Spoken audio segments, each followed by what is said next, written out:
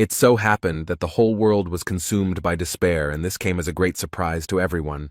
Humanity has never encountered anything like this before. People fell into unprecedented chaos, encountering terrible creatures that had never been seen before. The mysterious civilization demanded that the citizens be handed over if they wanted to live, but the UN refused this demand. The US leadership stated that the monsters want to use people as food. They should not give in to them. People began to call the creatures that appeared out of nowhere the attractors of misfortune. In order to deal with an unfriendly enemy, people began to use nuclear weapons. But for the monsters, it was a mere trifle. Like a bright firework, they did not suffer from it. The monsters began to take revenge, and in response to nuclear weapons began to dance on the ruins of destroyed cities. And when all hope was lost, when every man was waiting for the hour of his death, they appeared. 13 constellations. 12 were chosen by the gods and were called saints. Each of them used the powers granted by the god who chose him. And the 13th was an awakened one. He was not chosen by any divine being. It was Li Gang. They came to the Demon Tower to defeat Red Eye, who was considered the root of all evil. Li Gang and the 12 other constellations clashed with Red Eyes because they understood that there was no other way out of the situation. The journalists were very surprised because not everyone returned from the trip to the demonic tower. They wondered if something terrible had happened to the Korean hero, Li Gang. A disheveled man with a bandage on his face said that Li Gang sacrificed himself for the good of humanity. The young man did risk his life, but he did not sacrifice himself. Li Gang, although with difficulty, was able to defeat Red-Eyed, but the 12 comrades who were with him turned out to be real bastards. They actually ran away and left Li Gang alone, even though he was able to win. The young man was very disappointed by this action of the 12 constellations, because they all went to the Demon Tower together. One of the escaped scumbags stabbed Li in the back with a dagger and left him to die in some hole. The young man was not lonely, because a nasty creature was assigned next to him. Li Gang was very badly injured. His left arm was cut off, and his right arm was very badly injured, and it would have been easier for him to die. But the young man is not so easy to sink, and he will not die just like that. Li Gang knew that he would live until he found everyone who dared to betray him, and he would come for them very soon. There were some delicious breaded drumsticks on the table, and a young man turned to Li Gang and asked him to listen to him carefully. The holy sign of Sagittarius Hugo Otis told the boy that he was destined to die tomorrow. Li Gang was very surprised and asked the guy if he really had such a low opinion of him. The guy took a chicken drumstick in each hand and said that he was talking to him like that because he had taken both legs for himself. The man looked at Li Gang and told him that he was saying his name wrong. Li Gang replied that he understood the reason for the boy's worries and told him not to worry, because he definitely would not die. He took a bite of the meat and said that he had killed more misfortune-attracting creatures than all 12 constellations combined, and asked the boy if he really thought Li could die. The man who was sitting opposite the boy folded his hands in front of him and looked closely at the young man. The Demon Tower is the home of the strongest monster that can bring death to all of humanity. It all started on the last day of the 20th century. A powerful temptation of misfortunes drove humanity into a corner with its overwhelming power. They left behind only chaos and pitch darkness, and it was during this period that the 12 gods appeared, who called themselves sacred beings. They vowed to give humanity the power to fight off all monsters and chose 12 people who was granted indescribable power. But something happened that no one expected. The 13th awakened appeared, without the blessing of a single sacred entity. He was so strong and so incredible that everyone was shocked by his abilities. The surprising thing was that even among the 12 saints he had no equal, and this fact made them very angry. And who was so strong, incredible, and unique? Of course, a young man named Li Gang. The guy thanked Gan for the fact that thanks to him, they were able to organize an attack on the Demon Tower. He sat down on a rock and said that words were not enough and he wanted a free supply of fried chicken for 5 years, and the other asked if Gan was tired of eating only chicken. Li mispronounced the young man's name. The boy told him this with a laugh, but Li only became angry. The girl said that after defeating Red Eyes, they would most likely receive a worthy reward, and the fat man said that they should demand $100 million. And Li noted that it would be better to ask for 10 years of free accommodation in a 7-star hotel somewhere in Hawaii. The boy noted that because of Red-Eyed, a huge number of countries are on the brink of crisis. The plump guy with a sarcastic smile asked Li if he wanted to collaborate with them and added that he needed to set the bar higher. The fat man asked if Gan wanted to take out the mutilated body and face, and Lee thought about how they were called saints, but in reality they were scum who cared about their own skin. The man said that it was enough to rush to everyone's aid, and a few victims would only increase their price, and the reward would only increase. Lee said he didn't care, but he thought he was surrounded by disgusting scum. He hoped he wouldn't see them after they dealt with the red-eyed man. The young people froze in place. They were very surprised. Beads of sweat appeared on their faces. They looked up and saw the Lord of the Demon Tower, red-eyed, standing before them. Li Gang stood to the side and thought that only by looking at him could one feel the terrible pressure. At this time, Red Eyes opened his mouth. It glowed with fire, and his crazy eyes glowed red. A very strong wind arose, and the young people who were watching all this were seriously scared. The ground beneath the young men's feet was crumbling, and Lee folded his hands in front of him and watched everything that was happening. A strong wind whirled the powerful people around in a whirlwind, and they screamed loudly in horror. Red-Eyed was very angry, because uninvited guests had come to his territory. The entity gritted its teeth, gnashing them, and fiery lava burst from its mouth. The girl's face was covered in beads of sweat. Her pupils became like dots. She was shaking with fear. She was telling everyone to run away. And the young people began to run headlong. They were very scared, and someone was shouting loudly that they needed to save themselves. The young men wondered if it was possible to fight something like this, and Lee looked at it all and was only surprised that these sacks of shit were only called saints. The guy squeezed the weapon in his hands and thought that all this had no meaning for him at all.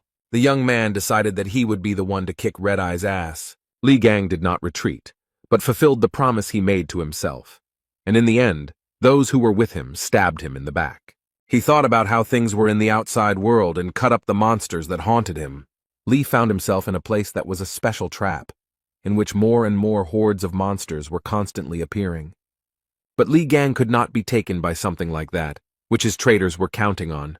The guy continued to fight and promised himself that he would survive and would definitely deal with the traders. Gan promised himself that he would tear to shreds all those scumbags who dared to betray him. 20 years have passed since then. A terrible monster appeared in front of the young man, which surprised him greatly. Gan asked how he managed to get here and then noted that he was the last one. The monster screamed at the top of its lungs and began asking if there was anyone left there. Li Gang told him that the monster could scream as much as he wanted, but it was already over for him. The monster called for help, but the guy dealt with it very quickly. He stood over the monsters and sighed heavily. Li Gang had beads of sweat on his face and said that it was finally over. The guy started walking towards the exit and happily said that now he would be able to get out of here. The city was completely destroyed. There was not a single intact house. Not a single intact road. Voices could be heard. The young man was telling the other that he had chosen a less than ideal path, and the other replied that he had been told that it was safer today than usual. The boys were very surprised that they ran into high-ranking monsters that were running after them. The young man noted that they were in deep shit and said that the fortune-teller told him that today he would meet a monster with whom he should not associate himself. The monster approached the guy. He became covered in beads of sweat and began to scream very loudly. The boy fell after the blow. He lay on the ground and groaned in pain. He felt very bad. The guys were surrounded by a huge number of monsters and they felt in danger. The young man began to rise and thought that if Li Gang had been able to return from the demonic tower, then the monsters would not have dared to even show up here. And then, as if on cue, the doors of the demonic tower began to open very slowly. The young people looked at everything that was happening with horror. Beads of sweat appeared on their faces. The boys could barely stand on their feet. A strong wind was blowing in their direction, and dirt and sand were flying straight into their faces. Suddenly, a fiery tornado appeared from which smoke and sand were pouring out. It was a terrifying sight. The young people fell to the ground. They were crushed by huge boulders. The guy asked his friend what it was. He didn't have time to answer. The young man was very surprised. He told his friend that someone was coming out of the destroyed tower. Everything was in smoke, and it was very difficult to understand who was coming out of the destroyed tower. The boy stood in front of the tower, folded his hands in front of him, and said out loud that he had been hit in the back and left to rot in this hole. Lee noted that only cattle do this, but now they won't get away with it and will pay for everything. The young people watched everything that was happening, their eyes wide open in surprise, and could not understand what was happening. And this young man, who had just left the tower, dealt with the monster very easily. The guys couldn't believe their eyes. They were surprised that Li had dealt with the dog without any difficulty. But Li Gang wasn't going to stop there. He began to destroy other monsters. The young man dealt with the monsters very quickly and was very pleased with himself. And the guys who were attacked by the monsters watched everything that was happening from the side. A few seconds later, Li Gang was already near the young people and grabbed them by the hair. They screamed in fear and pain. The guys began to ask Li not to attack them. They stuttered from fear, and Gun was very surprised that he met people. He immediately thought that they were monsters. The young man looked around and noted that the work here was finished, and the guys breathed a sigh of joy that they remained alive. One guy told the second that the man came from the tower and that it was a real sensation. The second noted that it was impossible. The man was nearby when it began to collapse. The young people would have continued to quarrel for a long time, but suddenly, completely unexpectedly, it became dark as night. A huge monster suddenly appeared behind Li Gan, its eyes glowing red and saliva dripping from its mouth. The boys were very scared. They were covered in sweat and shouted that it was the leader of the pack. Li Gang, who was not afraid at all, calmly told the young men that they should run away.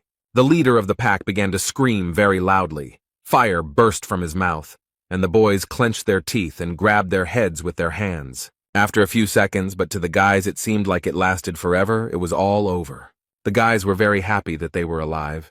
They were very scared and could not come to their senses. They opened their eyes wide. Beads of sweat appeared on their faces. The young men looked ahead. The man who had just recently advised them to run away was standing there as if nothing had happened. Compared to the guys who were holding their heads, the man was, as before, absolutely calm. The young men looked ahead and thought that the stranger had protected them from the monster. The guy with a sly smile on his face told the dog that she was a lousy mongrel. And then, literally a few seconds later, he rose up to deal with the dog. The guy made a fist, beat the monster, and said that it was an obedient little dog. Li Gang didn't put in much effort, and after a while the dog didn't pose any danger to them. The young people who were watching all this opened their mouths and eyes wide in shock. But the guy just smiled cheerfully. There wasn't a scratch on him, and he didn't look tired. He stood in front of the young people and looked very small against the backdrop of the huge monster. The guy told the boys that he had finished his work, brought his hand to his nose, and thought that it stunk. He said he tried not badly, and then he called the guys. They were very scared. The guy looked closely at the boys and began to say something unintelligible. They were very scared. Beads of sweat appeared on their faces from fear. They asked again what the man was saying. The young man laughed cheerfully and told the boys to buy him a lot of food. The guys looked at the young man. They certainly didn't expect such a turn of events. He was silent for a moment and said that he also needed clothes. The young men looked at the stranger in surprise. And the young people decided to fulfill the guy's request because he saved them, and they took him to a cafe. A few minutes later, he put an empty plate on the table with a loud bang. The young men took the bill that the waitress brought them and opened their eyes and mouths wide. The stranger ate $1,000 worth of food. The guy said the order was small because they said they didn't have much money. The guy told the boys that they themselves said that they could treat him to anything. This was the price for their lives, and ordered another portion of noodles. One of the young men approached the stranger and asked him who he was, a Templar or a bishop, and asked him what he was doing near the tower. The guy took a toothpick out of his mouth and said that he was inside the tower and then came out of it. This surprised the guys, and the stranger also wanted to ask something. The man noted that they looked like ordinary townspeople, but for some reason they emanated a magical aura. One of the guys replied that his partner was a Templar, and noted that the man was most likely also a Templar and had received the blessing of a sacred entity. The stranger took the spoon. He became angry and replied that he would not wag his tail in front of some entity. The young man wanted to add something else, but stopped mid-sentence when he saw his reflection. Beads of sweat appeared on his face in surprise, and his eyes narrowed to become like dots. He got up from the table and started shouting that he needed a mirror, and the waitress frightenedly pointed out where it was hanging. The guy took off his t-shirt, stood in front of a huge mirror, and began to look at himself carefully. He was surprised to note that his body was completely healed. The man even looked into his own mouth and noted that his old wounds were so terrible that they simply could not be healed. He looked at his left hand and finally realized that it was whole and fully functional. The guy began to carefully examine the pattern on his palm and could not understand what it was. He began to look closely, and after a while he saw a silhouette that looked very much like a snake. The guy grabbed his left hand with his right hand, clenched his teeth, and a system message appeared in front of him, saying that he had experienced death and accomplished an impossible feat. Lee also realized that all his skills were inherited by the new body, and the achievements would be converted into experience points. He received a divine skill. The system message also informed him that all skills and traits had been inherited and transformed, and that the power of the Ophiuchus was available to him. The young man saw Ophiuchus in front of him, touched him with his hand, and received strength from him. Literally a few minutes later, the guy found himself in a cafe and was sitting on the floor in bewilderment. The guy's face was covered in sweat from bewilderment, and his pupils became very narrow. The guys approached the stranger. One of them began to touch his hands and asked with fear if everything was okay with him. He asked the boys if they had ever imagined a huge snake, and they looked at the guy in bewilderment. One of the boys said that they hadn't seen anything like that. The man suddenly took off his clothes and ran to the mirror, and then began to scream and squeeze his wrist. The boy said that other people don't see it, and the guys thought that the longer they look at him, the weirder he acts. The guy was very surprised, because he saw in front of him a message that he had become the owner of the constellation Ophiuchus. He stood and saw in front of him a huge number of system messages and read each one carefully. The boy folded his hands in front of him and thought about how his body had changed due to the super regeneration skill. He had never heard of other saints seeing something like this. The young man thought about the fact that he did not feel the energy of sacred beings. The guy understood that no matter what, he was happy with this turn of events, because his body had fully recovered. The man thought that now he needed to track down the traitors who had left him to die, namely the bastard who had stuck a dagger in his back. He laughed and said that his body began to tremble from such thoughts. He was glad that the traitors would come to an end, and the guys who were nearby could not understand why he was behaving like that. People gathered at the place where the demon tower was and thought that it was considered indestructible, but suddenly collapsed. This news will turn the whole world upside down. One of the journalists said that this place has a connection with the hero Li Gang, and it is possible that the destruction of the tower was the work of his followers or saints who did not like him. The second journalist replied that it was all very interesting, and then told the young man to look at the one who was pulling him. The guy noted that even high-ranking saints had a hard time dealing with this monster, so who challenged him and even destroyed the tower? One of the reporters frowned, sweating, and asked if Li Gang had returned from the bathhouse alive. The guest noted that they cannot be sure of this. They can only wait until new clues appear. The journalists gathered for a press conference, asking Mr. Yang Wei to comment on the fact of the destruction of the demon tower and the return of Li Gang alive. Yang Wei, the holy sign of Aries, stood in front of the reporters with his brows furrowed, not knowing what to answer. The man paused for a moment, picked up the microphone, and said that he would not be making any comments on this issue. Yang Wei began to leave the hall, and journalists began to ask him to wait, and what it meant that he was not commenting on anything. The man and his guards quickly retreated and got into a car. He was very angry and hit the car with all his might, although it was not at fault. Yang Wei was very angry. He frowned and said through clenched teeth that all he had heard all day was Li Gang's name. He remembered the young man and wondered if he had really been alive and in that tower for 20 years. Yang Wei thought that this was impossible, because there were thousands of deadly beasts in the tower, and they were all black class. He thought that it was a miracle that they managed to escape from there, having stolen the red-eyed man's throat. There was no way Li could have survived there. Yang Wei smoked his pipe and thought that Gan's body was on the verge of death due to that big guy's deadly attacks, and he didn't even wear armor like all saints. The man frowned again and thought that if by some miracle he had managed to survive and return, then he clenched his teeth even tighter and screamed very loudly that then everything would end. Li Gang held a mobile phone in his hand. He showed the guy a certain person and said that he should start with this bastard. There was a plane at the airport. It arrived. The doors opened and a man started getting out. The guards greeted the young man joyfully. They said that they did not think that they would be able to meet one of the saints, and this was a great honor for them. Mr. Hugo Otis, a Sagittarius, straightened the collar of his shirt and looked around.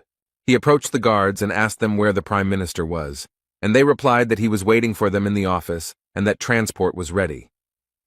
Hugo Otis said that it was wonderful and began to walk, and the guards began to bow to him. The guards broke out in beads of sweat, and one told the other that Otis was majestic. The men looked at Hugo Otis and thought that this is what a truly chosen man looks like.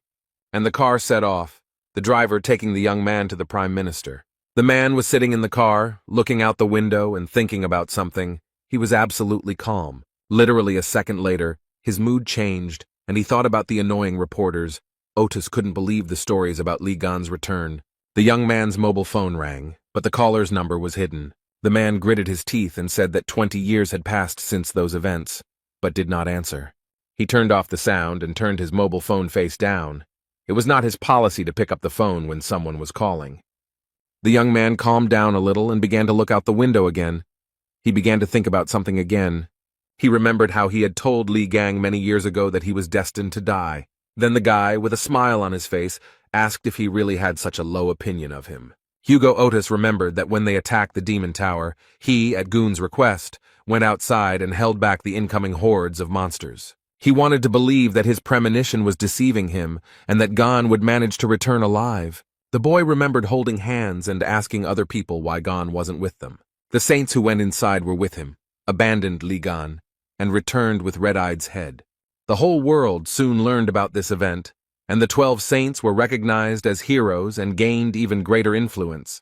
Hugo Otis could not believe that Gon was dead, so he asked the saints again and again to begin the search. Jean-Louis Morin, the holy sign of the dark cancer, with a sly smile, told Otis that it was enough to talk about Ghana. He noted that Hugo knew perfectly well that there were a huge number of monsters coming out of the Demon Tower, and there was no chance that Li had survived.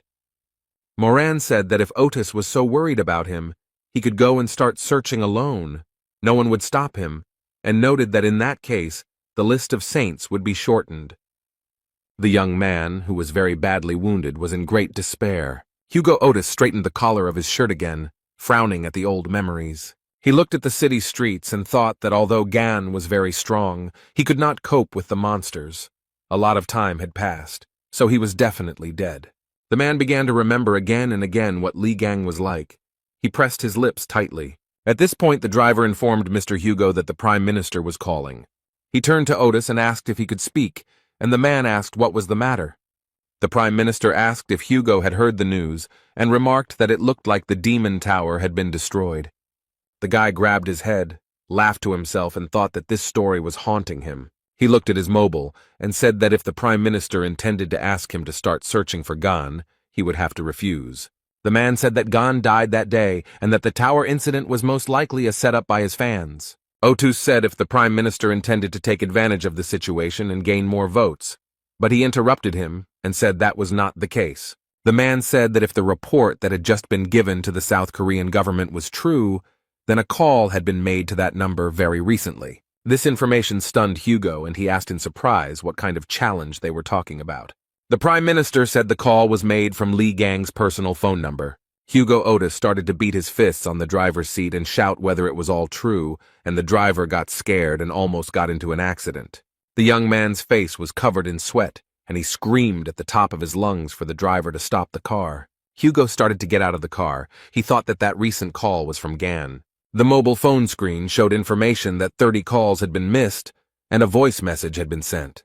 The young man held a mobile phone in his hands. His pupils became narrow, and beads of sweat appeared on his face. Hugo began to dial some number, then put the phone to his ear and listened to the long beeps. After some time, someone answered on the other end of the line.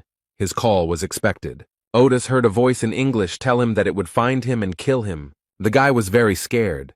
He thought that the manner of speech was very similar to the way Li Gang spoke, and he ordered the driver to turn around to the airport. Li Gang was still in the cafe looking at the phone screen and smilingly noting that the young man had grown up and dared to ignore his calls. The guys asked the young man who he was calling so persistently, and he said no one, which surprised them greatly. He looked at the phone screen and told one of the boys that he had previously called it a smartphone and noted that it was an amazing thing. Li said that he entered the tower in 2005, and now it is 2025 and the world has become a much better place. The guys were surprised that the man was using a smartphone for the first time. They told him that he could connect to the internet and even follow the news. The man was happy because he could watch the news about Li Gan. The guys told the man that this was a very hot topic to discuss right now and showed him where to press. Li Gang and the kid who taught him how to use a smartphone opened their mouths in surprise. Li Gang carefully read the comments and began to squeeze the phone with all his might out of anger, and the guy begged him not to do it. Li shouted that the saints had not dealt with Red Eyes. They had fled as soon as they met the monster. After a few minutes, the guy calmed down and said that he would ignore this information, because in some ways, it was even sweet. The man continued to study the news and came across information that he had made a will, and all the money was to go to orphanages. Li Gang looked at the screen and hoped that the money had reached its recipients. But the next news shocked him. He broke his phone out of anger, and the news said that he had given everything to the 12 saints, since they would manage everything for the good of the whole world. Li screamed that he would skin the pathetic gods alive, and the young man cried over his mobile phone because it had died. Gan sat over a plate of food and thought about what he should do in such a difficult situation. He thought that he intended to warn them of his return, but his appearance was now very different. No one would believe that he was Li Gang and would be perceived as a freak. The man was thinking about how he had to remain quiet for a while he tortured each of the saints, and the boy was crying over his broken cell phone. The young people were sitting at the table when Li Gang felt awkward. The man received a system message that he was being watched, and he thought it was an aura. The guy stood up and started walking somewhere. The guys asked him where he was going. He answered that he was going to get some air. The man left the cafe and began to look around. What he saw surprised him. He realized that there were avatars in front of him, and asked himself if it was an animal of the holy sign of the white Aries in front of him. The system message informed that the avatars had recreated the barrier in the name of the white ram, and they were demanding tribute from Li, and the man only gritted his teeth. Gan was very angry and said, even though they are sucking up to the sacred entities, who are they trying to command? The guy wanted to say something when he heard his name being called, and he began to listen to the conversation. The young men were talking about how everyone was talking about Li Gan, and the noise from all the chatter would soon kill him. The girl was telling her companion that this stupidity was being talked about everywhere because of the damn news. The man replied that Gan's name was not tarnished, but he was amazed at how everyone had suddenly become interested in him. The girl supported the young men who had badges with the Gemini Zodiac sign flashing on their clothes. The guys opened their mouths in surprise and thought that the people who were talking about Li were from the Gemini constellation squad. Li Gang, who heard the conversation about himself, immediately walked towards the couple. The man frowned. The guy started shouting at him to come back immediately, as they should not be provoked. Li Gang walked closer to the young people, stood in front of them and looked at the girl and the man without blinking. He frowned and asked the guy what he was staring at, then told him to get out of there. The young men who were feeding Li and standing a little further away became frightened and thought that they were finished. The man with the Zodiac sign on his sweater took a drag and exhaled nicotine smoke straight into Li Gan's face. The young man was surprised by this attitude, and he looked at the man angrily, and he began to ask what happened, some kind of problem. The man put his face right next to Li and told him that if he had a problem, he should hit him. The mustachioed man's companion told him to leave the guy alone because he was going to shit his pants. The couple left the young man alone, and the man, passing by Li, called him a coward.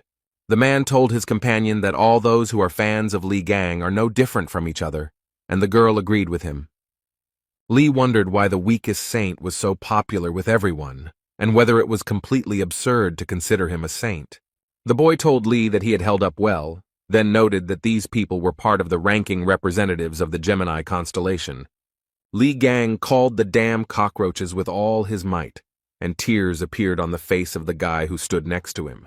The couple turned around. They repeated the word cockroach in surprise and asked if he had said that to them. Li Gang said with a sarcastic smile on his face that he called them, "They are the cockroaches." The man ran towards Li Gan, looked the boy in the eye, and told him to repeat what he said. Li gave the mustachioed man a flick on the forehead and said that he was a pathetic simpleton who didn't even have a magical aura. The guy simply raised his hand up and the man flew away from him several meters. The mustachioed man's companion, who was watching all this, began to scream very loudly. The guys who were watching all this from the side opened their mouths in surprise. The young man watched the reactions of those around him and was very pleased with himself. After some time, the mustachioed man's companion crept up to the young man. She wanted no one to notice her. Li laughed and asked her if she seriously expected him not to notice her sneaking up.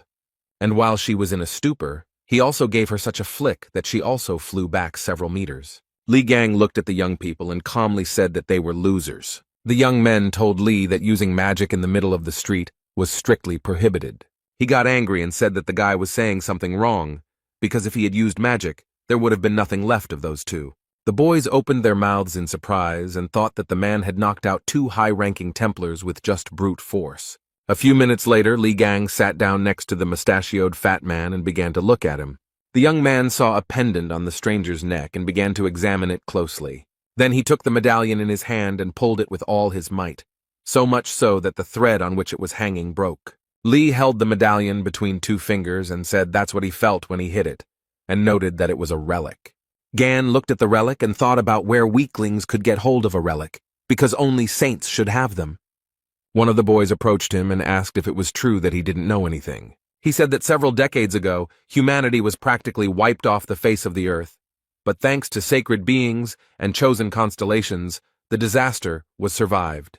12 people could not protect the entire vast world, and the saints began to gather followers, calling themselves the Branchings. Those who were given a piece of the power of the saints began to be called Templars. They were divided into ranks. Faith is the source of strength for the Templars, and the chosen ones receive relics from sacred entities. The guy continued to hold the medallion in his hands and thought that a lot had changed in 20 years. Li was distracted from his thoughts by a guy who pointed his finger to the side, and the young man looked at him questioningly.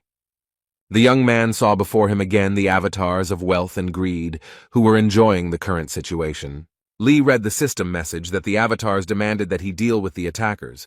They were thirsty for bloodshed and promised a worthy reward. Beads of sweat appeared on the guy's face. He thought that this was not it, because Li had attracted the attention of the avatars. They are like reflections of the sacred beings themselves, and standing in their way is like challenging the gods. The guy started telling Li to hurry up and do as they asked, but he just laughed. Li said that he thought that where the stinking aura of Aries was coming from, it turns out that they intended to fill their bellies.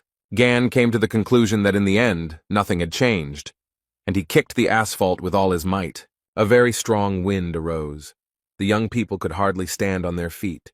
They could not understand what was happening. One of the guys looked at everything that was happening with surprise, and beads of sweat appeared on his face from fear. Li put his hands on his hips and said that they were showing off despite the fact that they were worthless losers. The boys looked up and noticed that the white Aries constellation had retreated and the barrier had also disappeared.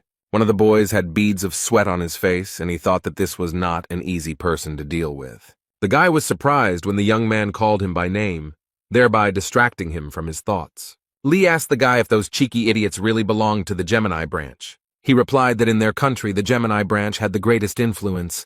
The elite group had gathered 2/3 of all large corporations. Li Gang asked the guy so they should have money on them, and he looked at him in surprise. The man smiled and asked the boy that the clothes they wear should be branded.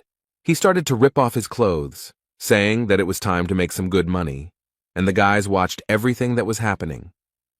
In the evening, the young people stood near the building, and Li said that they were finally there and noted that the day had been very long. One of the guys showed with his hand which apartment he lives in, and his friend noted that his door was next door. The guys thanked the young man for saving their lives and even walking them home. Li began to yawn and began to ask whether they were going inside or not. Since he really wanted to sleep, the guys were very surprised. After he found himself in the apartment, he very quickly took off his clothes, got a haircut, and stood in front of the mirror. The young man began to admire himself and smiled at his reflection in the mirror. He liked it very much. The guy saw all this and told the man that a short haircut suits him very well. He said that Li now looks much cooler, and he was not prepared for such admiration. The man thought that in the past, baldness was a side effect of using his abilities, and now he tidied up his hair. Li Gang frowned and his smile turned into disgust. He couldn't understand why this happened. He looked at the huge fly and wondered what the fly had forgotten in their apartment. Literally a few seconds later, he caught the hand in a fist and squeezed it very tightly. Li opened his hand and threw away the remains, and the boy raised 2 fingers up and was surprised that he caught the fly with one hand, because even experts can't do it. The man began to catch one after another the luring one and asked what number it was and why they were sticking to him, and the guy noticed that his scent attracted monsters. Lee told them to smell his ass and said that this usually happens because something is wrong with the house. He looked at the shelf and said that the guy keeps nasty things in the house, which is why the creatures flock here. The boy looked at the figurines and noted that this could not be an abomination, since they were received from the constellation Gemini. The guy took the statuette in his hand and said that these artifacts did not belong to him, but they were blessed by the saint. But he did not finish speaking because Lee broke it. The young man looked at his hand, covered his nose, and said it was disgusting, and the guy started shaking over the broken figurine. The man picked up the mask and told the guy that it was intended to spy on the buyer. He started throwing things off the shelf, threw out the music box because it collects personal information, and the watch attracts the attention of monsters. The boy screamed from injustice. Li Gang said that the saints had appropriated his property and then started selling such disgusting goods to people. The guy got really angry and said that the very thought of such injustice made him furious. The young man who stood in front of the door heard someone shouting that all this junk needed to be thrown out.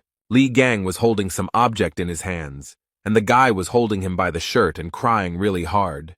The young man entered the apartment and saw all this, looking at the guys in surprise. Lee looked at the stranger and asked who he was, and the boy was very happy. He was very happy to see Songjae and called him by name, who confirmed that it was him. Sun frowned, his face became displeased, and he noted that he was the owner of this apartment. By this time, Li Gang had managed to beat and smash a lot of objects. He didn't know what to answer. In the branch of the White Aries, in the residence of Yang Wei, a very interesting conversation was taking place in raised tones. The man frowned deeply. Beads of sweat appeared on his face from worry, and he asked if the Korean avatars had really disappeared.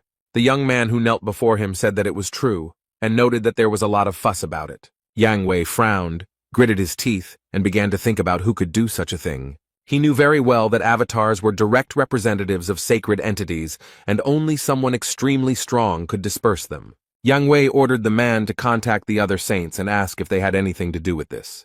The man replied that he understood the order, and noted that Strelitz had not been in touch for a long time. Jan replied that this was no cause for concern, since he wanted to get a new position. The young man replied that Hugo immediately boarded another flight after arriving at the airport. Jan listened to the young man and was very surprised, then asked where the man was heading. The guy said that the destination was South Korea. This information surprised Jan very much. He stood up from his seat and began to scratch his beard and think about something. For some time he silently digested the information. Yang Wei thought that Hugo had always been on good terms with Li Gang. The man frowned and wondered if such actions could be related to the return of that bastard Gan. It was very surprising, but Yang Wei began to wonder if Li Gang had actually survived.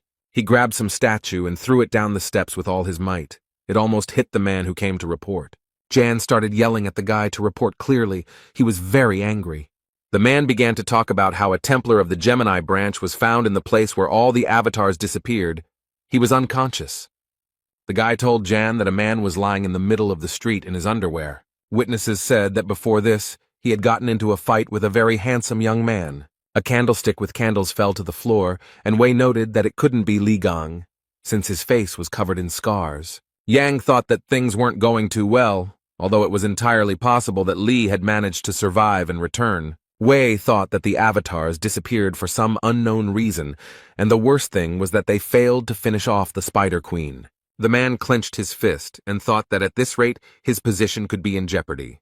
He told the man to have a plane prepared for him, and the assistant asked if Wei was going to go there personally. Jan scratched his beard again and replied that he wanted to see everything with his own eyes. The man very quickly put on his coat, took a cigar, frowned, and noted that something devilish was happening there. In Korea, in the Gemini Branch Hospital, a fat man was lying on a bed. Various devices were connected to his body. He also could not breathe on his own. An oxygen mask was connected. A gray-haired elderly man entered the boy's room. He frowned very deeply and clenched his teeth. He pointed his hand at the guy and began to scream furiously, asking who dared to hurt his grandson so badly. The old man started pointing his fingers at some man, who calmly asked the old man not to worry so much. The man told the old man that this was exactly why the twins had sent him here. The red-haired boy frowned and asked his youth if they really met at the Demon Tower.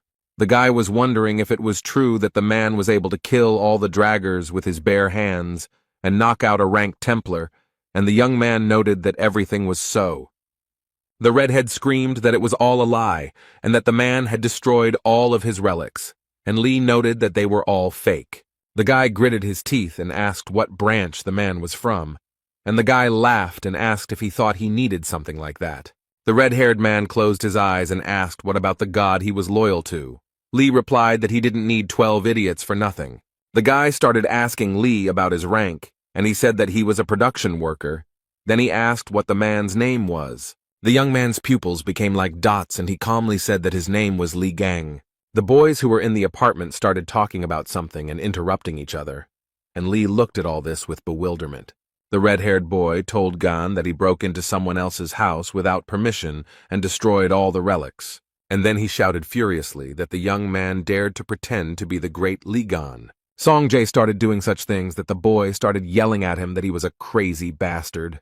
A system message appeared in front of Lee that a burst of magic from a Gemini follower had been detected, and he noticed that the red-haired man wanted to destroy the house. Lee Gang was also able to study the guy's rank and other characteristics using system messages.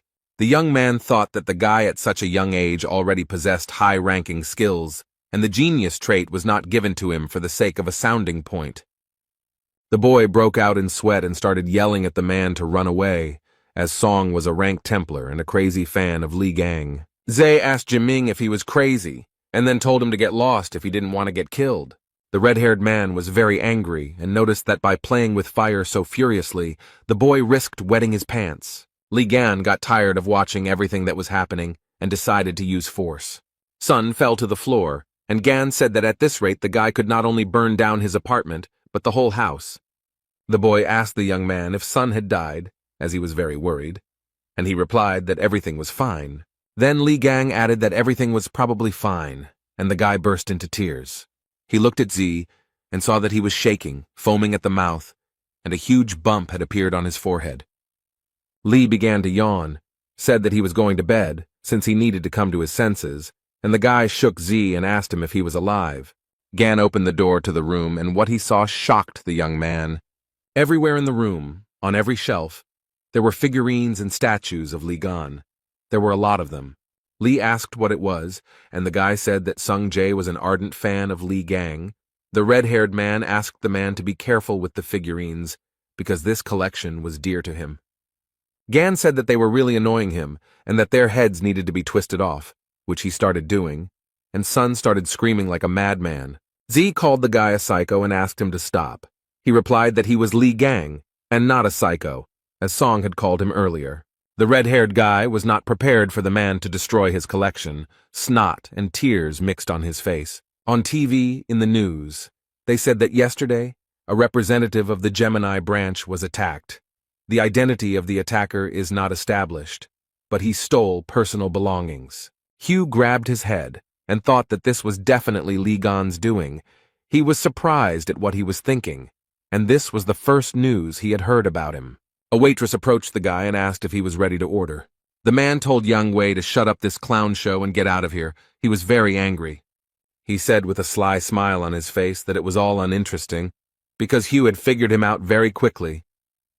Young Wei began to laugh like a madman, and then said that they had not seen each other for a long time, and he had not been able to contact Hugh for a long time. Yang told the man that upon his hasty arrival in Korea, he most likely came here because of Lee Gang, and told Hugh to tell him everything he knew. The blonde man replied that he hated Ian because he was a pervert who stole bodies from other people. The waitress froze in place. She stared at the man. Beads of sweat appeared on her face. The girl became nervous. She was very nervous and asked the man what she was doing. Hugh slammed his fist on the table, gritted his teeth, and thought that Ian was an idiot with idiotic jokes, and he needed to get to Gan faster than anyone else. The guys were in a supermarket. The boy asked Sun if it really was Lee Gang, and he replied that the stranger looked completely different. The redhead noted that Lee is a hero who saved humanity, and he would not act like a thug. The guy told Sun that he saw a man coming out of the demon tower, and that his strength was colossal.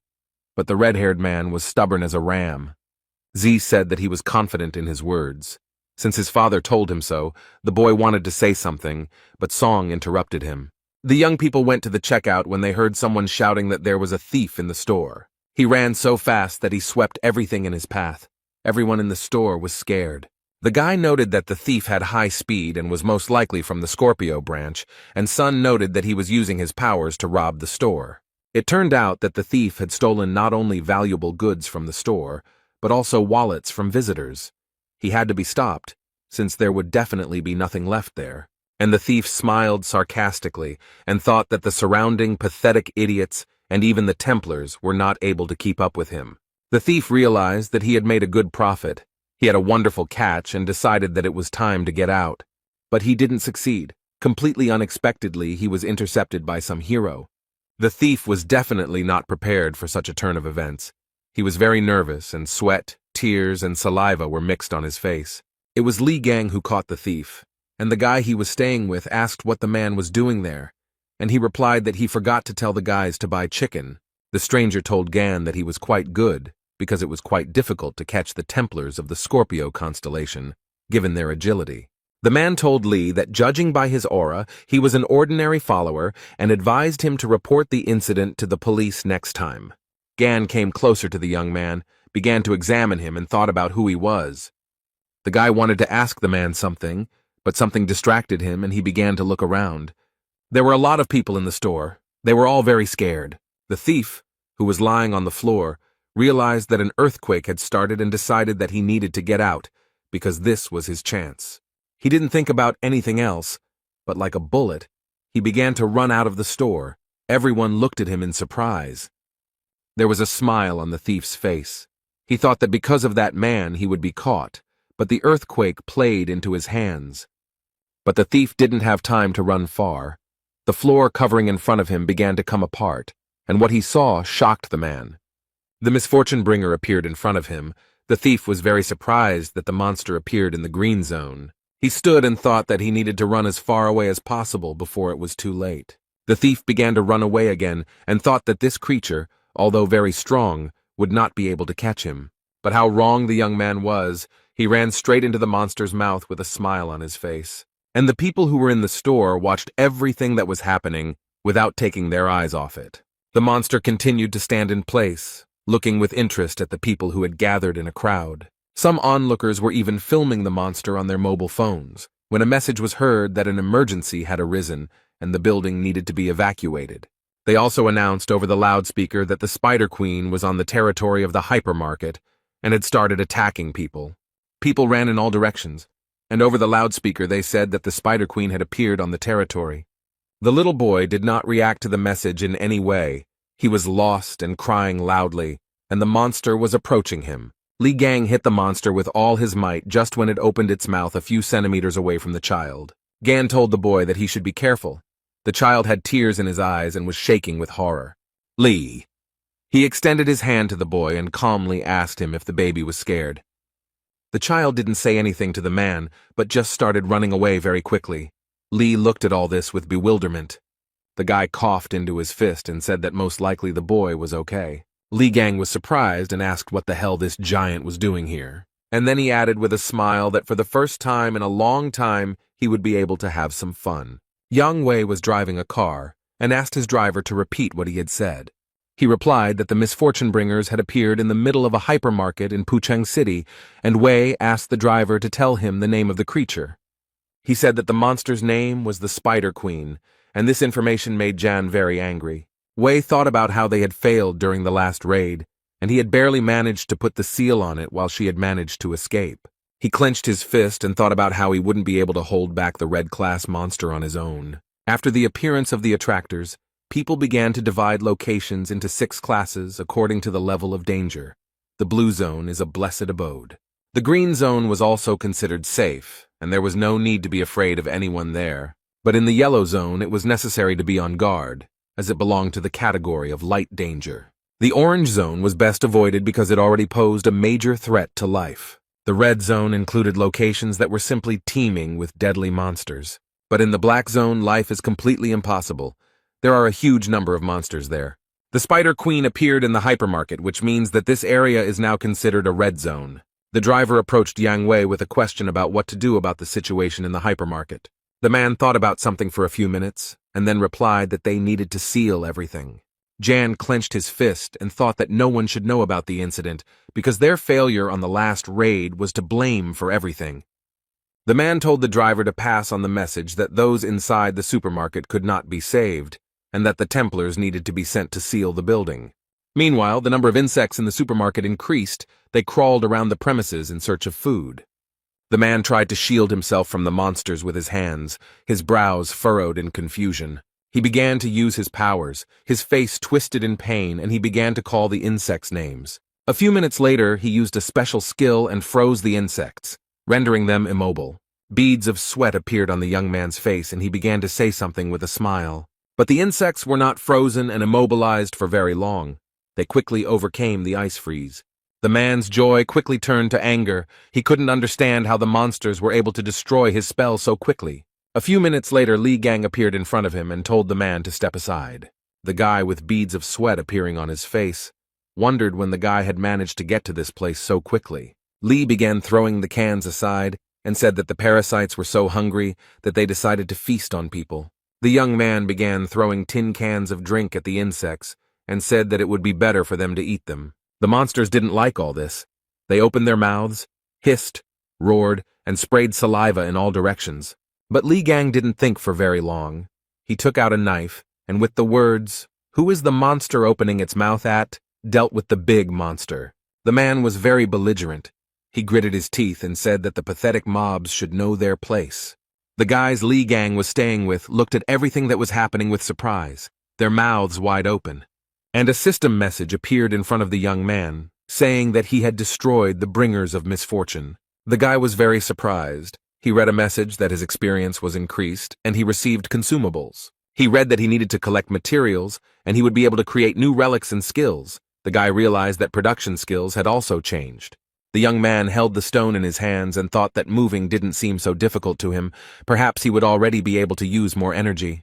The guy who tried to freeze the monsters looked at Li in surprise, because he easily destroyed them. Gan approached the guys, who opened their mouths in surprise. They couldn't understand when the man had managed to deal with the monsters. The blond, short-haired boy looked at Li and wondered where he came from. Beads of sweat appeared on the man's face. He frowned and realized that he had not heard the question. Li Gang looked at him and called the stranger an uninitiated minister of the church.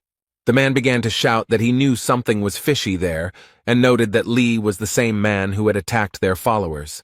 Li Gang immediately understood that the young man was talking about that man and woman, and so he smiled slightly. The guy's mood changed literally in a second, and he punched the stranger in the face.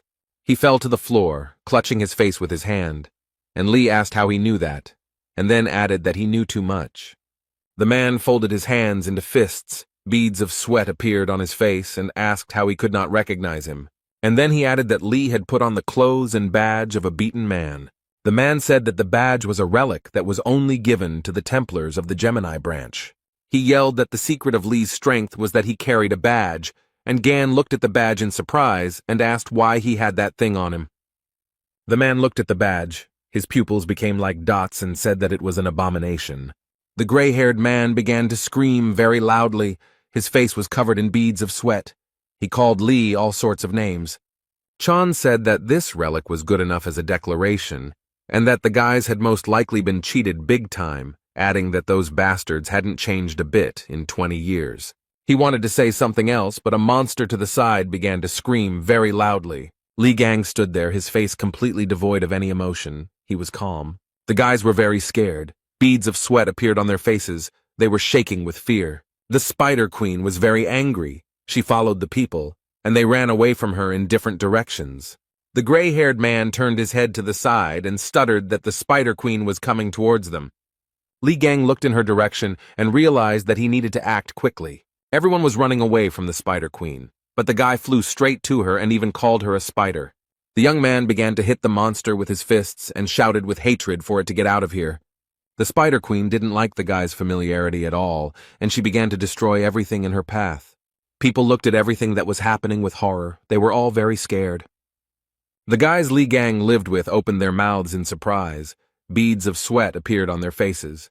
The gray-haired man also looked at everything that was happening with horror. He frowned. The guy thought about the fact that Li rushed at the monster without any relic on him.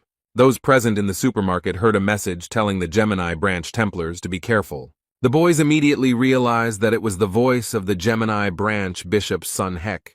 One of the boys thought about telepathy. The man said it was Sun Hyuk, and he called out to Sun Jae and Sun Jun to leave the building immediately. The bishop stated that the people from the Aries branch intend to completely seal the building. The man said that Yang Wei himself was heading here, and that he couldn't be stopped, and that even a saint couldn't handle the Spider Queen. That's why they decided to get rid of the place completely, because the saints would have problems if people found out about their failure. The white-haired man asked Song Jun if he had a teleportation skill. He told the guy to take Song Jae and get out of there. The boys were very upset by the fact that only the two of them could be saved. There was panic in the supermarket. People were very worried. Others were helping the weaker ones. The insects were crawling out of every crack. They were very angry and had no intention of retreating anywhere. But Li Gang did not stand still. He gradually approached the Spider Queen. He was not afraid of her at all. The gray-haired man watched everything that was happening with a frown. Beads of sweat appeared on his face, and he was shaking with fear. The bishop began to answer the guy's question about whether the two of them should teleport, and the man asked if there were any problems. The gray-haired man said with a smile on his face that they had no problems. The red-haired guy shouted that the man was carrying it, because there was clearly not enough help from outside, and didn't he understand how badly they were stuck. The guy shouted at the man, asking if he was suggesting leaving all these people here to die, but he reacted to the crit very calmly. He calmly told the guy to think for himself about the fact that the Spider Queen could appear in the middle of the city. What would people think then? The red-haired boy was surprised, and the man said that the townspeople would reproach the branches of the constellations. Their faith would weaken, and their strength would waver. Then he added that he could take one person with him. Song Jae would go with him. He was ordered to get him out of here. The red-haired man shouted that his friend was here and he couldn't leave him, and that there were still a lot of people in the supermarket who hadn't managed to evacuate. The man gritted his teeth and replied that the guy was an idiot and now was not the time for whims. He said he had no desire to die here because of an incompetent person like him. The man replied that he could not go against the orders of his elders, so he would finish off all the extra cargo so that the guy would have no choice. The red-haired guy clenched his fists and started yelling at the man that he was a crazy bastard. And he began to laugh. He asked Song Jae if he was going to fight him. He noted that they were on completely different levels. The man told Sun to check his conscience and make a reasonable decision. The man wanted to say something else to the young man, but he stopped mid-word. Song Jae didn't think for long, but used his strength and the man flew to the side. Li Gang ran into the hypermarket and asked in surprise why the guys were still there. The boy noted that it was very dangerous to be in the hypermarket, so he should move his buns. The guys were very happy to see the young man, and the red-haired one noted that the attractors had blocked the exit and they couldn't get out of here. The dream said that they have two ways out of here. The first is to take the teleport to the gray-haired man. The second way out is much more difficult and consists of destroying all these creatures. The guy said that there were a lot of wounded people in the hypermarket and they needed help. And then he added that the people from the Aries branch decided to seal the entire building, thereby not giving anyone a chance. Li Gang frowned and said that this was indeed a huge problem, but the gray-haired man only wheezed. A few minutes later, he stood up and began cursing Li with all his might and calling him to come to him. Gan calmly said that it seemed to him that the man had chickened out and had already run away with his heels flashing, and the gray-haired man yelled at him to shut his mouth. He looked at his mobile phone and said angrily that he would see if they could get out of here alive, and he would be able to escape alone. The gray-haired man frowned. Beads of sweat ran down his face. He was thinking about something. He didn't notice how the Spider Queen approached him and entangled him in her webs. After a few seconds, the gray-haired man realized what was happening and began to panic. He was definitely not prepared for such a development of events. But the Spider Queen did not stand on ceremony for very long. She lifted the man up in order to profit from him. The boys opened their mouths in surprise. Their pupils narrowed very much, and beads of sweat appeared on their faces. They were brought out of their stupor by Li's voice. He told the boys to take care of the wounded, and he would sort everything out. Then, when he was done, he would join them. The guys were very surprised, and Gan calmly said that it wouldn't take much time. Yang Wei arrived at the hypermarket and immediately asked about the situation. He was told that the building was already practically sealed and cordoned off. Jan said that given the fact that the work had begun before his arrival, everything was progressing very slowly. The guys began to wonder why the defense wasn't holding as it should. The second one noted that he felt like something was about to break out. A group of people standing near the supermarket began to cough very heavily because smoke was coming from the building. Those around saw a huge snake with its mouth wide open and its eyes glowing red. Yang Wei was very surprised. He frowned and seemed completely unprepared to see the snake. People started running out of the hypermarket.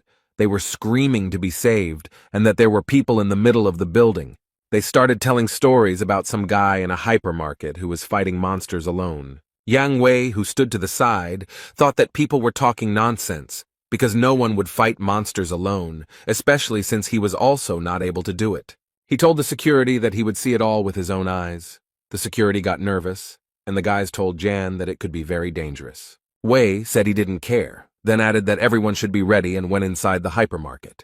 The man walked into the middle of the building and what he saw shocked him. In front of him was the Spider Queen. A few seconds later, he realized that she was killed and wondered who could have done this. Jan walked around the hypermarket and thought about the fact that there were traces of a real massacre in the premises. He was wondering what the hell had happened here. Wei thought that someone was specifically hunting the Spider Queen, and then said that he got rid of his headache because he already had enough problems. The man stopped. Beads of sweat appeared on his face. He began to understand that he felt a familiar energy. Jan went out onto the balcony and began to look down.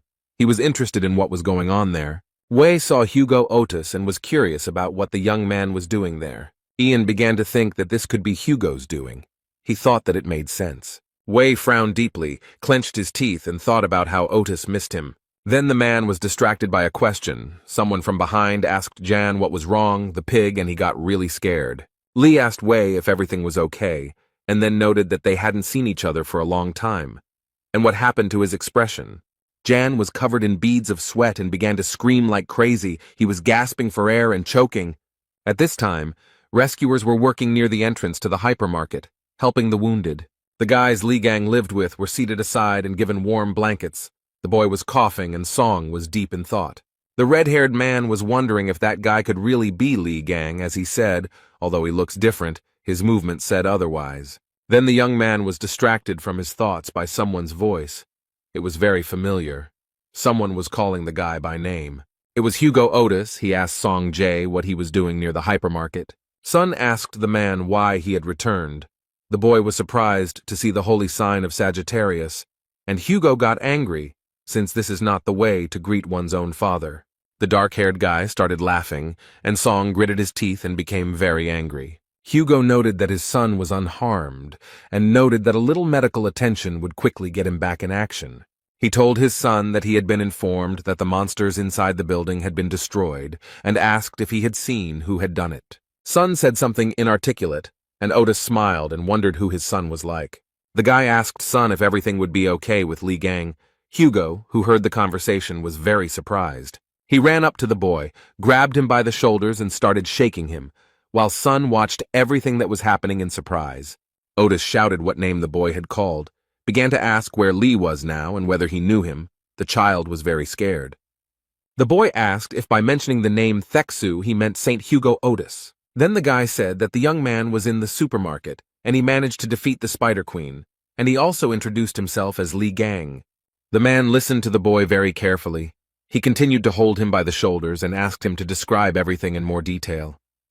Suddenly, a loud explosion was heard from the hypermarket, and people began to look in its direction. The explosion destroyed part of the hypermarket, and someone's laughter could be heard from the side. Yang Wei was making his way somewhere. He was covered in dust and dirt. There was sweat on his face, and he was trying to catch his breath. Li Gang appeared in front of the man and calmly said that this was all too much. Li told Yan that they hadn't seen each other for 20 years, and the first thing he did was just pick him up and attack him. Jan was sweating profusely and began asking how Gan had managed to stay alive and was surprised at his own question. Wei thought that the guy looked very much like Li Gang, but he didn't have a scar on his face. His voice seemed familiar, but different from before. Yang also thought that Li looked too young, and called the man names and said that he was imitating Gan, adding that he was momentarily worried. Wei looked at the young man in surprise and could not understand who was imitating whom. Jan started yelling that the guy dared to deceive him, such a great man, and said that he would pay for it with his life. Li punched Wei in the stomach and asked him what he was talking about. adding that he had always made money by deceiving others.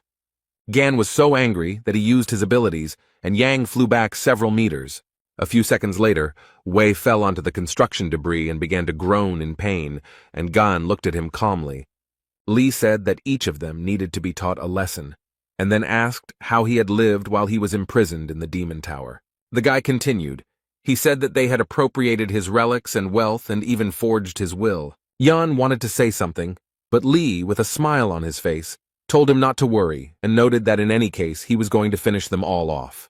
Gan said that it was worth starting with the treasury and then destroying Yan's house, its branches and relics and everything else.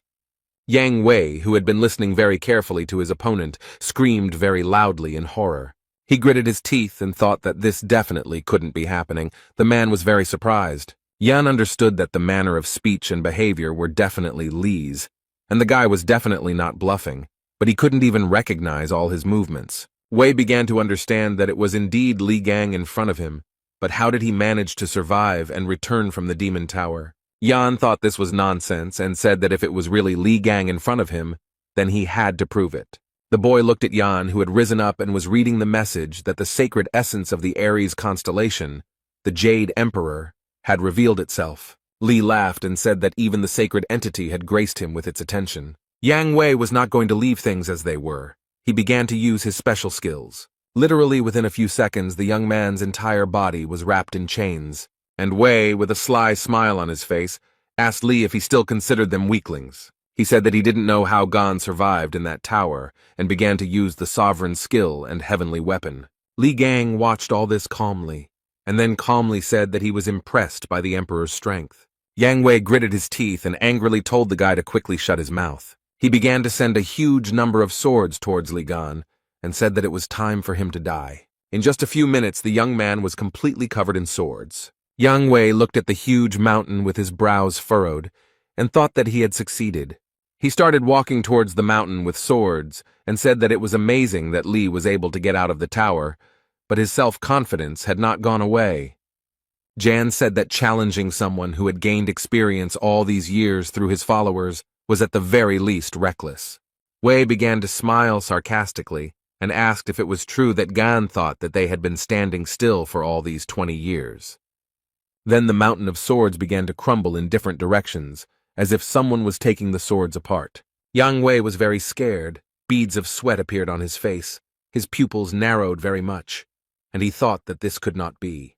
Li finally got out of the difficult trap and punched Yan right in the face with all his might. He flew several meters and fell onto some debris from building materials. Yang was shaking with fear and thought about how Li got out of there alive and asked if it was true that it was Li Gang in front of him.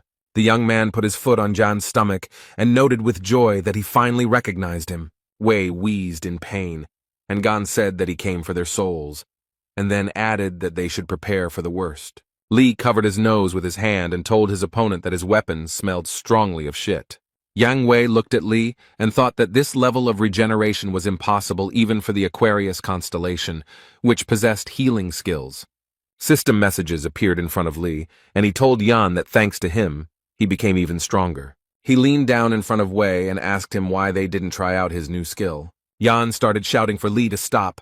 System messages appeared in front of him and he turned red. Wei was very surprised when his divine essence hurriedly left while shouting curses. Yan started screaming about why the sacred entity had left him, and Li noted with a smile on his face that it had left before it was all over. Gan said that he was quite merciful, so Wei would only feel the pain that he himself had experienced. At this time, security guards Yang Wei and Hugo Otis entered the hypermarket. The security guard looked around and asked in surprise what had happened in the supermarket. There was a huge number of monsters lying on the floor of the hypermarket, which no longer posed any danger. Hugo Otis stood to the side and looked at the monsters. He thought about something for a while. Something alerted the guy. Beads of sweat appeared on his face, and he realized that the energy that was floating in the room was very familiar to him. A few minutes later, he saw someone lying in the distance and began to guess that it was Yang Wei. Hugo realized that this was Li Gang's doing, since he was always causing trouble, and the guards were saying that something was wrong here, since Yang Wei's energy was coming from below. One of the guards noted that Jan's aura was very weak, and the second began to suspect something. Hugo Otis came closer and asked the guys if they could step back a little. He began to use his powers. A few seconds later, the man jumped into the crater where Yang Wei's body lay. What Hugo saw shocked him. He immediately realized that this was definitely the work of Li Gan. Yang Wei was foaming at the mouth, and there was a note on his body indicating that he had gone to the pigsty. Hugo wondered what kind of trouble he would cause this time. The young man stood in front of a huge, pompous building and hummed a cheerful melody. Li Gang said that it was now clear where the man kept his stolen relics. He entered the building, began to look around, and said that this guy seemed to be trying to make himself out to be a god of treasures. Too much show. The young man looked to the side and thought that he could smell his relics coming from that side. He came closer to them and realized that they were all fakes. The clothes were taken from his house, but the weapons were clearly fake. What the guy saw left him in a state of great shock, and he could only sigh. There was a toothpick lying on the red velvet pillow, and on the card was an inscription stating that it had been used by Li Gang. The guy put his hands on the glass cube and said that his baby had finally been found. The people who were in this museum began to look at the strange young man in shock. A few minutes later, the alarm started to sound, and the light started to glow red. The guards started running and broadcasting information on the radio that they had a robber, and that all the guards needed to head to Sector B. Li Gang stood next to the broken cube.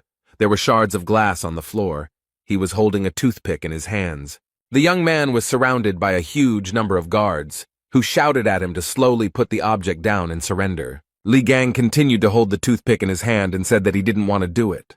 The man smiled, used his special power, and simply waved the toothpick up and down. Something incredible began to happen to the guards, as if they were being lifted by an unprecedented force. Li laughed and said that old, familiar things are the best and looked at the toothpick. A system message appeared in front of the guy saying that he had discovered a relic. From the system message, the guy learned that the toothpick had turned into a lump of slime and he could give it his trait. The lump smiled, and the guy, also smiling, asked him if they should go to the exit. The guy took a few steps and saw the doors. A system message appeared in front of him that he felt a strong aura of the relic of the constellation Aries. Li Gan's eyes lit up and he said that he felt a bit sorry to leave here empty-handed. The young man put his hand on the door handle and said that it was an exciting moment to receive the award. Hugo Otis was very scared. There were beads of sweat on his face. He asked if he was accidentally late. People started running out of the building, shouting something unintelligible, and Hugo watched everything that was happening. People were shouting that there were explosions all over the building and that everyone should run away, and the man folded his fists and started saying something to Gan. Li, dragging a huge bag behind him, patted his stomach and said that he was a bit hungry. Hugo Otis wrinkled his forehead. Beads of sweat appeared on his face, and he called out to Li Gan very loudly. He was very surprised, as he was not prepared to see Thexu here, as he called Hugo. The man started running towards the building with tears in his eyes, shouting that he was a bastard. Li Gang just laughed loudly and said that he did everything for the sake of old friendship. Hugo grabbed the guy who came out of the building with Li and told him that if he was alive, then he should have found him, but he was doing God knows what. The man asked if everything was okay with his leg and noticed that there was no aura coming from him, and asked where he had been all this time. And Li looked at this with surprise. He kicked Hugo in the face and asked how he could not recognize a face and called the man names.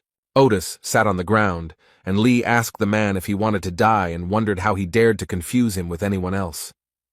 The man held his face and looked in surprise at the young man standing in front of him. Hugo saw a clot of mucus on the boy's shoulder and asked if it was all true. Li began to laugh heartily and said that Taixu needed another beating.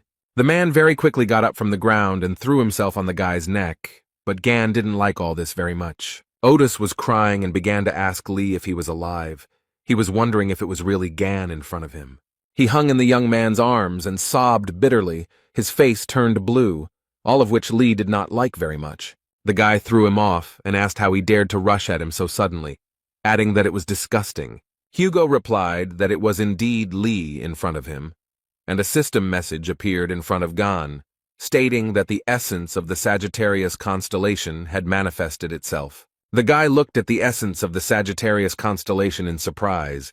Beads of sweat appeared on his face. Hugo was scared. He frowned and didn't understand what was happening, but Li was calm. The men looked at the essence of the Sagittarius constellation and thought about why it appeared. Li began to think about what had happened when a message appeared in front of him that the sacred entity Apollo was doubting the truth of Gan's survival. There was also a message that Apollo was offering to verify this. Otis asked how to do this. Gan read that Apollo was aiming his arrow at Li Gan and would say that everything would become clear when he shot him. The guy wanted to get rid of the god. Li was surprised that the entity, upon meeting a person, immediately pointed a weapon at him, and Hugo calmed him down, saying that everything was fine, and Apollo did not want to offend him. Gan clarified that everything was indeed fine, and then said that they should continue where they started. The man immediately remembered the phrase about Li saying that he would finish him off, and then adding that they would see each other soon. Li said that when he returned from the Demon Tower to find his house sold, his property stolen, and his relics gone, Hugo began to stutter. Gan made a fist and told the man to let him hit him just once. Without receiving an answer, Li hit Hugo, who, with a smile on his face and tears in his eyes, said that it was definitely gone in front of him, but he himself thought that he had hit him very hard. Security guards began to emerge from the building, shouting that the offender needed to be found and captured, and that he had to return the relics. Li remembered being followed and the man asking him if he had stolen something. The young man pointed to the bag and calmly said that he hadn't taken anything special, just a couple of trinkets. Hugo was very surprised and asked Li if he had stolen the relics from Yang Wei's storage, and he agreed. The man grabbed the guy by the lapels and said that there was nothing cool about it, and Li just laughed cheerfully. One of the guards told the man that they needed to catch the thief right away, but he replied that he was beyond their reach. And then he noticed that the rascal definitely couldn't handle him, even though everyone thought he was quite strong. The guard was very surprised. Suddenly a very strong wind arose, which began to swirl the green leaves. Hugo was very surprised. At this time, a huge, muscular beast began to jump from the roof of the building. All this happened in complete silence. The head of the guard bowed his head, frowned. Beads of sweat appeared on his face, and he said that he was here. The avatar of the constellation Aries, the beast of abundance, whose name is Pishu, landed on the earth. The men looked at the huge beast, and Li Gang read the system message. It warned that Pishu could steal money and relics. Li Gang looked at the beast calmly, and Hugo Otis was very scared. He said that it was very bad that the avatar of Aries appeared. The man asked Li to leave everything and run away, but Gan told him to just stand and watch. A sly smile appeared on the young man's face, and he said that he had a plan. Li Gang ordered the slime to give him a knife, and he began to carry out the order. A few seconds later, a cold weapon appeared in the slime's mouth, and the guy reached for it. The young man took the knife in his hand and began to wave it. He was calm and collected. Then Li raised the knife up and thought that it wouldn't be suitable for fighting the avatar in this state. But the guy had an original plan. His eyes were shining, and he told the avatar to show his true form. A very strong wind blew. Hugo began to cover his face with his hand and thought about what kind of force this was. Everything around began to collapse and crumble, and day very quickly turned to night. Li said that it was much better this way, and instead of a knife, he had a huge sword in his hands. A message appeared in front of Gan that the awakened relic was imbued with the aura of Ophiuchus, and it had acquired more deadly characteristics. The guy got acquainted with the messages and was very happy that he had acquired a new skill. Li Gang smiled. His eyes were burning with fire, and he made the decision to use the power of the 13th. The guy looked at the beast and thought that now he could easily see all its weak points. Li Gang raised his weapon and said that it was time to warm up a bit. Hugo told the boy that rushing at the enemy without thinking is Li's tactic. The man noted that Gan always overcomes obstacles despite his recklessness. The man looked at the boy. There was a smile on his face. He mentally told him that he congratulated him on his return. The beast also did not stand aside and did not cool down. He was very angry and hit the asphalt with his paw. So where was Gan? Hugo Otis was so scared that beads of sweat appeared on his face. He called out loudly for Li. Aries' avatar looked at the man in surprise, and Hugo, out of nowhere, heard the guy's voice, most likely from the animal's belly. Li is under the beast, began to come out and said that there was a very strong stench there. He almost died from the smell of pork. The young man's eyes were shining with anger. There was a sly smile on his face, and he said that now it was his turn.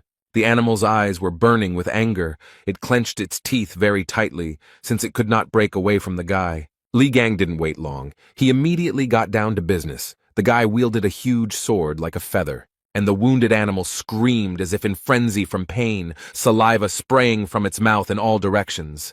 A system message appeared in front of the young man, informing him that the beast was using its skill. The beast opened its mouth wide and screamed, and Lee read in the message that Pishu was absorbing all the valuables that came within range.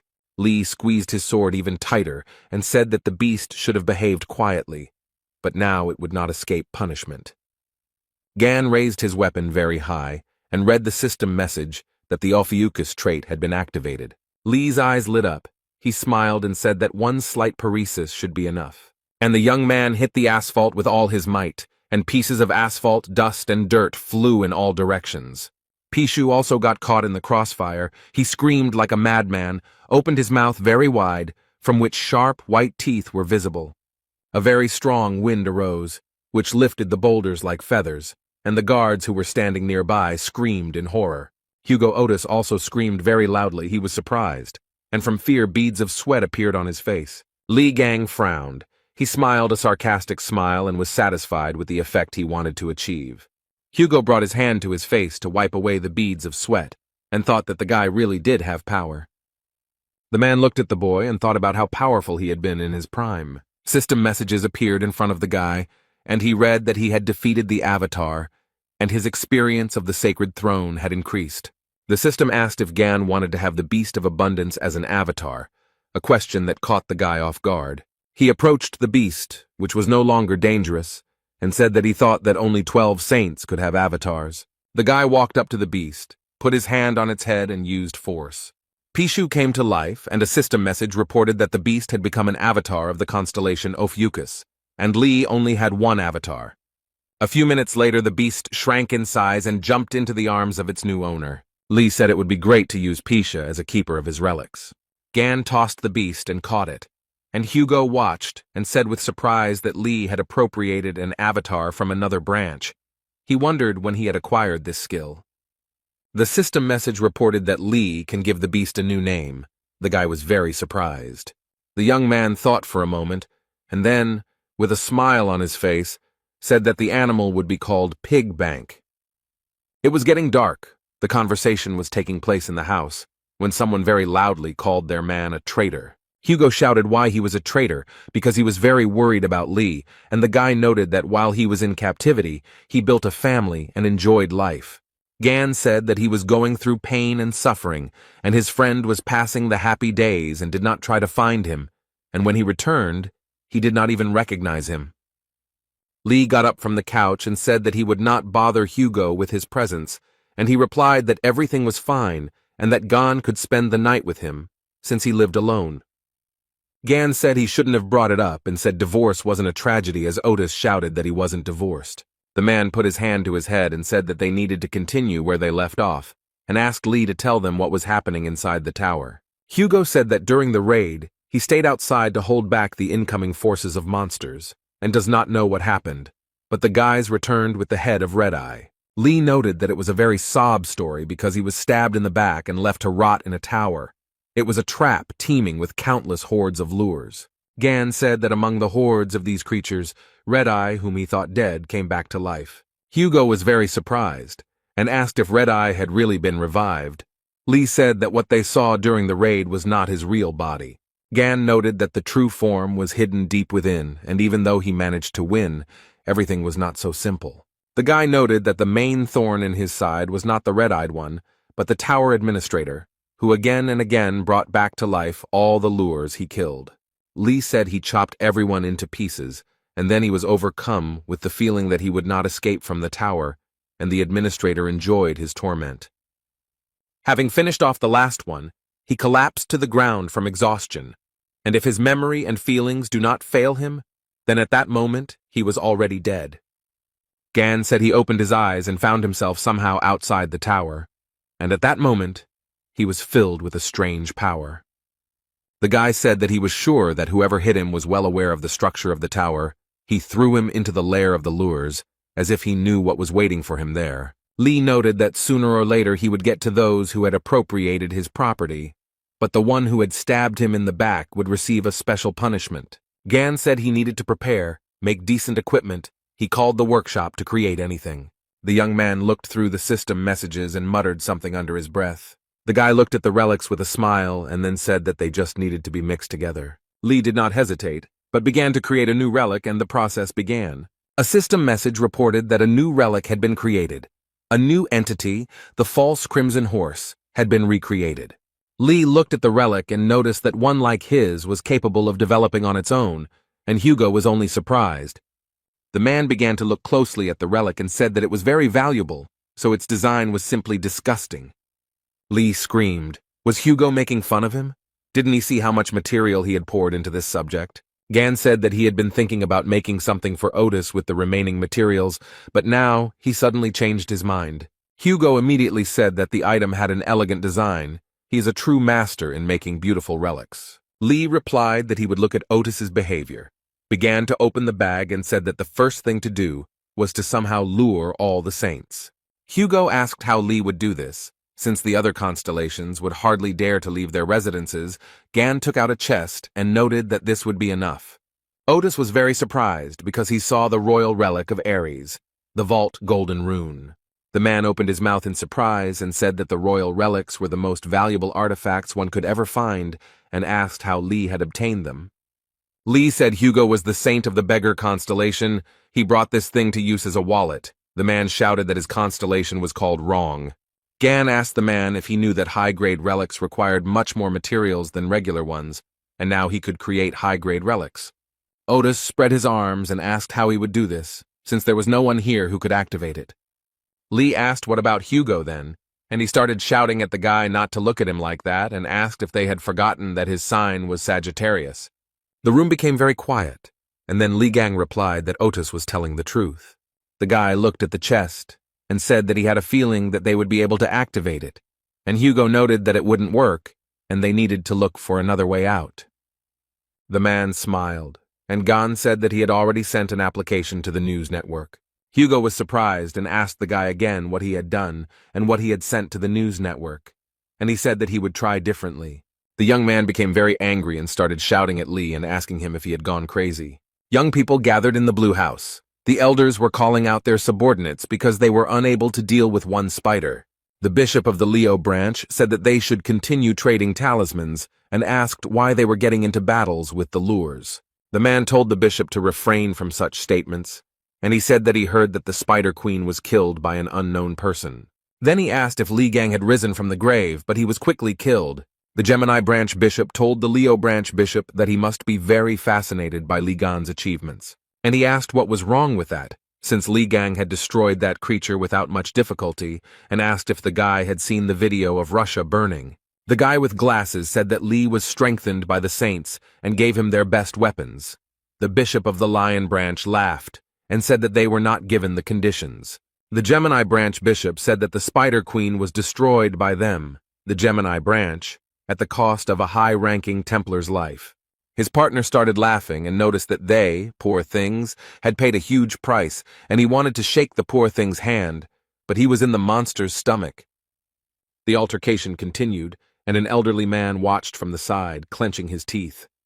After a while, he frowned and thought that the Blue House had become a den for scumbags. A security guard ran into the room and said that he had an urgent message for Mr. President and asked to turn on the news.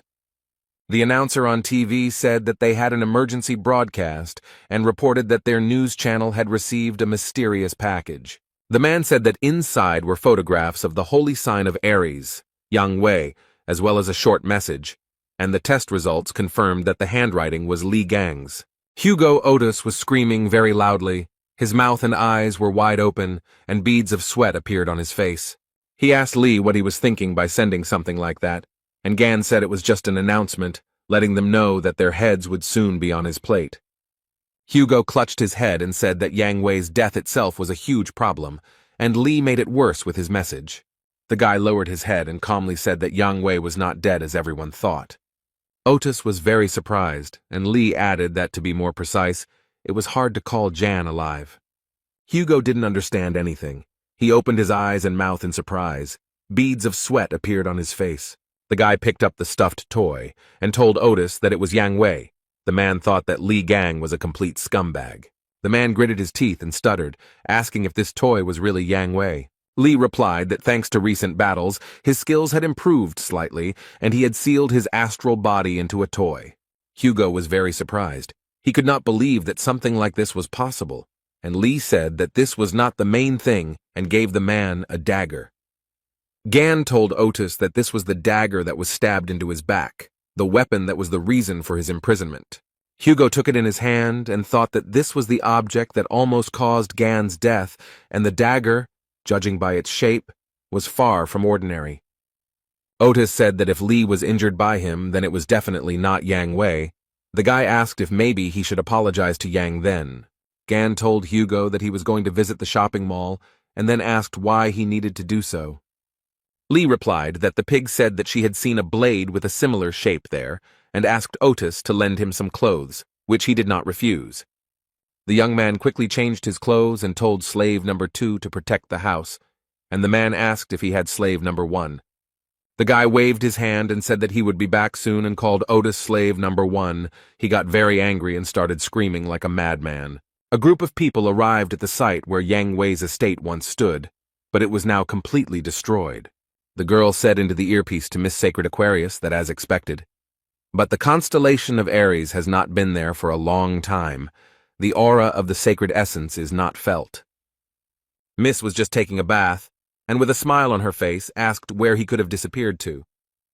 The security girl said that he most likely took his property and intentionally disappeared somewhere, and added that everything was very bad if he made deals with other saints. Sophie Mard was wondering where the bald, fat man had run off to, and the security guard asked if Yang Wei had been kidnapped by Li Gang, since there were rumors that he had returned. Miss Saint Aquarius began to laugh very cheerfully after these words. She could not stop for a long time. After some time, she let go and told her friend that it was a very stupid joke. The girl replied that she was very sorry, as she said it without thinking, then added that they would visit the shopping mall as they had planned earlier. She wanted to say something else about the auction, but Sophie's bathroom door opened and security shouted that they were in trouble. The girl informed Miss Saint that another saint had expressed a desire to take part in the auction, which surprised her greatly. There were guys in the sports club who were very scared, with beads of sweat on their faces. They came up behind Mr. Stephen as he was lifting the barbell and called him by name. One of the men said that they had received information that the relic, which belonged to Li Gang, would be auctioned off. The athlete threw the dumbbell on the floor in surprise, then smiled and asked if the time had really come. Stephen was incredibly happy. His eyes were shining, he said with a smile, that they would take the relic for themselves. Lee told Sun that the teleporter was a very convenient thing, and he noted that they were very expensive, but members of the Gemini branch could use them for free. The guys were standing near the relic trading complex and looking at the signs. There were a huge number of them there. Gan told the young man that he was grateful to him, because he needed the help of an expert, and he volunteered to help him. Sun replied that he was always ready to help, and he himself remembered the words of the bishop of the Gemini branch, who asked to recruit the man who killed the Spider Queen. The young man took out his phone and read his boss's messages, and Lee noted that his boss was pestering him despite that incident in the hypermarket. Gan extended his hand in which lay the dagger and said that he was returning it, and added that the weapon had helped a lot in the battle with the bugs. Song said he thought the blade had broken after that battle. Lee said he had completely restored it, and then noted that the effectiveness might change slightly. The boy put the blade to his chest and thanked Gan, who put his hand to his forehead and noticed that they had already arrived. He looked at the light that was pouring from the windows and asked the young man if they had come to where the rank assessor was. The young man looked to the side in surprise. His pupils narrowed very much. He was definitely not prepared for this. He blushed and said that it was amazing to see such a person in such a place, and the guy who was standing next to him could only say that she was beautiful. Surrounded by a huge number of guards, Miss Saint Aquarius walked.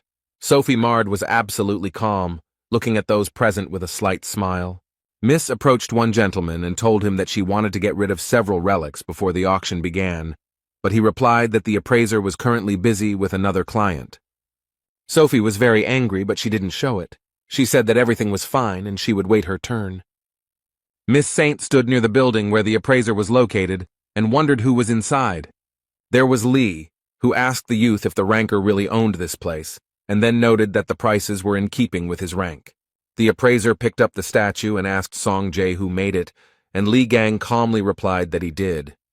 The man who was conducting the assessment began to stutter and then asked if he was somehow related to Li Gang. Song was very nervous. and replied that the guy next to him was a Gan impersonator, and the appraiser asked to leave them with Lee. He wanted to ask a few questions. The red-haired guy went to the exit, and the appraiser began to ask how the young man was connected with Lee Gan. He could not understand what was going on. The man said that many people don't know that Lee Gang is famous for his fighting skills, and besides that, he is also a skilled craftsman. The appraiser stated that the relic the young man brought was definitely not a fake, and his instinct told him that Lee Gang himself had a hand in it. The boy laughed and told the man that he seemed to be very knowledgeable about Ghana, and he agreed. The appraiser blushed, frowned, narrowed his eyes, and quietly said that he was Lee's favorite student. The guy looked at his friend in surprise and wondered why he had blushed. Lee folded his arms across his chest, squinted one eye, and thought that he didn't remember ever having any students, and the man noted that the boy could not learn from him, since he was very young, and then added that the work amazed him, and he almost believed in its authenticity. Gan was very angry. The young man realized that he was dealing with a fraud, and the appraiser showed the item and said that he had received it when he was recognized as Lee Gang's disciple. The guy looked at the notebook and thought that he had once lost it and began to suspect something. Lee remembered the annoying newcomer who followed him around everywhere in China. He was so fed up with him then. The young man thought that he had aged a lot in 20 years. And the appraiser said that Lee Gang had a keen sense of beauty. But when he disappeared, he left a notebook in his house, and the guy thought he had lost it. But it turned out that the man had simply stolen it. The appraiser opened the notebook and said that he could not decipher Lee's handwriting and that there were many brilliant ideas hidden in this notebook, and Gan remembered that there was a list of his victims in it. The guy thought that after waking up he always received information with what he fought with, but this guy would be able to get much more information. But the mustachioed man handed the young man a notebook and said that it would serve the young talent better than him. The guy picked up the notebook and was happy, because it contained his first sketches, and he was very upset when he lost it. Lee held the notebook and saw a message in front of him that the item's dormant magic had reacted to the owner's aura, and it had been transformed into a relic. The appraiser shouted that it was a memory-type relic, and then said that Lee Gang had cast a spell on the notebook when he was alive. Someone entered the room and told the gentleman that they had big problems. He was very surprised. The man asked what had happened, and the young man said that the saint had been waiting outside for a long time. Usati calmly said that they raised a fuss over a mere trifle, and Lee was very surprised when he heard the name Saint. The girl continued to wait. She folded her arms across her chest. She was guarded by security, but the paparazzi still tried to take pictures of Sophie. The saint bowed her head and thought about how these worthless people dared to stare at her. She noticed that the same thing happened every time. People gathered in a crowd. One young man thought that Sophie Mard only appeared at official meetings because she was too picky for such outings. The saint told the guards that they had been waiting too long, and it was a waste of time. She thought she should go in and hurry them up personally. The girl really wanted to sell the relics. A security guard approached Sophie and said that there was still a client inside. She became interested in who was there, because it was because of him that the saint was disrespected. She really wanted to see that smug face and ran into the room, saw the appraiser and Lee Gan there. Miss Saint looked around, staring at the men, her eyes growing very big in surprise. The girl stared at Lee Gan and couldn't take her eyes off him. The guy looked at her absolutely calmly. A blush appeared on Sophie's face. She thought that in front of her was a magnificent, handsome man.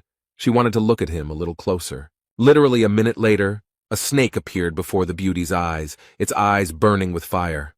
The saint was very frightened. Her mouth opened in surprise, and the pupils of her eyes became like dots. The girl was so frightened that she couldn't stand on her feet and fell to her knees. The guards immediately ran up to her and started asking if everything was okay. Sophie's face broke out in beads of sweat as she thought about the terrifying aura she had just felt.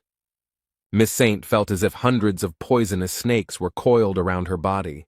Sophie realized that she needed to run away from here quickly and turned towards the exit, and people started shouting after her.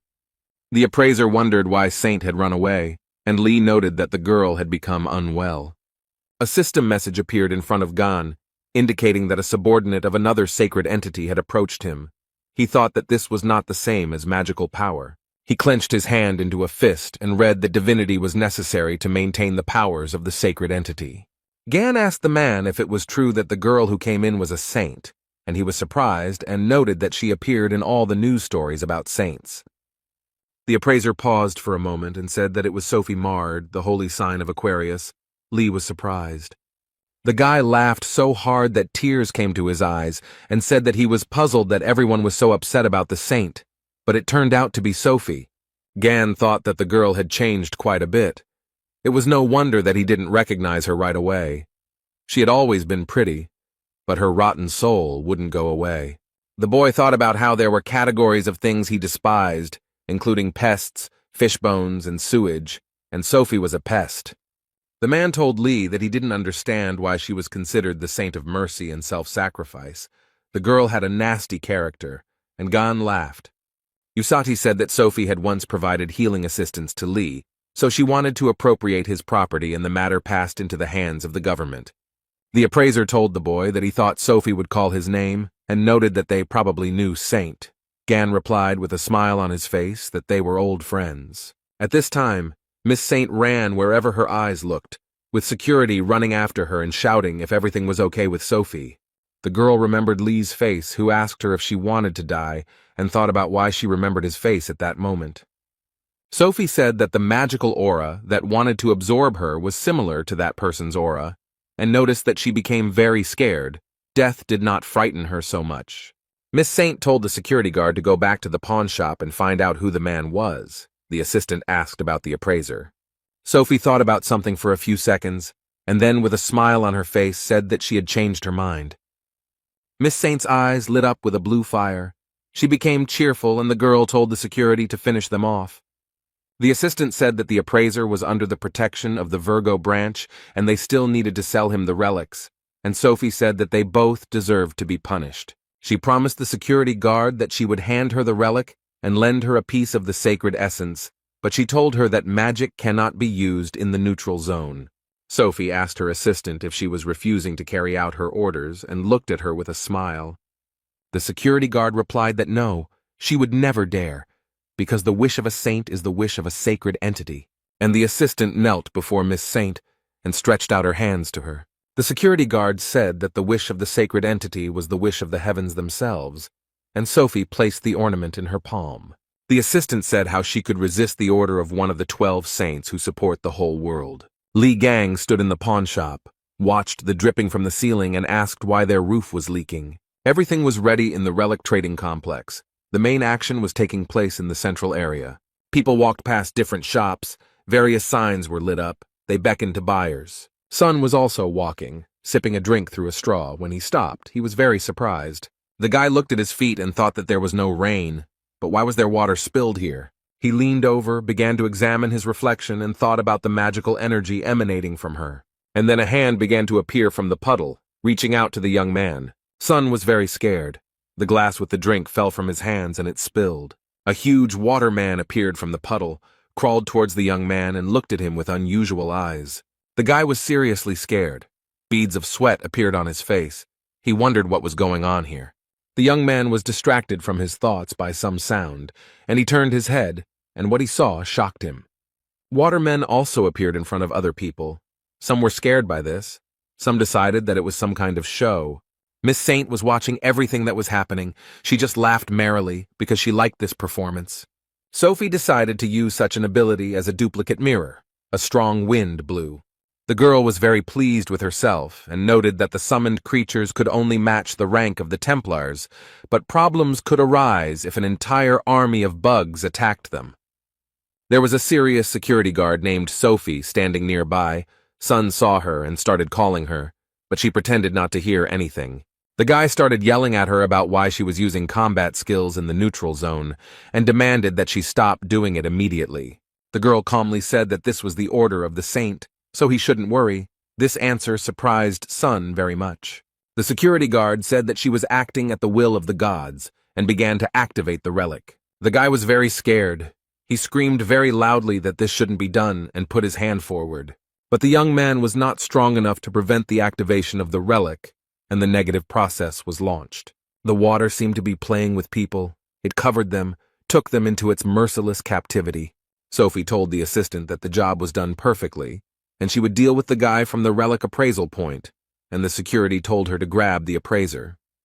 The red-haired guy was also captivated by the water. He was in water bubble and understood that he had to act. Sun knew he needed to get out of there as soon as possible before he lost consciousness. The young man became very ill, and from the lack of oxygen, his pupils became like dots. At that time, Lee was in the pawn shop and looking at the huge wet spot, which was only growing in size. An appraiser approached him and reported that something was happening outside.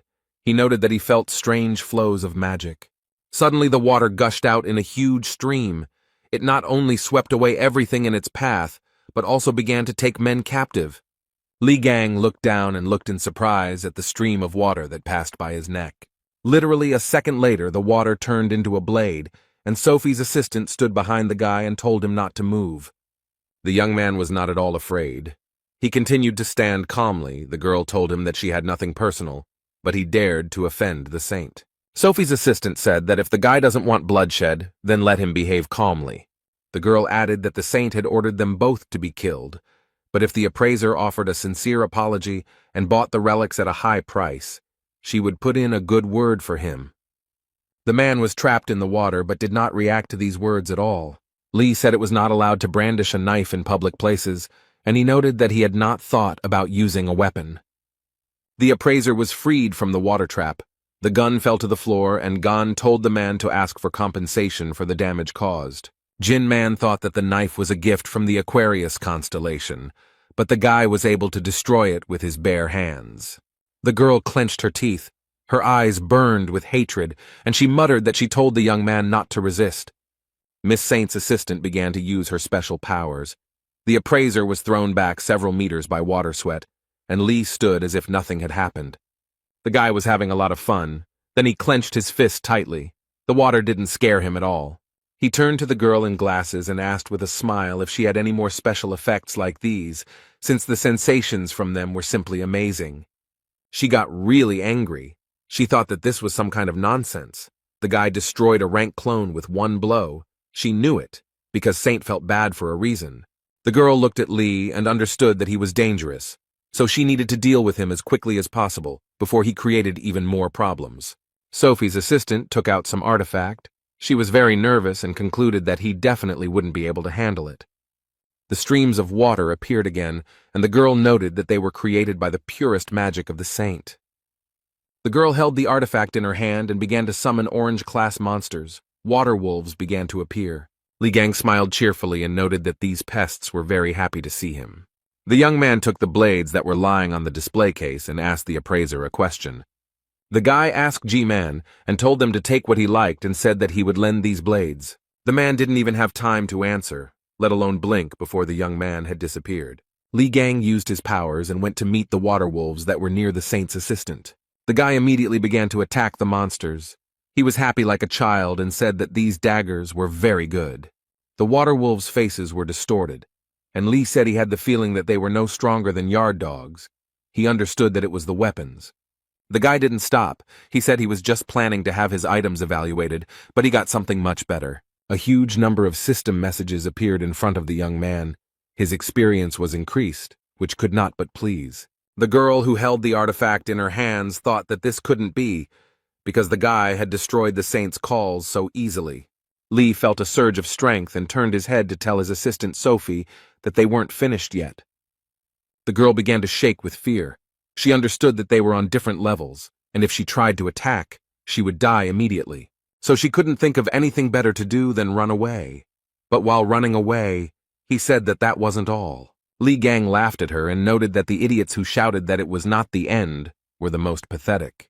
G frowned. Beads of sweat appeared on his face. He understood that the person in front of him was not simple and asked the guy if everything was okay with him. Lee didn't have time to answer, as Sun flew into the room and shouted that he had been attacked by a Templar from the Aquarius branch and that he had barely escaped. Gan was glad to see the guy and told him that they had just finished here. Z stuttered and asked what had happened here. The guy began to look at the water wolves, which no longer posed a threat, and said that this was magical energy, similar to the calls of the saint. Lee said that by sending something like this to him, they were giving him resources, but Song said that they had better leave before the next attack. Then G-Man turned to the guys. He asked the guys to wait a minute. They looked at him questioningly. The appraiser thought that 20 years ago he had followed Li Gang and listened to his art, and he clearly remembered how he collected materials after every battle with monsters. The man told Li that he fought like a demon, this crazy fighting style, and timidly asked if it was Gan in front of him. The boy looked G-Man in the eyes and put his finger to his lips. The man frowned, tears flowed from his eyes, and beads of sweat appeared on his face, but he only smiled in response. Li told G that he would return for the materials and asked him to keep a close eye on them, then added that he still had some questions. The boys went to the door, and Man leaned over and said that they should definitely come again. The red-haired man began to ask Gan why the saint was so focused on him, and he replied that she was probably unhappy about something. Sun asked if Li had offended her in some way. The young man closed his eyes and replied that this was also possible. The man smiled. His eyes were burning with fire. He said that the boy would soon see something funny. The guys went to a cafe. Li ate ice cream and told Z that it was just awesome here, and offered him to eat as much as he wanted. Sun said that he was very grateful, and then quietly asked if Gan was sure he had enough money, because it could cost a pretty penny. The guy was silent. He was just remembering how the saint's assistant ran away and dropped something. He told Sun that everything was fine, because earlier he had picked up an interesting thing, and with it they had access to many privileges. Li showed it to the young man, and noted that as far as he remembered, this emblem was similar in functionality to a bank card. With it, he could also rent other people's skills. Sun looked at it in surprise, and said that he had not noticed before that it had the Aquarius emblem on it, and he himself thought that they might have problems, because it also serves as an identifier. Li was eating ice cream and told his friend to forget it and think about it after eating, while Song was wondering if he could eat it.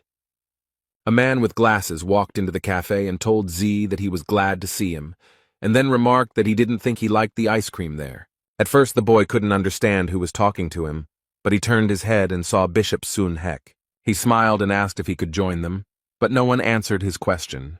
The bishop placed his hand on Jae's shoulder, and Li looked at him and thought that this was the same boss who was bothering Sonu. Sun sat down at the table and said that he was glad to meet them, and introduced himself, and then turned to Gan and asked if Z had told him that he was unfriendly. Hek replied that the young man had told him that he had met a truly amazing person who had been able to defeat the Spider Queen, while Yang Wei had failed miserably. Li Gang continued to eat his ice cream, looked at the man, and then asked him what he had to do with all this. The bishop said one of his main tasks is to recruit promising awakened people. The young man was very surprised, and then asked Sun what he could offer him. He laughed and said that one of the 8 relics of Li Gang himself would be auctioned off, and suggested that they continue the conversation and enjoy the auction process. The guy was surprised, and thought that they were playing a prank on his relics. Sun knows how to intrigue. The boy replied that it all sounded quite interesting, and then asked how far the auction house was from here, and Song told him to wipe the ice cream off his face first. The bishop smiled and replied that the auction would be held nearby and noted that there would be very rare relics there. The man said that the premises were located 16,000 feet above the ground and housed the largest auction house. In the floating city of Drachma, there was a large auction house of Drachma. It was very tall. Miss Saint was sitting in one of the chairs in the room, hugging herself with her arms and shaking violently. She didn't look very well. The girl was very upset. She was thinking about something. A man sitting nearby and holding a glass of drink in his hands noticed her. He was very angry and told Sophie to get lost if she planned to continue shaking in the corner. The saint looked at the speaker and thought that he was the same stupid and ill-mannered bore, but now she had to control herself. Sophie looked at the huge, muscular man and thought that he was very strong. He was able to surpass Li Gan. There was no place safer than next to him. Stephen Marker said that Li Gang's relic would definitely be his, and the saint would not even dare to lay claim to it. The man went to the exit, and Sophie asked where he was going. He replied that it was none of his business, let her sit and not move. The saint sat, looked out the window, and told herself that she just needed to calm down, and whoever that person was, he would not be able to get in here. Sophie began to look ahead and was very surprised when she saw a familiar silhouette. There was a blond man named Hugo Otis. The girl didn't expect to see him here. The saint smiled and thought that the desired guest had appeared just in time. The man looked around and wondered where Li Gang was. He had disappeared somewhere again. Otis thought that knowing the guy's character, He was sure that he would come here, because the city of Drachma is a real treasure trove of precious relics. Miss Saint crept up behind Hugo and told the man that they hadn't seen him for a long time, and he became scared. And the girl, with a humble smile on her face, began to ask how Hugo Otis was doing.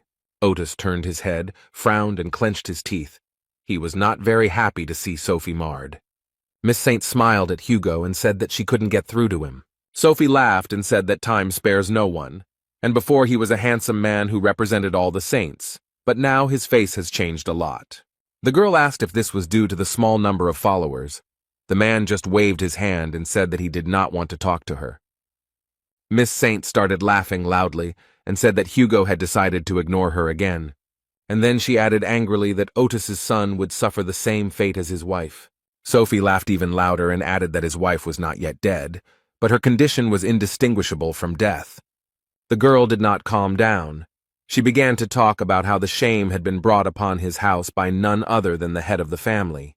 The man could barely contain himself. He was burning with hatred for Miss Sophie, and she continued to laugh. If there had been a guy in front of Otis, he would have definitely hit him, but he ordered Miss Saint to get lost. He just raised his fist to her face, but Sophie didn't stop. She continued to be sarcastic, said that he was holding back, and she thought that he had forgotten about the agreement signed 20 years ago. Miss Saint had a water balloon in her hand and asked if she should teach the arrogant boy a lesson. The girl's expression changed very quickly. She couldn't understand what was happening to her. Li Gang quietly approached Sophie and Hugo and smashed the water balloon into pieces. The girl jumped in surprise. Miss Sviata turned around and saw the guy, whom I encountered in a pawn shop, and screamed in horror. The young man did not hesitate. He used his powers, and the beauty fell from her height to the floor. Hugo looked at his comrade in surprise. He opened his mouth and did not know what to say. The man only said the name of his comrade, who frowned and extended his hand. Then Gan asked Otis what he was doing there, and he replied that he was worried about him, since they couldn't take their eyes off him. Lee couldn't understand why he was worried and then asked if Hugo was really in love. He replied that he had enough of this nonsense.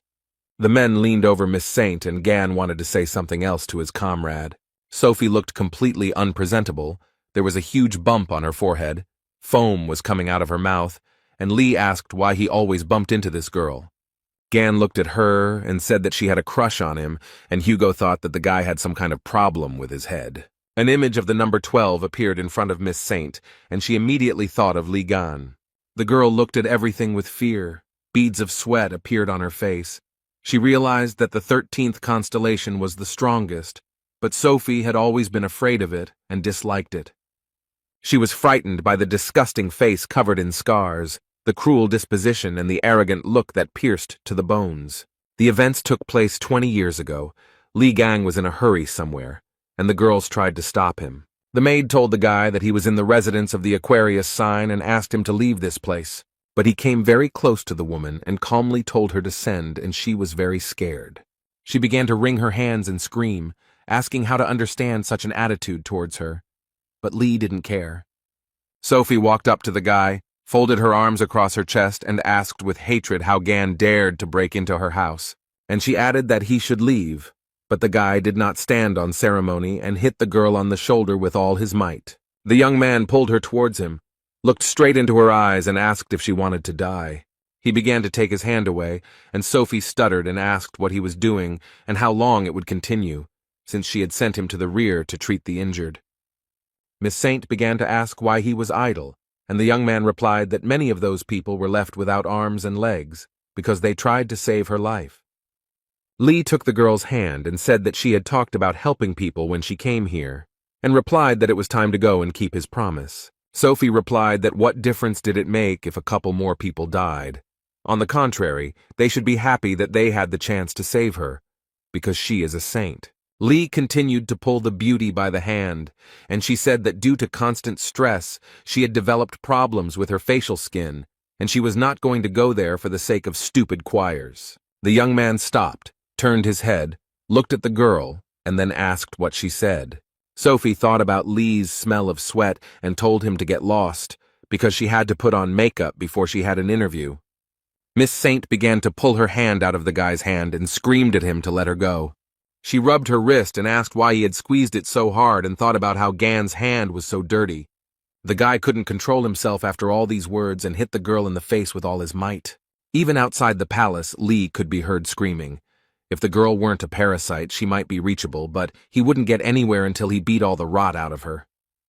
Gan had forced the girl to treat the wounded and she had hated him, and now the guy was standing over her and asking if she had been sleeping for too long. When Miss Saint came to, she was seated on a chair and tied up so that she would not kick. Lee sat down opposite Sophie and looked at her without taking his eyes off her. She stared at the young man. After a few minutes, the girl screamed loudly to be untied immediately and began to ask how they dared to treat the saint like that. Lee calmly said that Sophie hadn't changed a bit in 20 years and asked how she managed it, and Otis noted that he was also wondering the same thing. Miss Saint cursed silently and thought that they wouldn't get away with this just like that, because she was no longer the weak girl she used to be. She began to use force and thought that it would not be difficult for her to melt the rope that was on her hands. The girl narrowed her eyes and thought that men would not be able to keep her with something like that, unless she managed to meet Stephen Marker. The flow of thoughts was interrupted by a juicy flick that Sophie gave Lee. The girl screamed in pain and surprise. Gan told Miss Saint that it was written on her face that she was up to something. The guy looked at his finger, from which smoke was coming, and asked what was going on. Sophie started laughing and happily called Lee stupid because he didn't realize that she had an acid layer on her to protect her from all outside attacks. The girl said that the acid would spread throughout his body and eat away at the guy from the inside. He started screaming for her to forgive him, and then said that she had imagined this. Sophie said that this was the absolute protection of the Aquarius constellation, and the young man showed her his middle finger, on which the wound from the acid had already disappeared. The girl's face was covered in beads of sweat. She screamed and thought about how the melted tissues were restored so instantly, because this is real cheating. And Gan called Sophie a parasite, and said that it was time to remember everything that happened between them. He noted that he heard how she lied to everyone, and for this she would receive one blow. The guy noticed that it was she who sent her subordinate to the appraiser, for which 5 more blows are added, and asked what she said to Otis, and said that for this another 50 blows are added. Miss Saint asked Lee to stop, a request that surprised him greatly. But the young man did not listen to the girl, but began to flick her face. She screamed in pain, asking the guy to stop, but he was still as if he had become deaf, and Hugo sat to the side and sipped coffee. Otis thought that Gan was really good at beating the crap out of people regardless of their gender. The fair-haired man was very surprised. He had a wonderful feeling, as it turned out. With each blow from Lee, his level of divinity increased. Gan didn't even think about stopping, and a huge number of system messages appeared in front of him. The man was thinking about what kind of divinity he was building up, and in this Sophie hung her head very low. The girl had a huge bump on her forehead. Foam came out of her mouth, and the guy noticed that she had passed out. Lee read the message that her divinity was unlocked, and the boy said to be reminded of what it was. And before the guy there appeared explanations about what divinity is, how it can be obtained and lost. He scratched his head and thought that now by kicking asses he was taking away their divinity, but he couldn't knock it out of Yang Wei because it wasn't unlocked at that time. The guy looked at his hand and thought that he had to become stronger anyway. Otis asked Gan if he thought he should ask Sophie about the dagger. He replied that she wouldn't have had the balls to attack him, and then added that he had found someone who could look at that dagger. Hugo thought that Lee was just teasing Sophie for fun when the guy's phone rang. Gan showed him the time, and Otis asked the young man where he got the smartphone. He replied that he borrowed it from a red-haired guy. Lee told the man that it was time for him to go to the auction room and asked him to clean it up thoroughly and suggested throwing the saint into the nearest trash can. The guy started to enter the room and told Otis that he would call him as soon as the auction ended. The man wanted to tell him something, but he retreated very quickly. Hugo thought about what to do with him. Someone entered the room and the young man asked him what he was doing there. Otis wondered why, of all the people, the one who was definitely not expected was here. It was Stephen Marker. He put his hands behind his back and began to look around the room and naturally saw Miss Saint. Hugo looked at him, his forehead furrowed and his lips pressed tightly together, but he said nothing. Marker was very angry. He frowned, his eyes were burning with fire, and he told Otis that he had to explain himself. The jock started to take off his glasses and said that he and Otis had not seen each other for a very long time. Stephen frowned so much that his veins bulged, and then said that Sagittarius didn't seem very happy to see them. Hugo calmly asked Marker what he was doing there, and he replied that he and Aquarius had made a deal. Sophie had asked him to be her bodyguard. The man said he had some business in Drachma, and he agreed, and Miss Saint was still sitting unconscious, tied to the chair. Stephen said that it was his turn to ask questions, and asked why Otis was here. He replied that he also had his own business.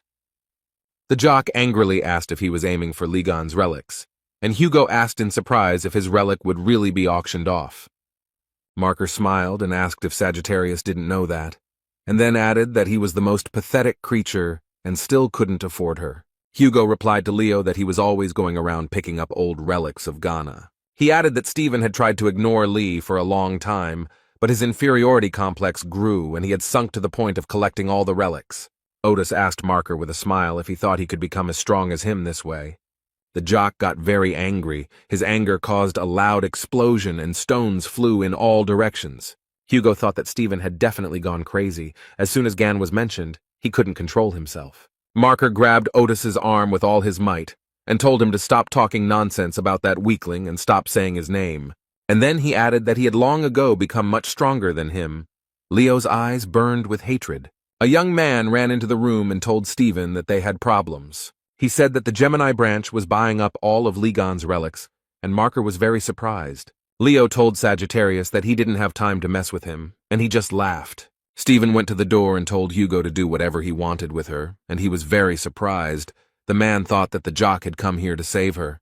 The Marker replied that the auction was more important to him, and he had to get there as early as possible, and decided to give advice to Sagittarius so that he would choose his words wisely if he wanted to live long. Otis frowned, then laughed and said that he was very grateful for the unsolicited advice. Hugo was again left in the room with Miss Saint, who still had not come to her senses, was unconscious. The blonde man thought that Stephen Marker was a shitty person. Then he looked at the hand that he was squeezing with all his might, and thought about the fact that Lev didn't even consider him a weakling.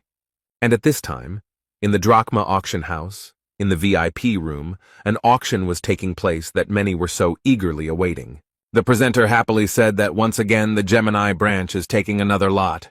The woman said that the first stage of the auction had come to an end, and after a short break the second stage would begin. Li Gang was incredibly happy. He said with pleasure that he received another lot.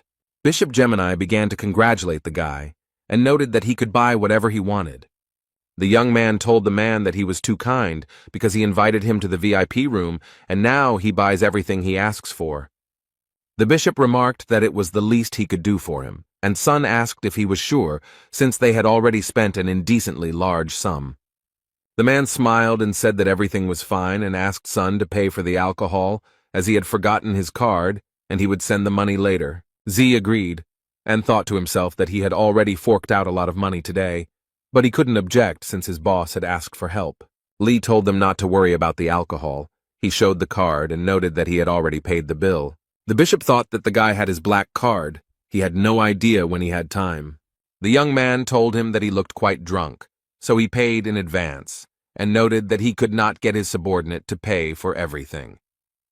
Bishop Gemini said with a laugh that he was just about to pay with his card, but he thought that the guy was quite young, but already damn rude.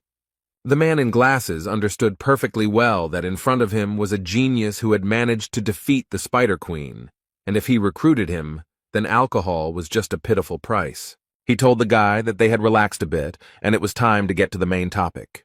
The bishop said he had high hopes for the future, and told Lee that he had every chance of gaining rank, but that was not all he could do to earn the favor of their saint. And Gan thought that the fog that covers the mind control is practically invisible to anyone. The effect is not strong, but it makes you believe that idiot. The man with glasses said that the boy could become a cardinal, but that was not the end. The bishop noted that the most important thing that awaits the young man is, of course, wealth and fame. The man added that the guy will also receive the respect of the great leader of Gemini. All this can easily become his. The bishop did not stop talking. He extended his hand to Lee and told him to take it in order to be reborn as a follower of the constellation Gemini. The young man listened very attentively to the man in glasses without interrupting, and then began to laugh. Lee noted that he had been laughing too much lately, and then noted that that was exactly what Bishop Gemini wanted from him. And then they added that they wanted him to become another lackey of his worthless god. The man could not understand why the man was angry, because he had always behaved with him as expected, and he decided that he needed to change the subject and said that there was a misunderstanding. Someone outside the door said that he had brought them the relic he had won, and the bishop thought that this was very opportune. The man allowed entry, and the girl opened the door and apologized for disturbing him. She congratulated him on the purchase of the item and said that it belonged to Li Gang, also noted that all the certificates were ready. The guy thought that all this was so unusual. Bishop Gemini frowned and asked the boy if he had won one of Li Gan's relics. The young man replied that the man himself told him to choose whatever he wanted, and then added that it was not exactly what he was looking for, but it would certainly be useful to him. The guy with glasses thought that Stephen was obsessed with them, that they couldn't even afford to touch these relics, and said that she already had an owner. At this time, someone started to knock down the doors to the VIP room. He did it with his feet. The person apparently did not have the patience to just knock. Everyone in the room turned their heads to look at the person who had knocked down the door. Stephen Market burst into the room. He frowned, clenched his teeth, wanted to ask something, but fell silent for a second. Leo's pupils became like dots, and he began to ask who dared to touch his relics. Lee looked at the jock, then wondered if Stephen had accidentally laid claim to that relic. The bishop jumped up to Marker and began to ask him for forgiveness, noting that their newcomer had made a mistake due to his ignorance and that they would return the relic to its place. Lev calmed down and said that this time he would close his eyes. He told them to take the relic and put it back where it came from. The bishop thanked Stephen and said he could pay later, and he looked at the man intently. And then he said that he didn't have to spend his own money on the relic. Heck was very surprised by such impudence. He asked what Marker meant, and he put his hand on his head, saying that he wouldn't pay a penny for it, that it was a punishment for son who touches other people's things. The bishop was shaking with fear, and thought that because of a small mistake, they would be left without tens of millions of dollars. Li Gang turned his head towards the men and asked what the hell they were talking about. He smiled and noted that he had won the auction and all the relics were now his, and if Marker wanted to take them, he had to pay $200 million. Stephen pressed his lips tightly together, frowned, and began to stare at the guy. He started laughing heartily and said that he thought that the Gemini branch was full of cowards, and noted that the guy had balls of steel. Hen thought that the guy couldn't wait to die. Leo pushed the bishop away, went to the young man and said that he liked him like that. Must be a real man. He stopped near the sofa where Lee was sitting and noted that their meeting was not accidental and suggested that they get acquainted. Stephen noticed that when he met interesting people, he always greeted them warmly, and for the young man this would be quite shocking. Gan looked up at his opponent and asked him what he was talking about, while he thought that this guy had managed to slightly increase his strength. He understood that this was to be expected from the constellation Leo. It specializes in battles, which cannot be said about the constellations Aquarius and Aries. Lee looked at Stephen and thought that he would not calm down until he tore someone apart. The young man looked calmly at Marker and thought that he was an evil bastard. The lion approached the young man and used his power against him. It was so unexpected. Songjay started running to help his friend. The guy was very scared. Hen cursed, but he thought that the guy had provoked Stephen Marker, and he frowned, smiled slyly, and said that it was funny, and also added that he hoped that the guy would enjoy the rest of his life in a wheelchair. The jock put his hand on the guy's shoulder and began to press with all his might, and the guy asked what he was doing. The young man smiled and asked Stephen if he was trying to brush dust off his shoulder. The Marker stood and looked at his opponent in surprise. He thought that the blow had hit the target. What had happened then? He asked the guy if he managed to dodge his skill using teleportation, and Gan replied that he didn't understand and added that Stephen was still as slow-witted as he had been. Lee smiled and said that the skill was called Crushing Cliff, and asked if he thought the skill he had developed would work on him. Gan's face changed, and he said that Lev had begged him to teach him and swore that he would use the skill only for good, but now he used it to boast of his strength. The Marker opened his mouth in surprise and asked how he knew everything and who this person was. The guy didn't have time to answer the question, because the auction host appeared in the room and apologized for the delay and noted that bids would be accepted soon. Stephen asked in surprise if it was already time for the second stage, and Lee was thinking that another batch of his relics would be presented again. The jock stood up, pointed his finger at the guy and said that he had a lot of questions for him, but right now he had more important things to do. Marker, leaving, told Lee not to lose the pendant and that he would return for it immediately after the auction. Sun approached Gan and asked if he was okay. He was very scared. Bishop Gemini looked at the guy and thought about how he managed to survive such an attack. Even he can't dodge the saint's skill. He looked at the young man and Zay, who was sobbing loudly, and thought about who was in front of them. The auction host said it was time to begin, and announced that the highlight everyone had been waiting for with such impatience would be presented. She asked if those gathered knew about the Berlin Wolf incident that occurred 24 years ago. The phenomenon of the attracting misfortune appeared on the territory of Germany. It was a real hell, in which not only weapons but also armor melted. The 12 saints could not find a solution. The raids ended in failure. The hero Li Gang appeared, who defeated the invincible monster, and those present have a chance to become the owner of his relic. Stephen gritted his teeth, frowned, and thought about how the relic would finally become his. He had dreamed of this weapon for a very long time. The events took place 20 years ago. Journalists were in a helicopter above the island where the Berlin Wolf appeared. The press reported that 4 days had passed since the arrival of Li Gang, the 13th awakened. No one had come out since then, and the situation was unknown. Several saints tried to go inside to find out what was happening, but it was not an easy task. The man told one of the saints that they were all at their limit, and he looked at the man in surprise. He clasped his hands and thought about how Li Gang was able to get so far, how he could fight that creature.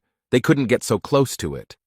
The man thought about why he should even feel jealous towards a guy who wasn't even chosen by the gods. What was the difference between him and him? He still couldn't figure out what he was missing. When a guy came up to him and told him that Li Gang had appeared at the exit, the man furrowed his brow. His pupils became like dots, and he thought that this couldn't be. The journalists began to actively spread the news that Li Gang had returned alive. They insisted that the 13th awakened. One had managed to defeat the monster that was considered invincible. The guy returned from the raid as a winner. All eyes were on him. The men stood aside and talked about how Li Gang had once again taken all the credit, and Lev began to laugh and said that he finally understood. The subordinate could not understand what was happening, and Stephen told him to tell everyone that they were coming back. The boy asked if the gentleman would take his weapon, but he replied that he no longer needed it and allowed him to keep it. Other men began to approach Li Gang, all admiring his strength and endurance. Marker was no exception. He looked at the young man's weapon and thought that it was precisely this that he missed so much. The auction host took the cape in her hand and said that today, one of Li Gang's legendary relics was being presented. Those present opened their mouths, and the woman said that this weapon was used to defeat the mighty Berlin Wolf, and it would be auctioned off. People looked closely at the weapons, but Lee stood to the side and was absolutely calm. And Stephen didn't care that his mouth wasn't watering. He was incredibly happy and thought about how he had been looking for it for so long, and finally he had the chance to take possession of it.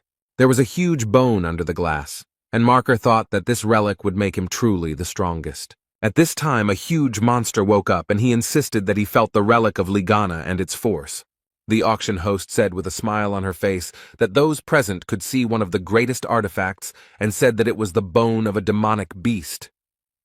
Those present shouted that they could not believe what they were seeing with their own eyes. Someone said that they had read about her in the chronicles. The woman said that this was a powerful relic with historical and practical value and asked who would become its owner. Sun screamed that he couldn't believe that they were going to play a prank on her. Bishop noted that she would go to the constellation Leo, and Gon couldn't even imagine what kind of relic it was. He had actually used it once, but decided to ask Z about it.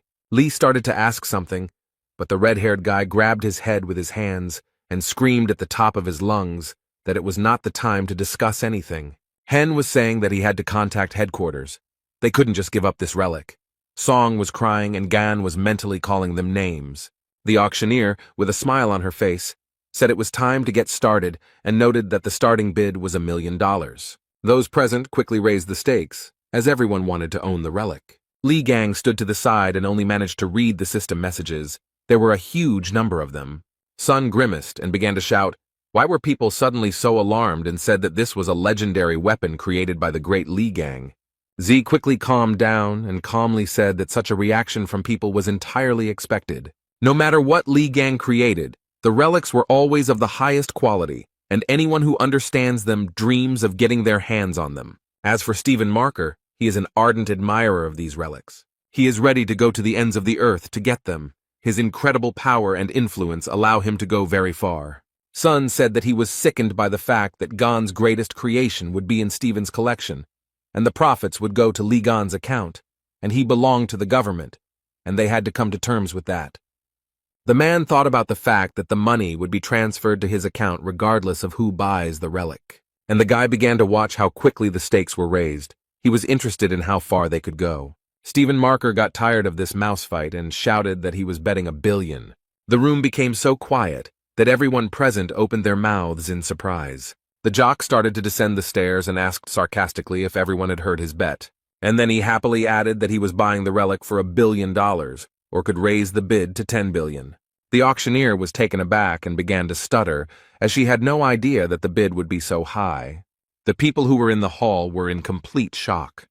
They could not believe that Lev was ready to buy the relic for a whole $1 billion. The host started the countdown. Sun started shouting for the bishop to do something, but he understood perfectly well that they had no chance. And Li Gang calmly watched everything that was happening. It seemed like nothing at all upset him. The presenter banged the gavel and loudly announced that the final bet was $1 billion. The cleaners were passing by the room where the auction was being held. One told the other that something had been sold for $1 billion. The second replied that he was very interested in who this crazy person was.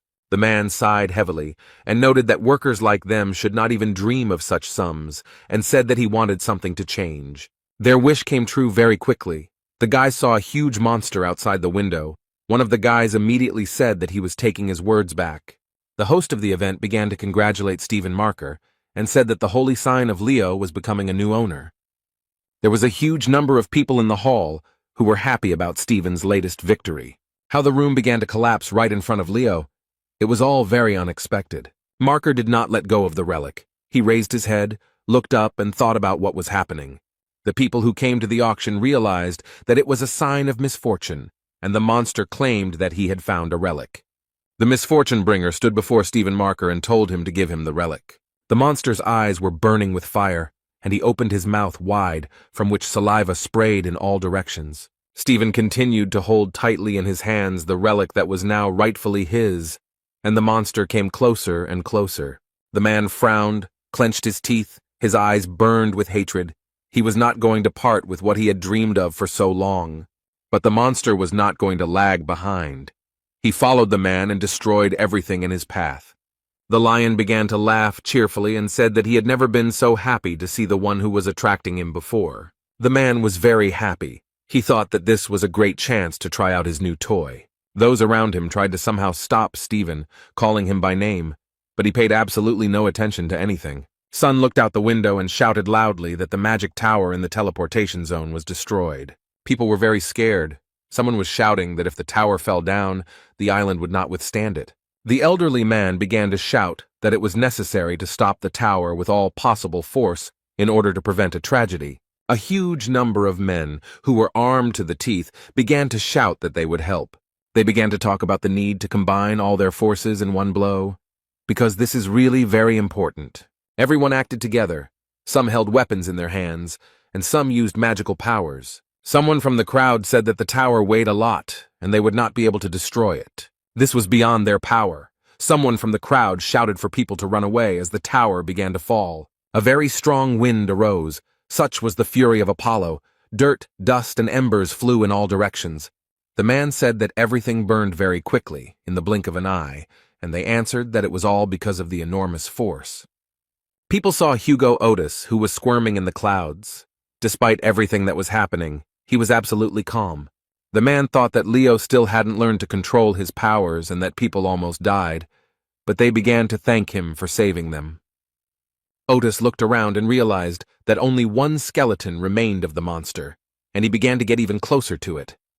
The monster's eyes glowed red, and despite the fact that he had no skin, he looked terrifying. The guess struck Hugo. He clenched his teeth, frowned, and began to understand that the monster was not alone, but there were two of them. A black, viscous substance began to flow out of the monster's mouth. Although it looked like a skeleton from the outside, it was still dangerous. A black, viscous substance flowed in a stream towards the people who were on the street. They could not understand what was happening. It hit all parts of the body, and people looked at everything that was happening with horror. The substance got on the face, hands, it was impossible to get rid of it. Here and there, cries for help were heard. Hugh Otis was very angry. The man was cursing someone with all his might. He was tense, as he was thinking about how to deal with the monster. But he didn't even think of giving up. He opened his mouth wide, from which drool flew in all directions. A little more, and the mouth with sharp teeth would take and swallow Otis, but he only frowned and clenched his teeth. Li Gang came to the aid of the young man. He hit the monster in the side with all his might, and he screamed in pain. The boy fought with the monster and started screaming for Hugo to stop clicking his beak and called him a fool. Otis thanked Gan for sleeping with him and said that he owed him a favor, and the guy was very angry. He asked if his comrade was a combat-type constellation. He began to ask Otis why he was weaker than him, the owner of the craftsman class, and then added that it was scary to leave his comrade unattended. Hugo replied that he had given it his all, and Lee asked if that was why he had almost become dinner for the attractor, and the guys began insulting each other. They would have continued arguing, calling each other names and quarreling for a long time, but they were distracted by a very loud scream. It was Stephen Marker running, holding the artifact in his hands and screaming very loudly. The jock's face was distorted, the veins on his forehead were bulging, and he started screaming about why they were testing a new weapon on him. The boys looked at the monster, whose mouth was drooling in all directions. Lee calmly replied that he had forgotten that there were monsters here. He wanted to say something else. What the guys saw left them in great shock. They looked at everything that was happening in surprise. There were 2 monsters below. Marker was flying towards them and screaming like a madman that no one was allowed to spoil his reunion with the bone of the demonic beast. Gan furrowed his brow and calmly asked why Stephen was wearing his underwear inside out, a question that caught Hugo off guard. And Marker became as if possessed. He screamed like crazy for everyone to quickly get out of his way. He used his sovereign skill and went to fight the monsters, while not letting go of the demonic beast bone. The jock stood with his feet on the ground, laughed and told those pulling him to sit still and not move. Stephen leaned on the bone and said that the monsters were inside a destructive lightning storm. The Marker was extremely happy. He noted that all preparations had already been completed. He was sure that the artifact would help him. The man looked at the one who was pulling him and said that he had previously been in a disadvantageous position. Because of this, he had to counterattack with magical energy. The jock shifted the bone onto his shoulder and said in a satisfied voice that now he wanted to test the true power of this baby. The people who were standing nearby and watching everything that was happening happily said that Stephen Marker was the strongest saint. He even surpassed Ligon's hero. The jock headed towards the puller, and the people shouted at him to destroy it, and then added that they were saved. Stephen swung the artifact at the monster and said that it was time for him to answer for all the mess he had caused. And the man struck the demonic beast with all his might on the head with a bone. And nothing happened. The monster stood calmly, only clenched his teeth. Stephen was perplexed. It became very quiet. After a few seconds, Marker screamed very loudly, his forehead furrowed very hard.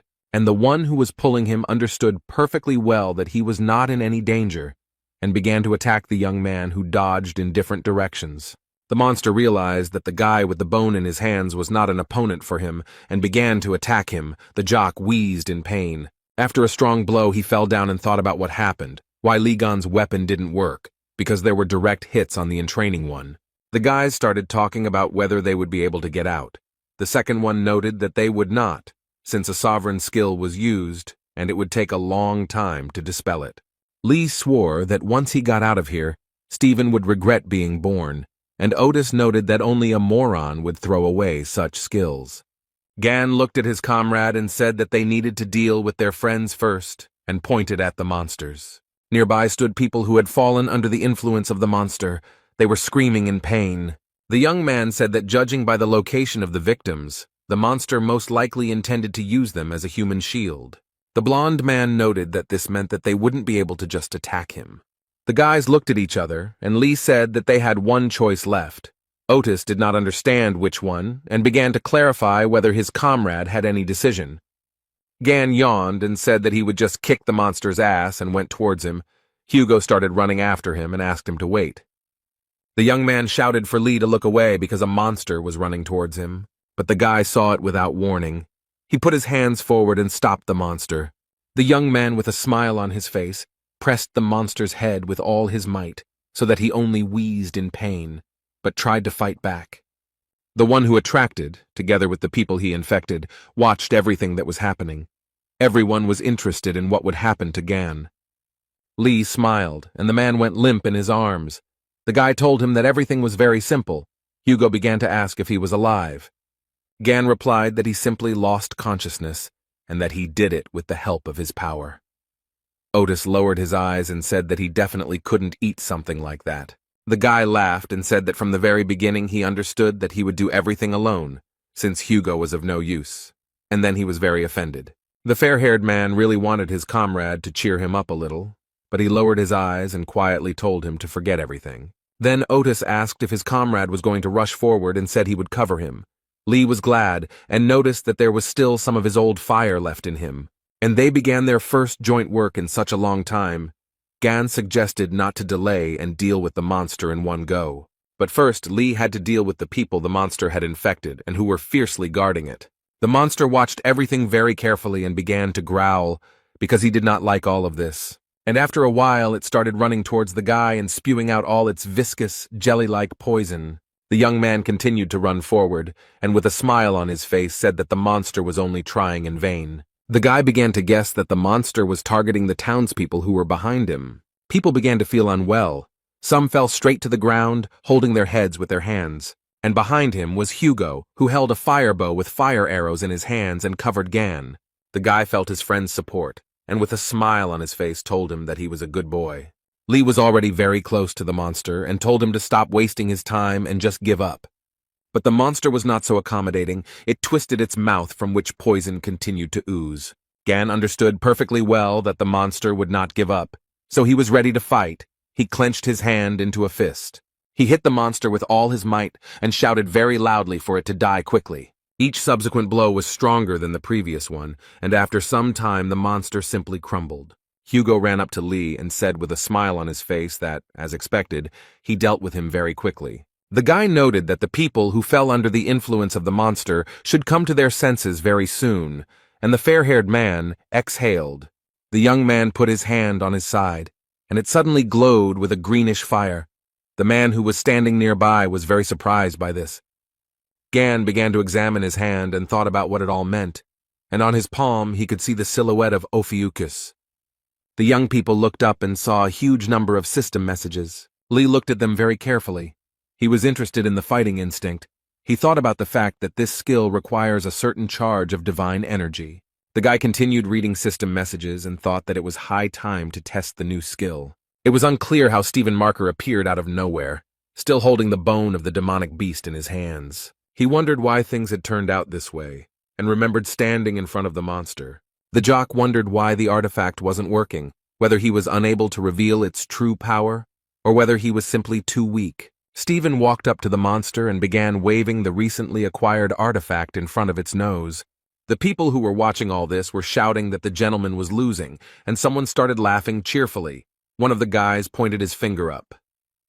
Everyone began to look where he pointed. There was Li Gang, who began to use the skills he had recently acquired. Marker raised his head up and couldn't understand how this was all possible because his sovereign skill was broken. The monster realized that there was danger in front of him and told himself that first of all, he needed to kill them. Gan looked at him from under his forehead, frowned. His pupils became like dots and he told the monster to shut up. A few minutes later, the monster's huge body lay on the ground, wheezing in pain and humiliation. He asked Lee how it could be that a person had such enormous power. With the last of his strength, the monster said that it was most likely not a human being in front of him. Gan leaned over the dragon and asked him what the hell he was muttering under his breath.